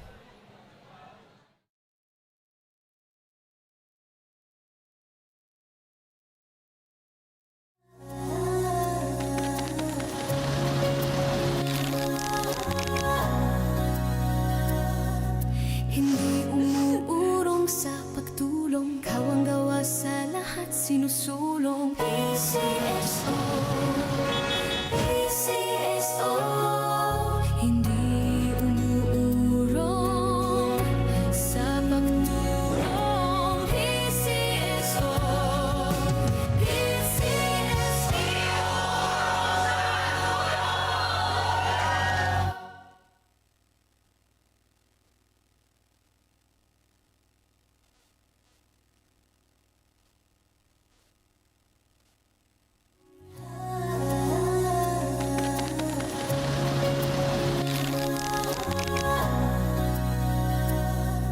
hindi umuurong sa pagtulong, kawang gawa sa lahat sinusulong. PCSO, PCSO, hindi umuurong sa pagtulong. PCSO,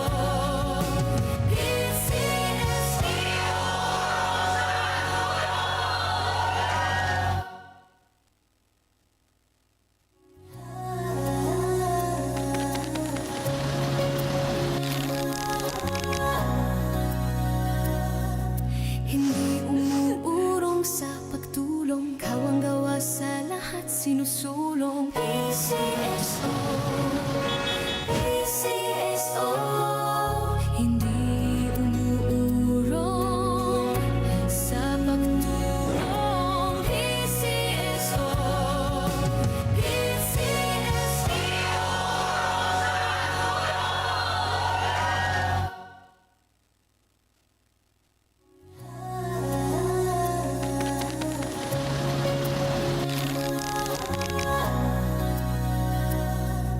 hindi umuurong sa pagtulong, kawang gawa sa lahat sinusulong. PCSO, PCSO, hindi umuurong sa pagtulong. PCSO,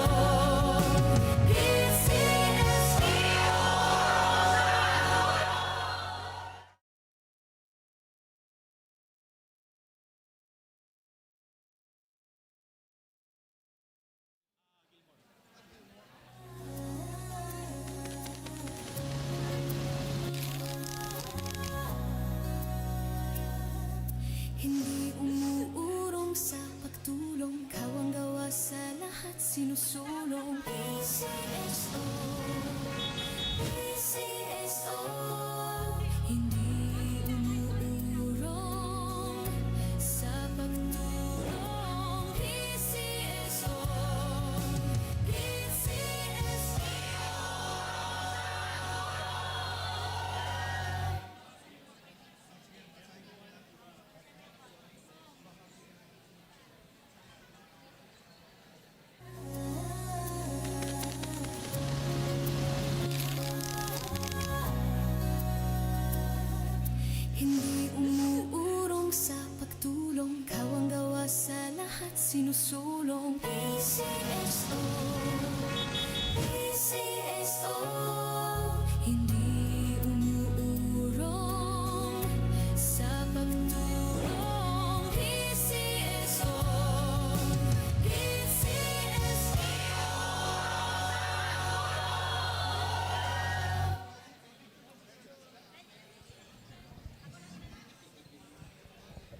All right, so I guess everybody's ready. I would like to call on the Chief of Boxing of the Games and Amusement Board, Rodil Manao, to hold and present the championship belt to the winner after the fight.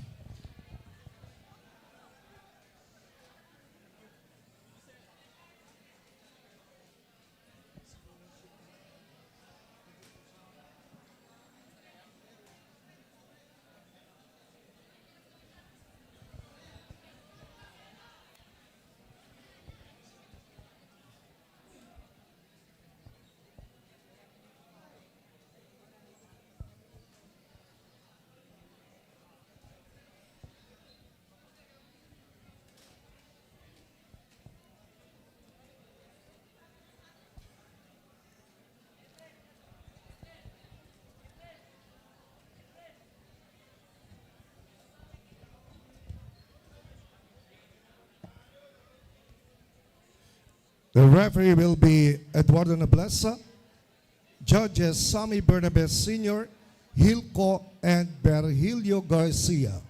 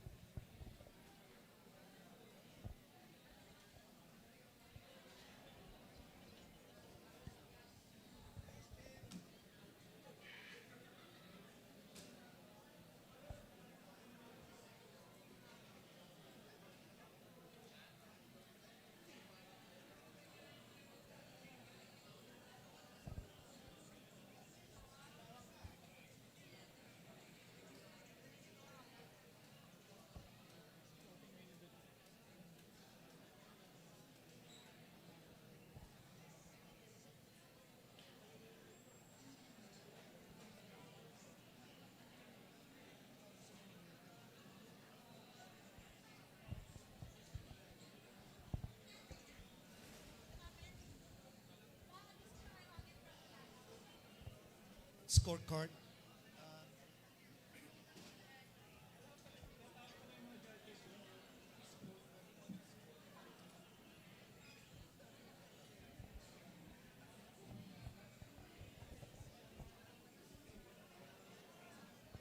All right, so ladies and gentlemen, making his way to the blue corner, let's all welcome Nino Cardosa.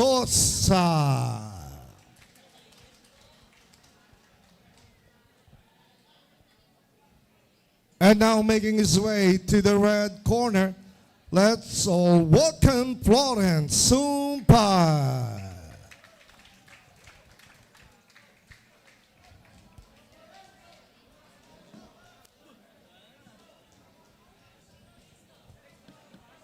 After this fight, after this fight interview. All right, so ladies and gentlemen, I guess everybody is ready now. But before anything else, bahagi ng Rising Stars Champion Scholars ng ELORDE UKC Promotions sa pakikipagtulungan ng Philippine Charity Sweepstakes Office, the PCSO, ang mananalo sa championship bout na ito ay tatanggap ng educational assistance. Palapakan po natin ang PCSO. Para sa detalye ng pag-claim, makipag-ugnayan lamang kay Miss Lonnie. Maraming salamat sa PCSO sa patuloy na suporta sa ating mga atletang Pilipino. Palapakan po natin muli. Puntahan ko. Lubat na.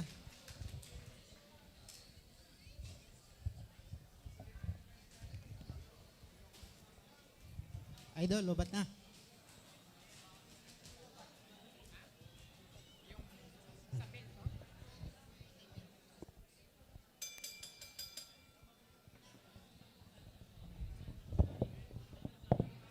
Ladies and gentlemen, the Rising Stars Champion Scholars supporting main event of the evening.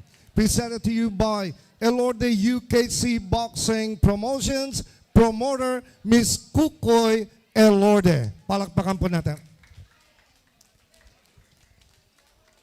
Sponsored by PCSO, Damage Control, Box Cafe, Marco Manilac Athletics, ELORDE Gens, Vertex Philippines, Pocari Sweat, Strong Feed Sports Equipment Corporation, Light Water, Be Athletic, ELORDE TV, and First Field Bio Import Export Corporation.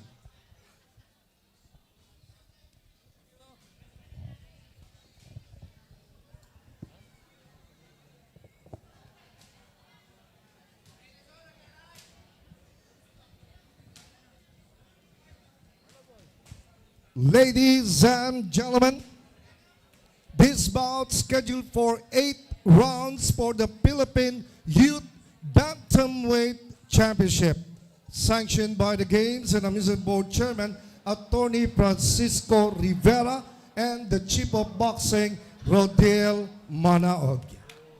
Ladies and gentlemen, the 3 judges at ringside, Sammy Bernabet Sr., Hilco and Virgilio Garcia.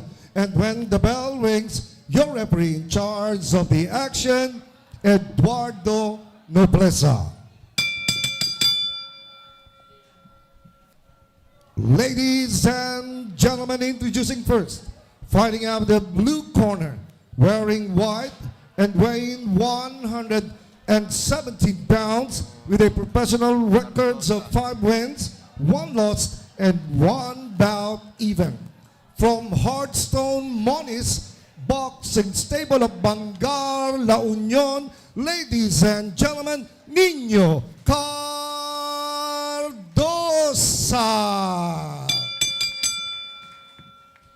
And his opponent across the ring, fighting out of the red corner, wearing yellow with blue, also weighing 117 pounds, professional records, 4 wins, 1 loss. From ELORDE Fight Team, Kansas City of Gilmore, ladies and gentlemen, Florence Sumpay.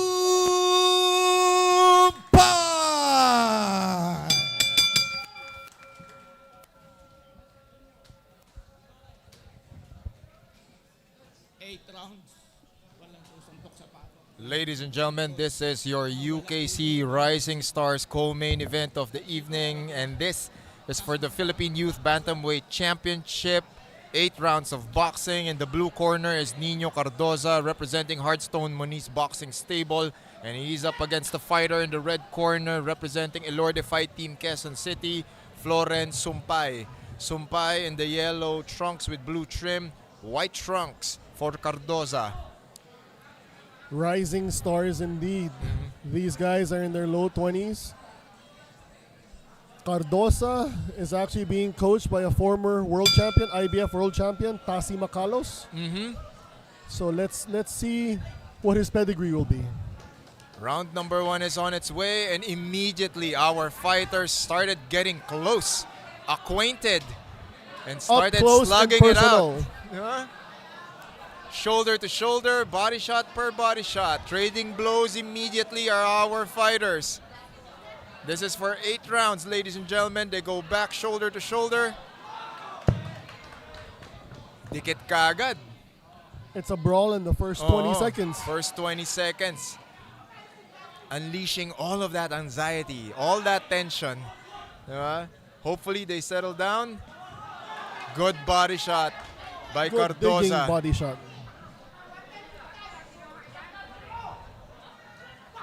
Once again, this is for the Philippine Youth Bantamweight Championship.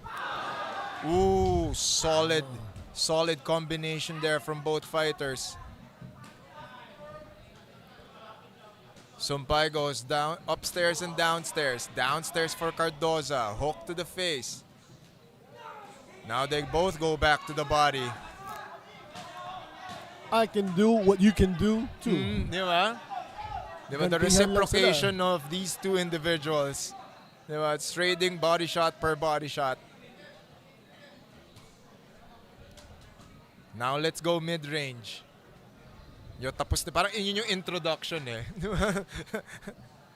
Di ba? Allow me to introduce myself. It's Quezon City versus La Union. Quick jab there by Sumpay.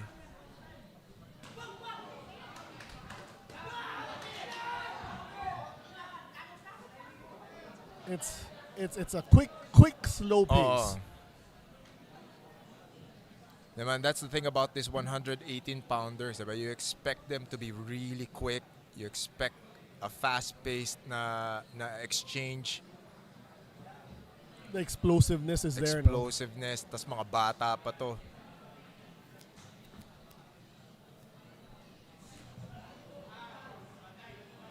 I think our fighters have finally settled down as we approach the final 30 seconds of the first round. Going for the body, Cardosa. Downstairs and upstairs is Sumpay. Body work continues for Cardoza. This is one of those rounds that's hard to call. How do you call it if you're a judge? Nice, quick, and crisp right hand there by Cardoza. End of the first round.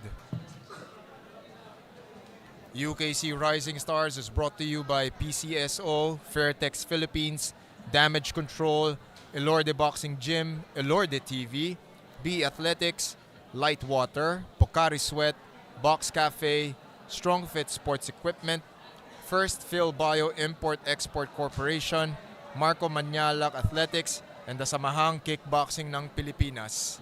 And you're watching round highlights from both of our fighters. But quick start, Paolo. Quick start for both. And then eventually, diba, nag-settle down tayo towards the second half of the first round.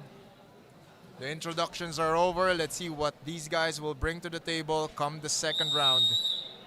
Well, if you notice the highlights, they happen in the first 15 seconds of the fight. Body shots. Body shots galore. Round number 2, scheduled for 8. I think they realize that it might be a long night for them, so let's slow it down a bit. Mahaba-haba pala yung 8 rounds. Let's slow it down a bit. Let's see what you've got. Now working his jab is Cardoza. Sumpay answers with a jab of his own. Quick 1-2 for Cardoza. Sumpay lunging forward but looking to counter. He's trying to catch him with that quick step, you know. First quick step, throw a jab, dart in and out. Now he goes back to the body.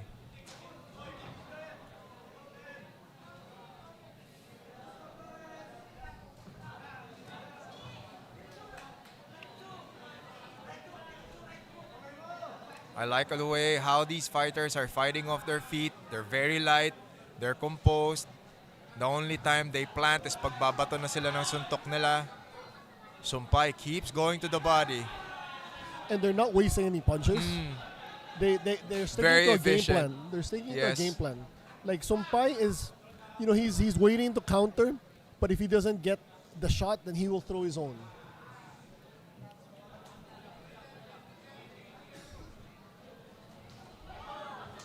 Taking control of the center is Cardoza. Lead straight there by Sumpay.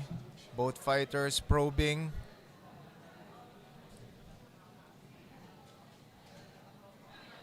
I mean, it's a waiting game for both of them. Who will take the initiative? So far, Sumpay has been the one who's been engaging or is the one initiating the contact. I think Cardoza is opting to go to counter punch or to counter fight for this round. He just wants to take control of the center of the ring. He doesn't want to allow himself to get pinned in the corner. Dyan lang siya sa gitna. Feeling ko he's gonna try to get a reaction from Sumpay. As much as possible, gusto niya nandyan lang siya sa gitna. Okay?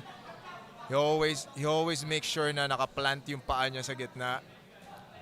And he doesn't move forward, see? Diyan lang siya sa gitna. He wants to gauge the reaction. He's trying to measure the distance that Sumpay needs to cover in order to reach him.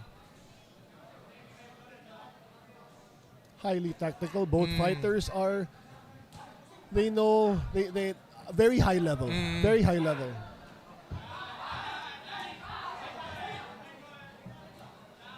Quick exchanges there. Good evasive tactic by Sumpay. Sumpay keeps moving forward. He circles around Nino. Nino opting to stay at the center of the ring. End of the second round.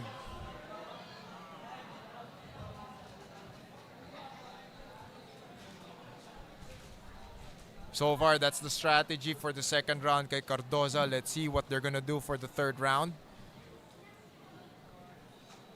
It's a hard fight. It's very tactical. Pareho silang nag-aantayan, if you want to put it that way. They're waiting to see what each other will do and count and fight from there. It's a good fight so far. Not more than the fight. We're seeing, strategy, tactics from the corners. Diba? Both aggressive in the first round. Second round, diba? They were more collected. Diba? For Cardoza, it was his ability to stay at the center, play counter fighting. And then for Sumpay, he just kept bombarding. He had a very low stance, attacking the body. So tignan natin kung third round. So see, third round, I think Cardoza's gonna opt to throw more punches and move forward. Look how Sumpay moves. He will initiate some sort of contact, but step back and throw a punch while stepping back. So it's highly tactical. Yes, very tactical. Now, Cardoza opens the third round with aggression. He's putting the pressure on Sumpay, making Sumpay backpedal. See, now he's gonna try to cut the ring. He's gonna try to cut the angle. He wants to pin Sumpay against the corner. But he's very more body shots by Sumpay. He's very smart at doing that. Like what you mentioned earlier, he will attack, but at the same time pull back. Because he wants to fight in the center of the ring. This is Cardoza, coach. Now he pulls Sumpay at the center again, and then he's gonna try to pin him against the corner. See? Now he's moving. If he sees the corner, he's gonna move forward. Another corner. Now he's gonna push forward. Right on cue.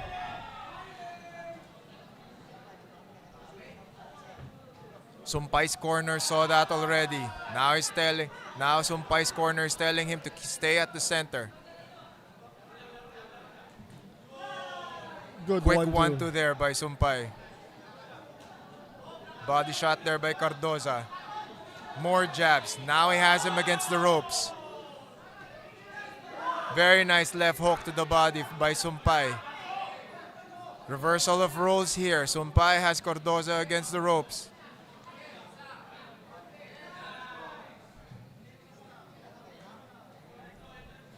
Sumpay needs to take advantage of this position. He needs to press the action, or else Cardoza is gonna dance his way to the left.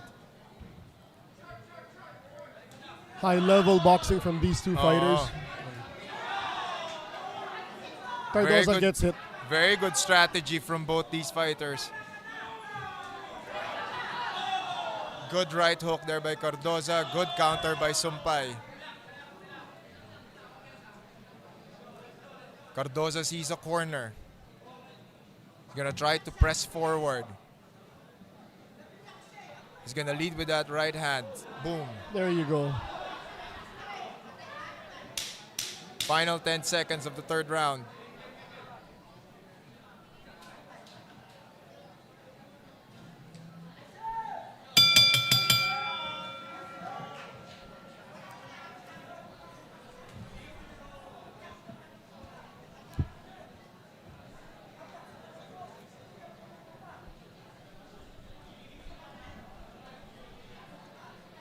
And you're watching round highlights courtesy of Nino Cardoza and Florence Sumpay. So far, maganda yung nila. Maganda yung exchanges, maganda yung strategy, maganda yung execution of the strategy. Both are very careful as well. They're willing to mix it up, but at the same time, they know when to pull back.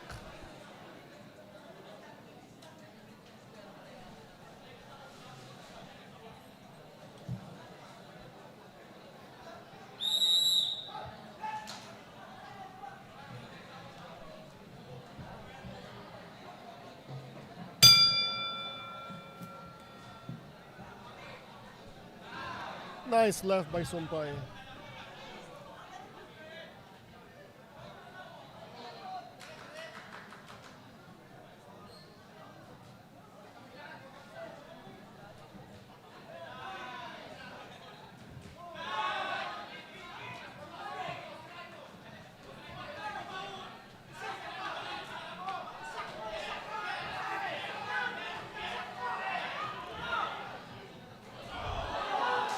Upstairs, downstairs. They started out probing each other. Now they're throwing bombs. Sumpay is pressing the action. He's actually moving forward. Another He's digging body moving shot. more. He's throwing more punches. Upping the volume is Sumpay. Good left to the face. Cardoza is covering up. Slipping and sliding is Cardoza.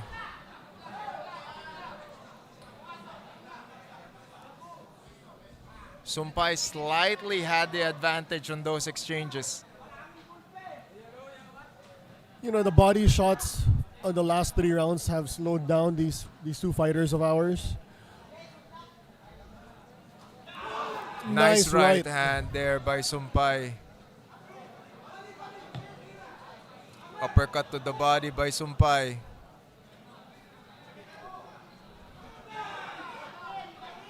See what Sumpay is doing, these are just probing punches, looking to land, 1 or 2 big ones. Diba? Small touches, then he throws the main combination.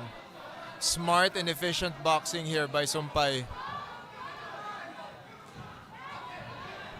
Cardoza needs to get out of the ropes. Cardoza can't keep staying there. He needs to get out. He needs to circle out. Sumpay overwhelming Cardoza. Sumpay smells Sumpay's blood. not letting up. Sumpay framing and punching. More overhand rights by Sumpay. Cardoza fights back finally. Beautiful exchange here by both these fighters. 4-punch combination by Sumpay. Florence keeps punishing Cardoza. Cardoza goes down. Cardoza takes a knee. Let's see if he has the strength to get up. The accumulation of punches just ended the energy. Final 10 seconds of the round. Sumpay continues the onslaught. He wants to finish it here. Does he have time? End of the round. Ladies and gentlemen, that is something you do not do. You do not referee your own fight. Yes, that must be rule number 1 or 2. But good call by the blue corner. Good call by the blue corner. Good call by the coach. Good. I mean, if Sumpay just kept the pressure, yun din yung ano eh. Syempre, you're thinking about the safety of your opponent, pero hindi eh. It's the referee's job to stop the fight. It's the corner's job to stop the fight. For the championship fight. Kasi yung Chief of time Boxing, na Rodel sisitahin mo yung referee, kung suntukin mo na lang suntukin yung Exactly. kalaban mo, di ba? Keep fighting, keep fighting.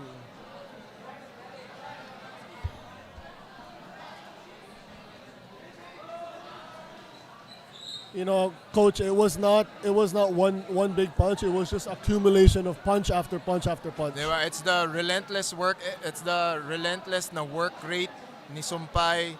He was throwing a lot of punches. He was throwing them upstairs, downstairs. Very efficient. Di rin siya nagmadali. Diba? I mean, it was a highly competitive fight until then. I mean, props to Nino Cardoza. He was there. He was there. It just so happened, pagdating talaga dun sa round na yun, he was overwhelmed. Yep. Good call for Cardoza's corner, though. He may not have been hurt as bad, but go home and fight another day. Diba? You get to fight another day. No more, diba? Hindi na excessive damage, diba? Yeah. He was outclassed this time, so there's always another opportunity to be better.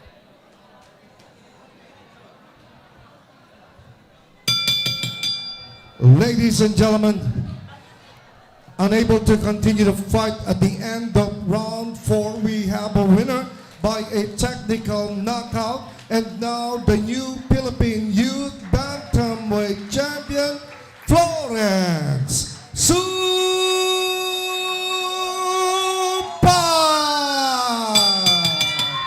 And now the Chief of Boxing of the Games and Amusement Board, Rodil Manaug, is presenting the championship belt to the winner. There you have it, ladies and gentlemen. Okay, I'll turn you over now to JP Concepcion for the interview. Maraming salamat po, Sir Boy.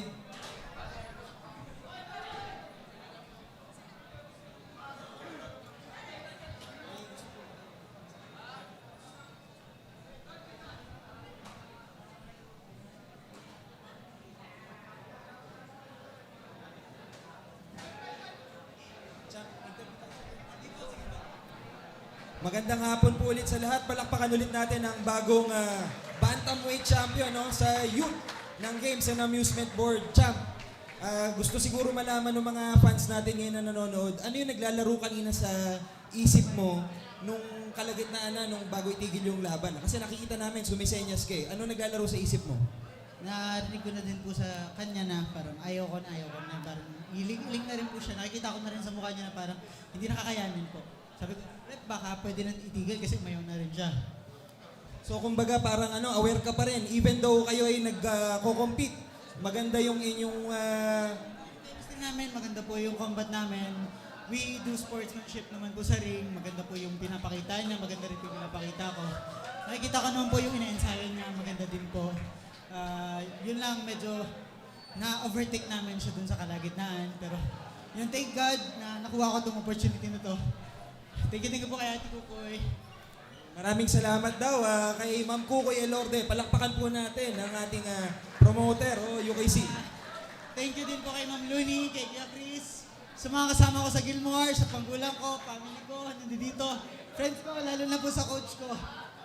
May mensahe ka ba, Champ, bago tayo bumalik dun sa usapang laban na syempre kanina narinig mo, yung importansya, yung pagiging kampiyon, yung pagiging halimbawa sa mga kabataan. May mensahe ka ba sa mga batang atleta na naglalaro ng boxing tsaka nagpapatuloy sa pag-aaral para ma-inspire natin sila, no? Yes po, hindi naman po sagaban yung pagiging boksingero sa pag-aaral. Nasa sa inyo po yan kung itutuloy niyo yung pag-aaral o sa pag-boxing kayo diretso. Mas maganda po may pinasok tayo sa pag-aaral kaysa po sa sanayang boxing lang. Napakagandang mensahe. Palakpakan po natin ang bagong kampiyon natin sa GAB Youth Bantamweight, si Florence Sumpay. At thank you po. Maraming salamat. Back to you, Franco and Mr. Diaz. Maraming salamat po ulit. Mamaya, balik po ulit tayo. Mr. Boy, back to you. Thank you, JP.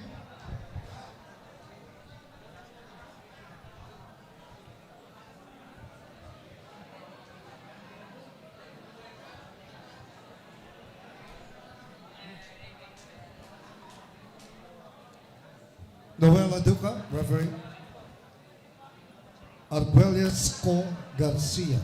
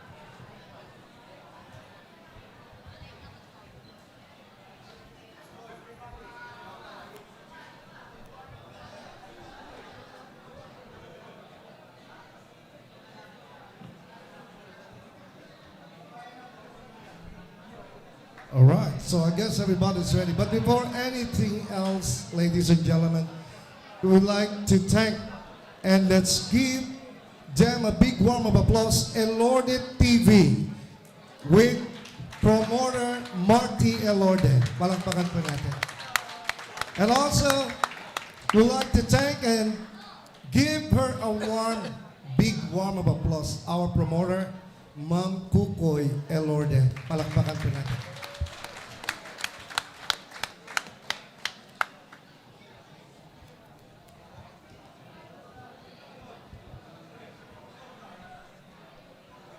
Scorecard drop.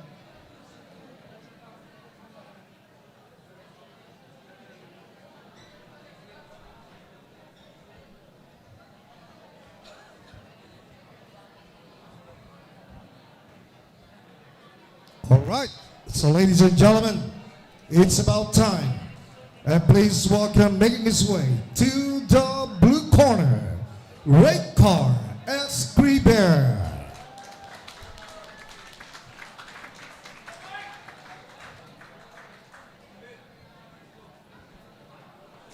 What is it, lightweight? And making his way to the red corner, let's all welcome Martanga.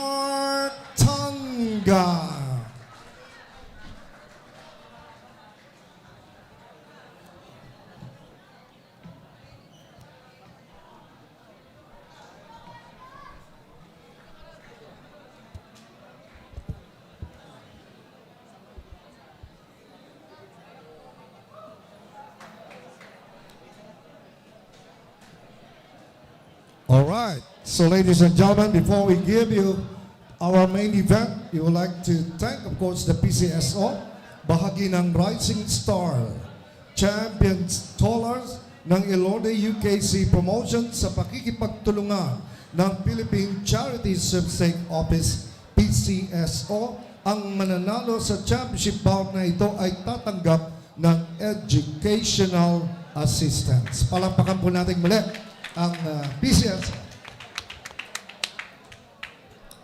Para po malaman ang inyong backclaim, ang inyong prize, makipag-ugnayan lamang sa isang napakagandang babae, Miss Luni. Maraming salamat sa PCSO, patuloy na suporta sa ating mga atletang Pilipino.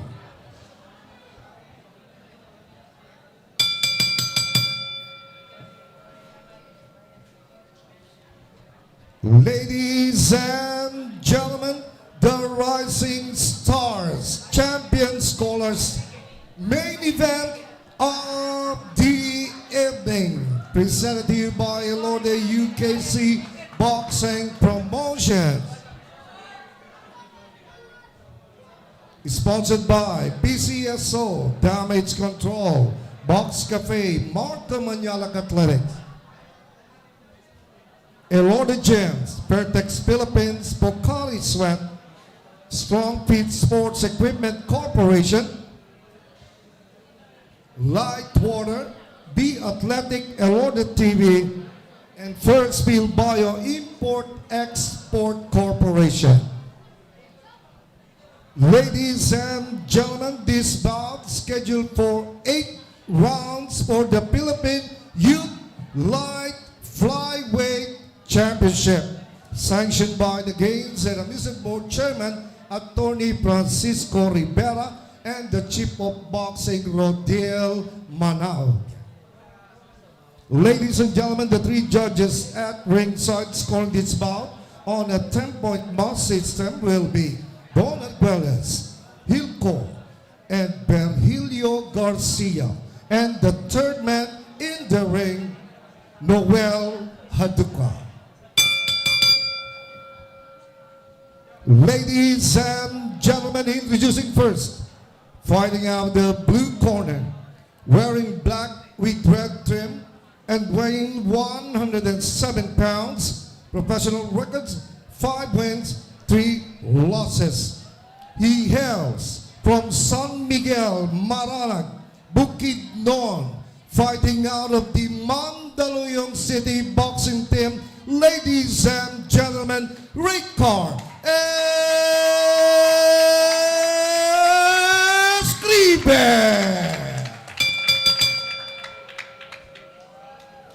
And his opponent across the ring, fighting out of the red corner, wearing blue, also weighing 107 pounds, professional records, 5 wins, 1 loss, from ELORDE Fight Team of Paranaque City.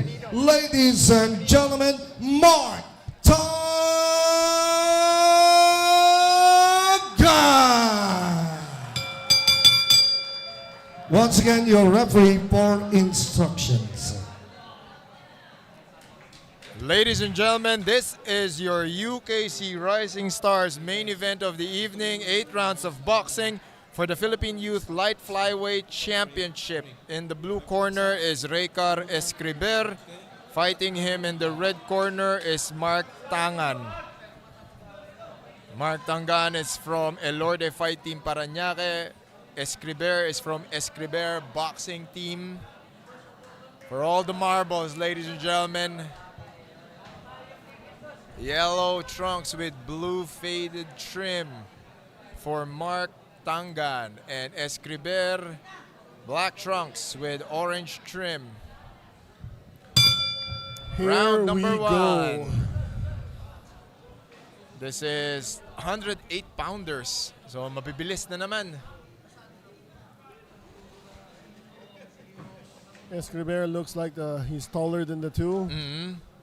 Initiates Tangan. contact as Escriber. Quick 1-2. From the fighter in the blue corner. Now he has Tangan against the ropes. Tangan dances out.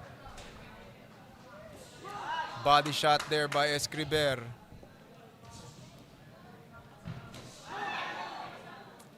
Lunging and punching was Mark Tangan. Kaso First off punch. mark ng konti. Off First mark ng punch konti. of the fight, but the sting was there. Bad intentions.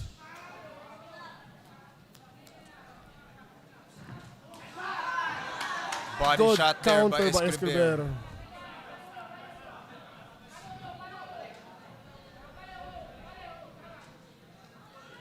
Good distance management here by Escriber.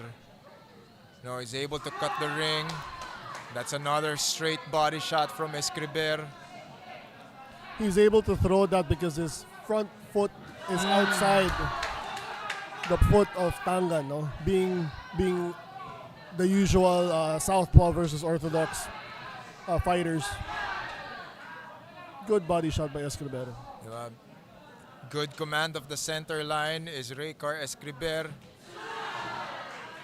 So far, good straight to the body, good hook to the body. Tangan finally retaliating. Mark has been scoring in the past few sequences. Now body shot by Mark. Those jabs by Mark are stinging, huh? He's doubling up. Diba? Good right by Quick- Escriber. Those were quick and crispy jabs by Mark. Good counter here by Escriber.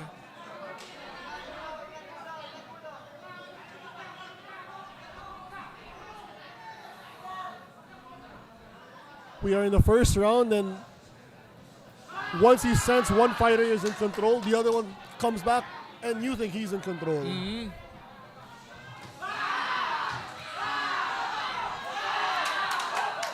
So far, quality exchanges, Paolo.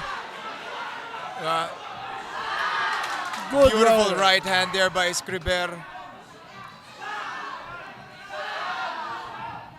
There was a clash of heads there. I hope that doesn't happen too often. Final 10 seconds of the first round.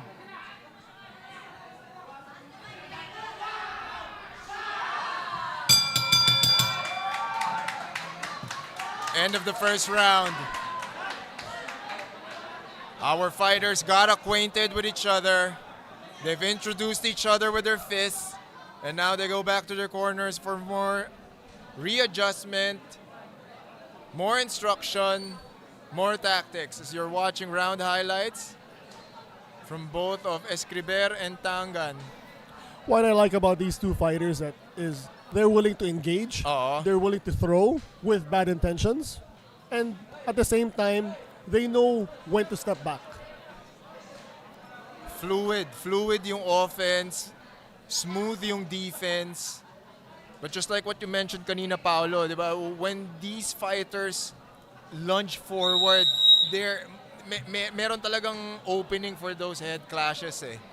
Yun lang yung medyo kailangan bantayan ng parehong boksingero natin because we don't want any untoward incident or any accidental headbutts that will open up a cut and that will change the complexion of this fight.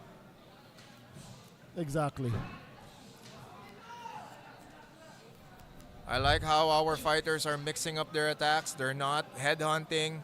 Diba? They're investing in the body. We've seen so many body shots so far. Defense is pretty solid for both of them.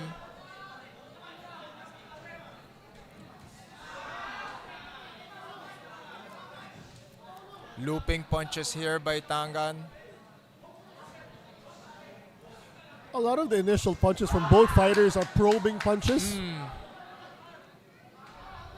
Quick punch to the body there by Escriber. So far, we've seen like 4 to 5 straight body shots there by Escriber. Pasok lahat dun sa midsection ni Mark. Si Mark naman will probe to the body but aim for the head. He's really trying to measure that right hook to the body. Medyo ine-extend niya. Titignan niya how much distance he needs to cover. Another straight to the body by Escriber. Quick jab there by Mark. Jab to the body by Escriber. Tangan now circling to his right. Tangan needs to work behind that jab. He needs to utilize those long arms. You know, more jabs from him as he moves to the right. Escobar, on the other hand, is leading with his right, but at the same time, he is stepping over the right foot of Tangan to get the punches in like that. Quick 1-2 that snaps the head of Tangan. Another right to the chin. Still moving forward is Escriber.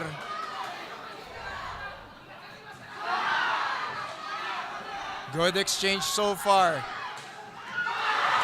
Good straight left by and a Escobar. hook by Escriber. Tangan is against the ropes. Escriber pushing the action. Good right hand there by Tangan. Smart move from both these boxers.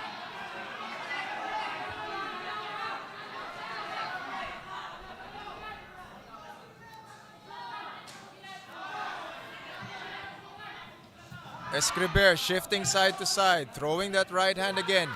Check hook by Tangan. Closing seconds of the second round. Escobar should use more jabs to open up, for power punches. His power punches.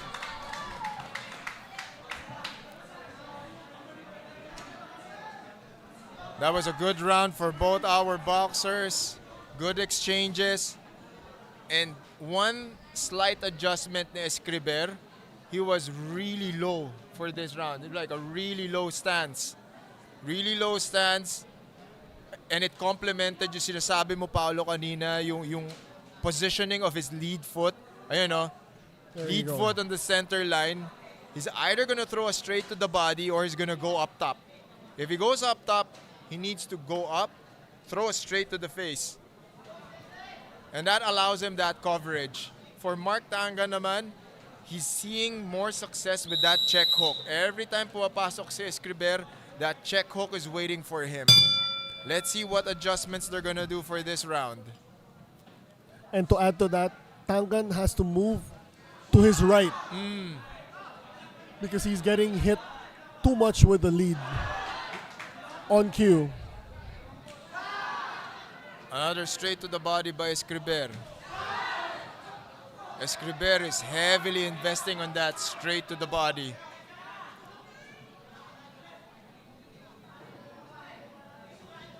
Yeah, his stance, he's lowered his stance. Wow, low and wide stance here by Escriber.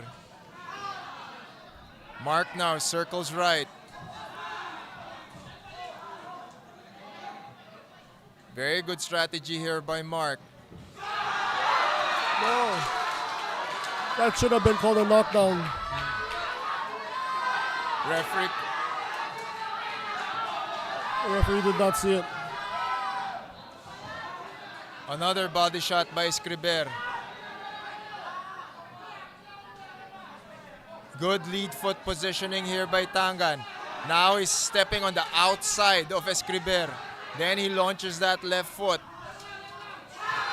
Good right hand by Escriber.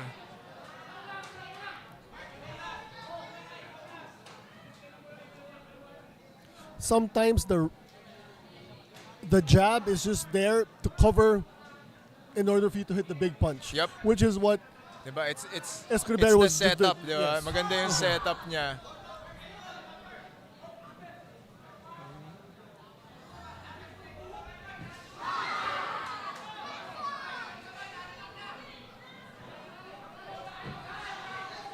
Good slip and slide there by Escriber. Escriber still chasing Tangan. Tangan circles out left. Very good defensive strategy here. Good lateral movement by Tangan. Quick 1-2 by Escriber.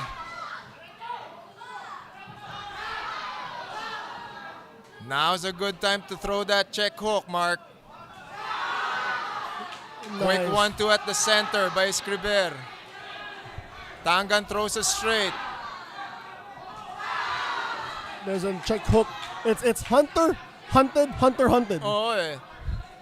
They're both attacking in a linear pattern. Parehong gitna eh.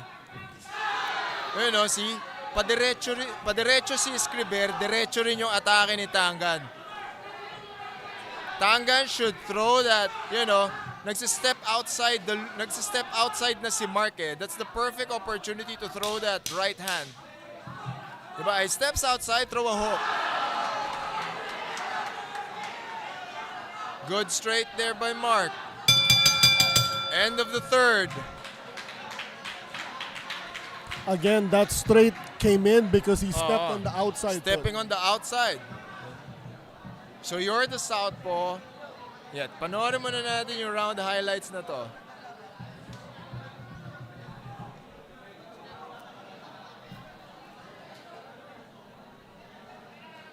That was the initial sequence. Kind of look like, Kinda, sorta. kind of, sorta. We could say. But at the end of the day, Referee's call, ladies and referee's gentlemen. call. They are not perfect. They miss some calls too. We're approaching the fourth round, Paulo.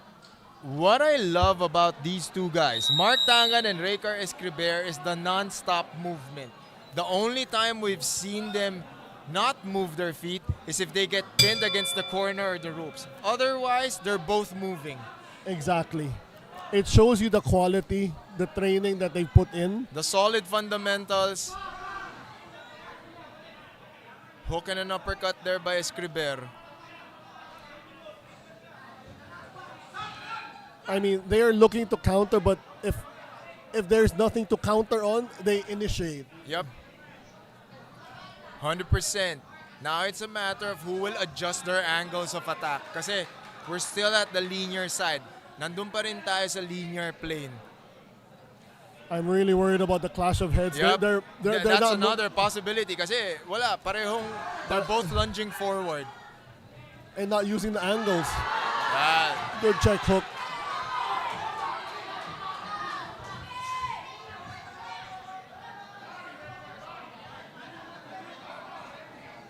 if you're Mark Tangan, you're the southpaw, you should keep going to your right. Keep going to your right. Find a way to throw that check hook and finish with a straight. Because Raker Escriber has been fixated with that center line attack. Dun lang siya sa gitna. He's gonna throw a hook and then he's gonna throw a straight to the body. He'll probably change that tactic by 5th or 6th round. Parang pinaplant niya muna yung sequence na yun kay Mark.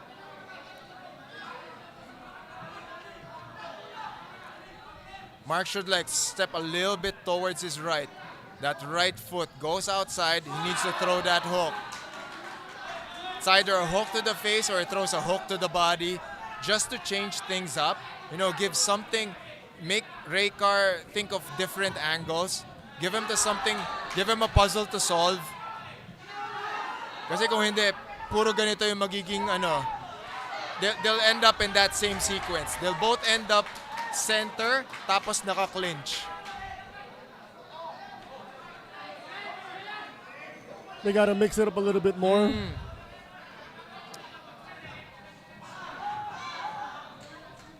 Both of these fighters are lured into throwing two-punch combinations. Someone has to break the pattern.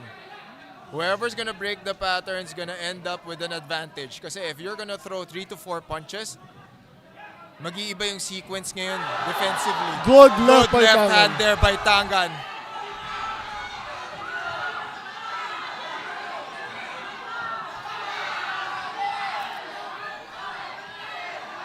Pressing the action is Mark. Now Mark has Escriber against the ropes. But Final 10 seconds of this round. look how composed Escriber is though. That is a good round for Mark.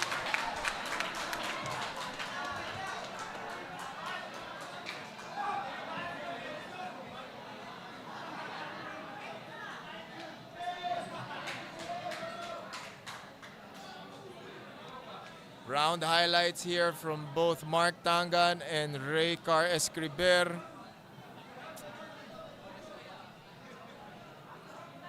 There was the 1-2 that got him.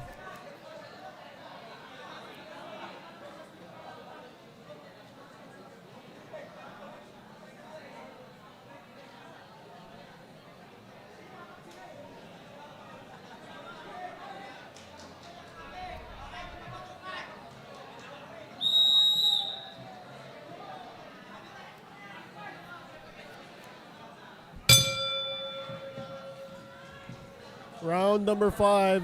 Unofficially, coach, I have them two rounds apiece.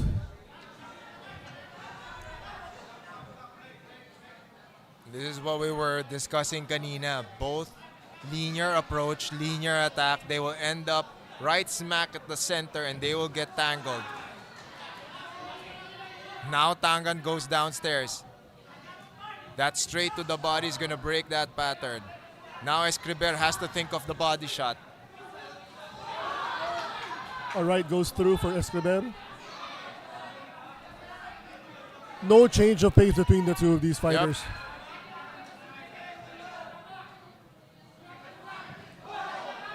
Good 1-2 by Tangan.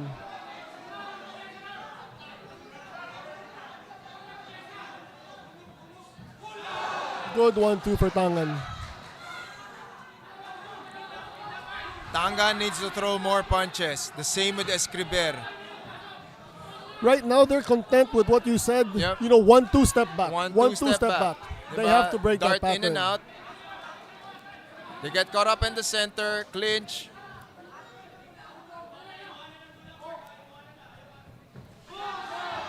I think they're just respecting each other too much. More shots to the body by Escriber.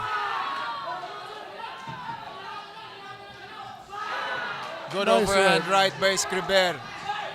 Now Escriber on the offensive. Now he's pressing the action. Escriber moving forward. More shots from Raykar. Raykar throwing that right hand. Tangan goes for a clinch. That was a 2-2-3. You don't see that often. Escriber has Tangan in Nice trouble. 1-2. Raykar pushing the pace, pouring the pressure. He needs to throw more volume. He has time to work.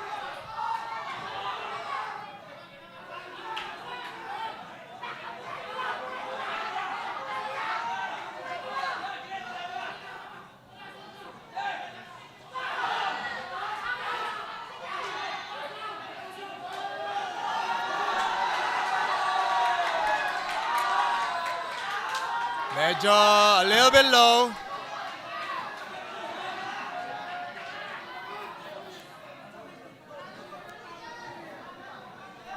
Now we resume action. We're approaching the final seconds of the 5th round. Good body shot by Escobar. Still very low is Escriber. Going for the body. Very good straight to the face by Escriber. Tangan clings on towards the waist. And time expires. Both fighters now go back to their corners to receive further instruction. We're going to round number 6, ladies and gentlemen. Wow, very entertaining 5th You're round. watching us live via ELORDE TV. We are inside the Flash Ballroom here at ELORDE SUCAT. And you're watching Raycar Escriber versus Mark Tangan for the Philippine Youth Light Flyweight Championship. Championship rounds na tayo, Paolo. Who It's wants now it more? time to dig deep. Yan yung sinasabi ni There. Paolo kanina, 2-2-3. You know, up to that point, I gave the round to Escobar. But up to that point, it was Tangan who was controlling the He's round. controlling the round. And that 2-2-3 came in, and from there, Escobar took over more or less. Good right hook there by Mark Tangan. Another right by Escriber Escobar. counters with a good and clean straight. Now we go back to the clinch. As Escriber moves forward, he needs to avoid getting entangled with Tangan. Kasi every time magka-clinch yan, you're burning time. Tapos you have to carry each other's weight. Nasisira yung momentum mo para bumato ng suntok. Nice right by Escobar. Escobar is beating Tangan to the punch. Ayan o. He needs to get out of that. He needs to circle out. But again, they are limited to the 1-2. We want a 1-2-3.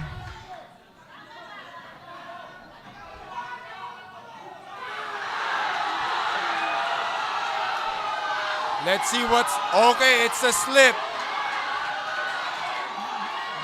Yeah. Things are getting heated up. It's very interesting. Everyone's on their feet inside the Flash Ballroom. Everyone's shouting. That was a body shot by Escriber. Good 1-2 by Escobar. Now Escriber has Tangan against the ropes. Every time he has him against the ropes, he needs to avoid the clinch. Because that breaks his rhythm. That breaks his momentum.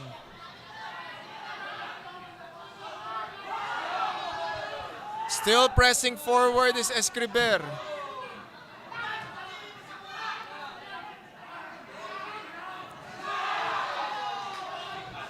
Hook to the body by Raycar. Counter punching being deployed by Mark. Nice Going right by upstairs Escobar. and a swing to the face by Raycar.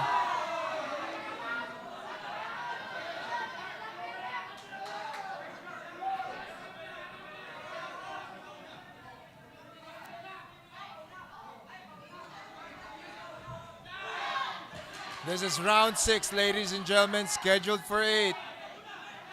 You're watching Raycar Escriber and Mark Tangan for the Philippine Youth Light Flyweight Championship.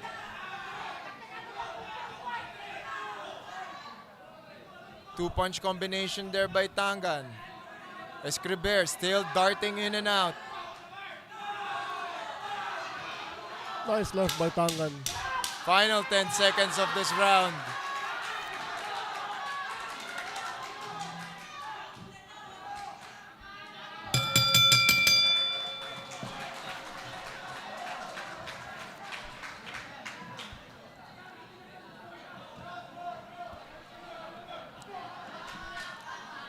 Impressive round for both fighters, Paolo, but we're still stuck in the 1-2. The 1-2, in, out. They're deploying the same strategy against each other. No one seems to opt out. Parang hindi siya being risky eh. It's a matter of changing the complexion of the fight so that your opponent starts to think of something different. Of course, Escriber has had his moments. The same with Mark Tangan. Pero if they keep clashing on the linear plane, walang magkakaroon ng advantage. It's Diba? gonna remain in 1-2. Somebody has to, like what you mentioned earlier, somebody has to break the pattern. Oo. Or could it be that they are giving each other too much respect? Pwede rin yan. Kasi nobody's budging. Diba? They're wary of what each other can do to each other. Especially there were sequences wherein they were throwing hard punches that got each other's attention. So yun yung caveat ngayon. Who's gonna risk something or who will change tactic that will pay dividends? Kasi kung hindi, we're still here. You know, Raycar finally Mark threw that right hand na hook.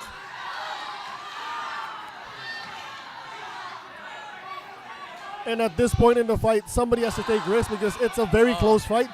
They need a definitive round or rounds. And speaking of that right hook, nung binato ni Mark yung right hook na yon, nag-elicit ng reaction kay Escriber. Escriber immediately went on attack mode. You know, it's a negate thing, diba?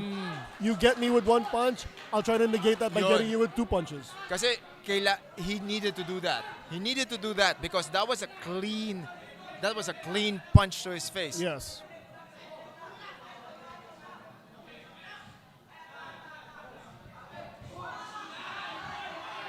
Now a little bit of variety from Raycar. Raycar threw that straight. Bumaba yung ulo ni Mark. Binato niya ngayon yung uppercut.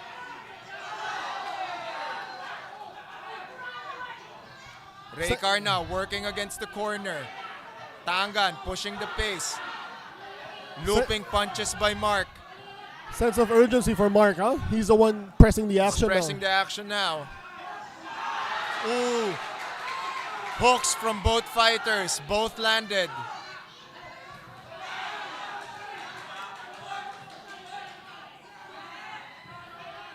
Still working on that very low stance is Raycar.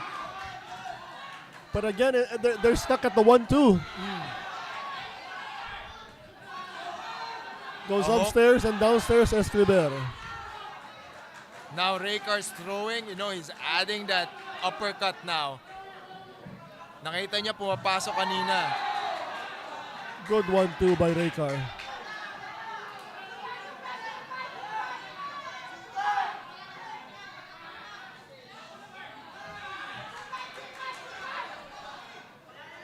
More movement. Good right hand there by Raycar.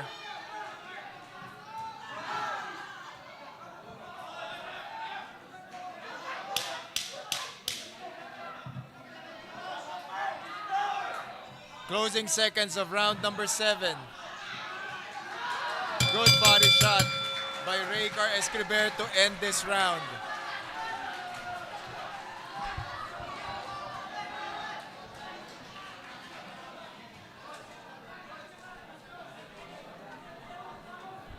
So far, so good on the action meter, Paolo.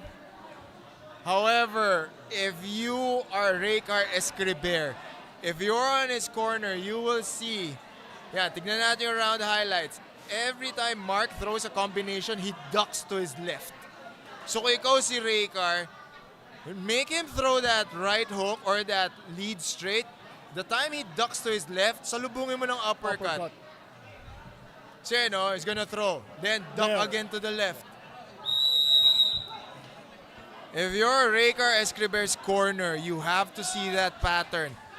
Hook straight, hook, duck left, hook straight, duck Ladies left. and gentlemen, this is round number 8. Instead Instead of waiting for a clinch, final round. frame, then throw an uppercut. Yes. Make him pay for ducking left.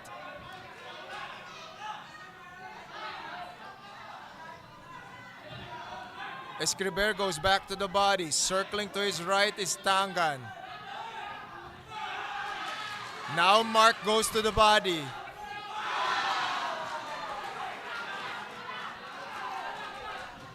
Getting a little bit loose with his left hand is Mark Tangan. He's letting it go. Nice right Good by right Escriber. hand by Escriber.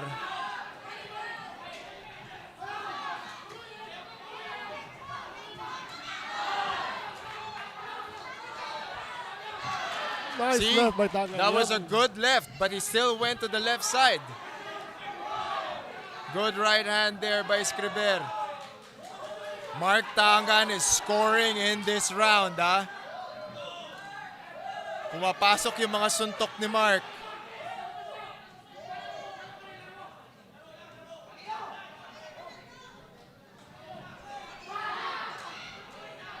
See, preferred side niya talaga yung left. He's gonna throw a combination and then he's gonna weave to the left. We started seeing that like mid-6th round. See, ducking to the left again. If Escobar can Diba? position himself to throw that uppercut, he will be. So, It's the money shot. so instead of going for the clinch, throw an uppercut with your right hand.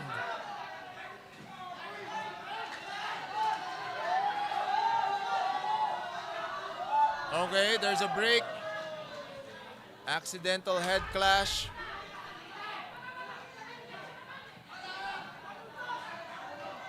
Raycar's gonna watch this fight again, and then he's gonna see this guy has been going to the left. Yes. You know, keeps ducking to the left. Now we resume action. Look, see? Ducks to the Ducks left to the again. He gets him there though with a 1-2. Now we're seeing uppercuts. That's good.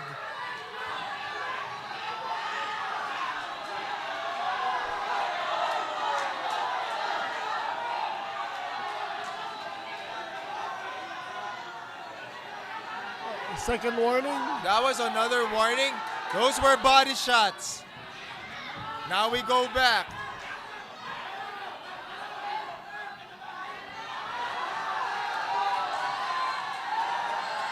That was a shot on the side of the leg.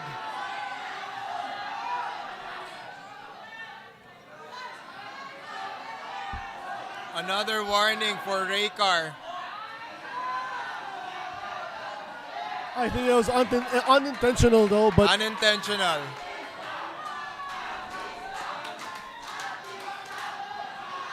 Everyone is on their feet inside the Flash Ballroom, ladies and gentlemen.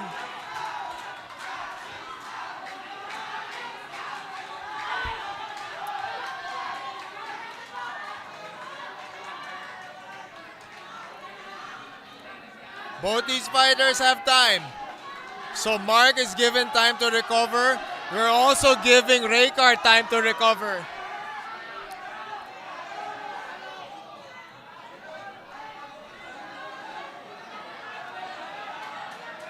This is a good way to recompose yourself for Raycar Escriber.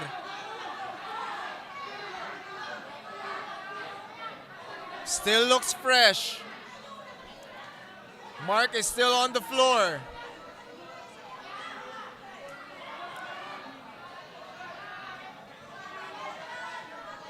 Mark now is going to try to stand up.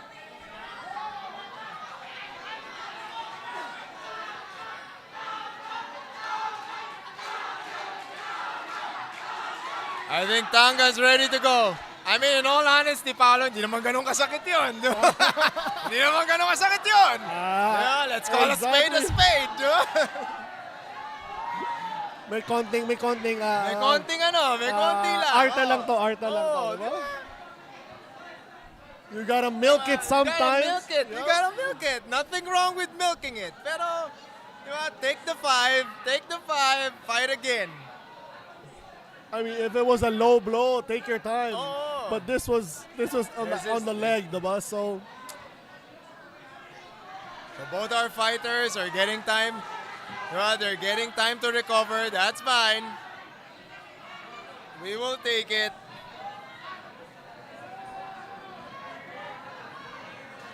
Everybody who's joining us now at ELORDE TV, who do you got? Sino ang lamang so far? Is it Escriber or Tangan? Let us know in the comment section. So far, so good. Maganda yung laban. Maganda yung exchanges.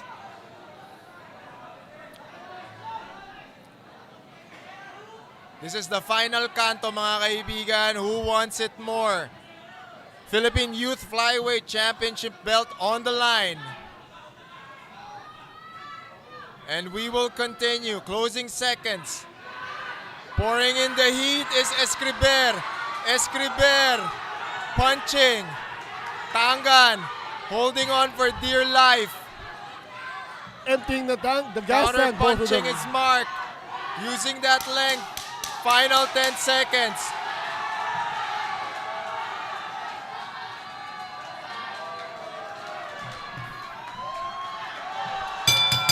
There you have it.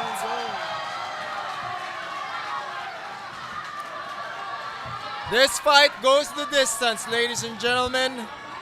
This fight will go to the judges' scorecards, and we will see who will be the next Philippine Youth Light Flyweight Championship. Or is it a draw? Pwede rin. We've seen like 2 or 3 draws already in this card. In Coach, in my scorecard, I scored it 4-4. 4-4. But that's just me. I'm no judge. But let's see. It was we need one more round. We need one more round. 1 or 2 more rounds. Ako lang this is dapat gawin nyo yung 10. May belt eh. Two Come more on. rounds won't hurt. Di ba? 2 more rounds won't hurt. Parang concert lang yan, diba? Oh, 2 more. 2 more. Can we have 2 more? 1 more, no? Di ba? Nevertheless, good performance here by Raycar Escriber and Mark Tangan. This is what you expect from a championship bout. I mean, the Tingnan momentum natin, swings the of this. momentum swings, yes. The exchanges. That was good. You know, in today's matchups, we've had 2 draw fights. This could be a third. I And mean, yung one draw, thing- yung one- mga draw kanina, talagang draw. Yes. Diba? So maybe you know, run it back these guys again. I mean, like what I said, I think this fight is a draw. But We'll that's just see. me. We'll see. And if it's a draw, they could run it back. No, Diba? it's not they could. They should run. should They run it should back. run it back. Yep. Maraming salamat po sa PCSO, Fairtex Philippines, Damage Control, ELORDE Boxing Gym, ELORDE TV, B Athletics, Lightwater, Pocari Sweat, Box Cafe, Strong Fit Sports Equipment, First Fill Bio Import-Export Corporation, Marco Manialac Athletics, and the Samahang Kickboxing ng Pilipinas. And of course, to all the hardworking people behind ELORDE TV and our promoter, Madam Kukoy ELORDE, for this beautiful fight card. The fights delivered from start to finish. The curtain raisers electrified the crowd here inside the Flash Ballroom. As in, it was exciting. So up until the build-up towards the main card and this main event. All right, so ladies and gentlemen, palakpakan muna natin ang dalawang boksinger. What a good fight. And now, ladies and gentlemen, after 8 rounds of boxing, we go to the scorecards. And here are the scores of the 3 judges. Virgilio Garcia scores about 78-74. Don Arguelles scores about 77-75. And Hilco finds it 76-76. Ladies and gentlemen, we have a winner by a majority decision. And now the new Philippine Youth Light Flyweight Champion, Raycar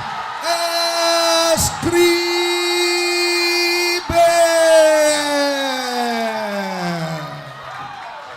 And your new Philippine Youth Light Flyweight Championship via majority And it's JP decision, Concepcion. Raycar Maraming Escriber. salamat, Sir Boy. Wow. There was a judge Champ, who scored it a draw. Congratulations. Gusto mo nang marinig ng mga fans natin ngayon, ano? Inom mo na ng tubig, ayan. Champ, umpisahan muna natin sa magana tanong. Ano ba to, yung bago mo bang... Champ, una-una, congratulations. Congratulations. Thank you po, thank you. Umpisahan muna natin sa magaang tanong, Champ. Ito bang bago mong gupit ngayon, talagang kasama ba to sa paghahanda mo para sa kampyonato na to? Po, para bagong kalbo, bagong champion. Bagong kalbo, bagong champion. No? Palakpakan naman natin yung ating bagong kalbo, bagong champion. Okay. Oh, ngayon naman, Champ, patungkol naman dun sa laban. Kamusta yung naging laban nyo ni Mark Tangan? Ano yung pinaka nakita mong challenge sa'yo? Kasi we're talking about a championship fight. This is supposed to be hard. Saan ka pinaka nahirapan? Unang tanong. At pangalawa, saan yung tingin mo doon ka lumamang kaya nakuha mo yung kampyonato? Sa body po, medyo nasaktan sa body tsaka sa kombinasyon po. Doon ka namulunan sa katawan tsaka sa kombinasyon. Eh ngayon, Champ, itong napanalunan mo ngayon na Games and Amusement Board Youth Light Flyweight Championship, ano ang ibig sabihin nito sa karera mo? Kasi hindi ka first time napanood dito ng mga fans sa UKC. I'm sure marami nang nag-aabang sa'yo dito even before. Ano ang ibig sabihin sa'yo nung napanalunan mo ngayon? Ito po, malaking opportunity po sa akin to. Tsaka pinaghirapan po sa training. Tsaka maraming din salamat po sa mga katim ko, lalo na sa kay Boss Pablo, tsaka sa Mayor ng Mandaluyong, at tsaka sa parents ko po na nandito. Maraming Congratulations again, Champ. And last, meron ka bang mensahe? Kasi ang tema talaga ng ating programa ngayon sa UKC at ay naatid sa atin ng PCSO para suportahan yung mga rising stars tulad mo at mga susunod pa sa'yo ng mga bata. Meron ka bang mensahe sa kanila? mag-aaral po kayo ng mabuti. Ako po, babalik po ako ng pag-aaral. Baka pagkatapos nito, mag-ano ako ng ALS para patuloy ko po yung pag-aaral ko. Nako, napakagandang mensahe. Oh. Palakpakan po natin si Champ Raycar Escriber. At syempre, ang kanyang katunggali, hindi mabubuo itong laban na to without Mark Tangan. Palakpakan natin, mga kababayan. Ayan.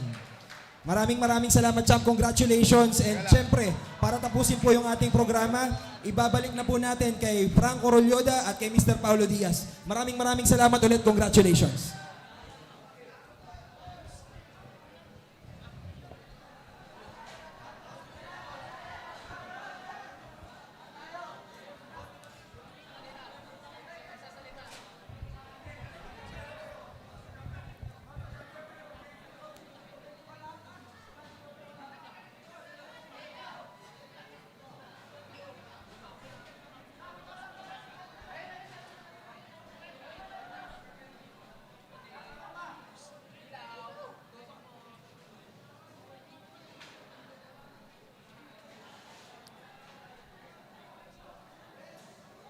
That was a beautiful fight card, Paolo. You know, all the fights delivered.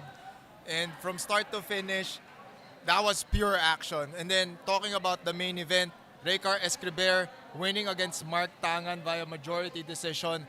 From start to finish, sobrang ganda nung movement nitong mga boksingero natin. The main event was, they were back and forth. You couldn't tell who was winning until the last round. I called it a draw. I was wrong. Escriber won, but one of the judges scored it a draw. So I was partially right, but all action was there. And we hope you guys enjoyed all of the fights. From start to finish, this fight card delivered. Thank you so much to the hardworking crew of UKC Promotions. We hope you enjoyed all the action. We had a lot of finishes. Parang like in my list right now, like 1, 2, 3, 4, there are like more than 6 na TKO finishes. And it goes to show the level of boxing in the local scene. Tapos this paves the way for a lot of our fighters to get exposure, to get well-known, to get, para makilala sila ng mga tao natin sa boxing community. So we hope you enjoyed those fights. This is again Franco Rolyoda with me, Paulo Diaz, and we will see you in the next UKC event. Bye-bye. Thank you. Bye-bye.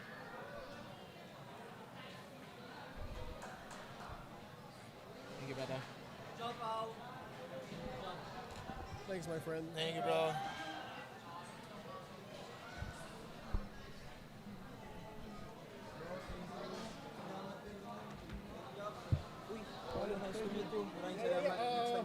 think nagkulat ko tayo.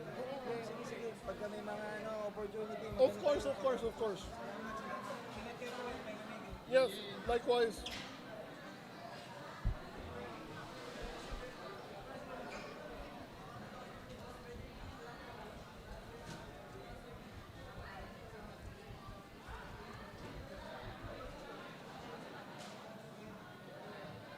Thanks, bro. Lifesaver. Lifesaver, 100 pesos. Basta, tingnan natin, pag nagkaganon pa ng mga ganito-ganito. Ay, I'm game for it, man. Good practice. Yeah, mo. Once our fights from top work, of course. Pero pagdating natin sa ganon, Ikaw ang tatawagin ko. pero pagdating natin sa mga ganon, alam mo yun, it's here. We're gonna be a little bit more polished, a Yeah. little more comfortable. Kasi you lose it, eh. Diba? Kailangan constant practice talaga, eh. Ako, lalo na yung cadence. Na dati, para I thought I could wing it, pero habang tumatagal, kailangan may cadence eh. Yeah, yeah. So, I go like, okay, importante rin, importante. Reps. Bro, again, thank you. Pare, I'm on my way. Pare, thanks, ah. I'll message you. Yeah. Ikaw, wait lang. Oo.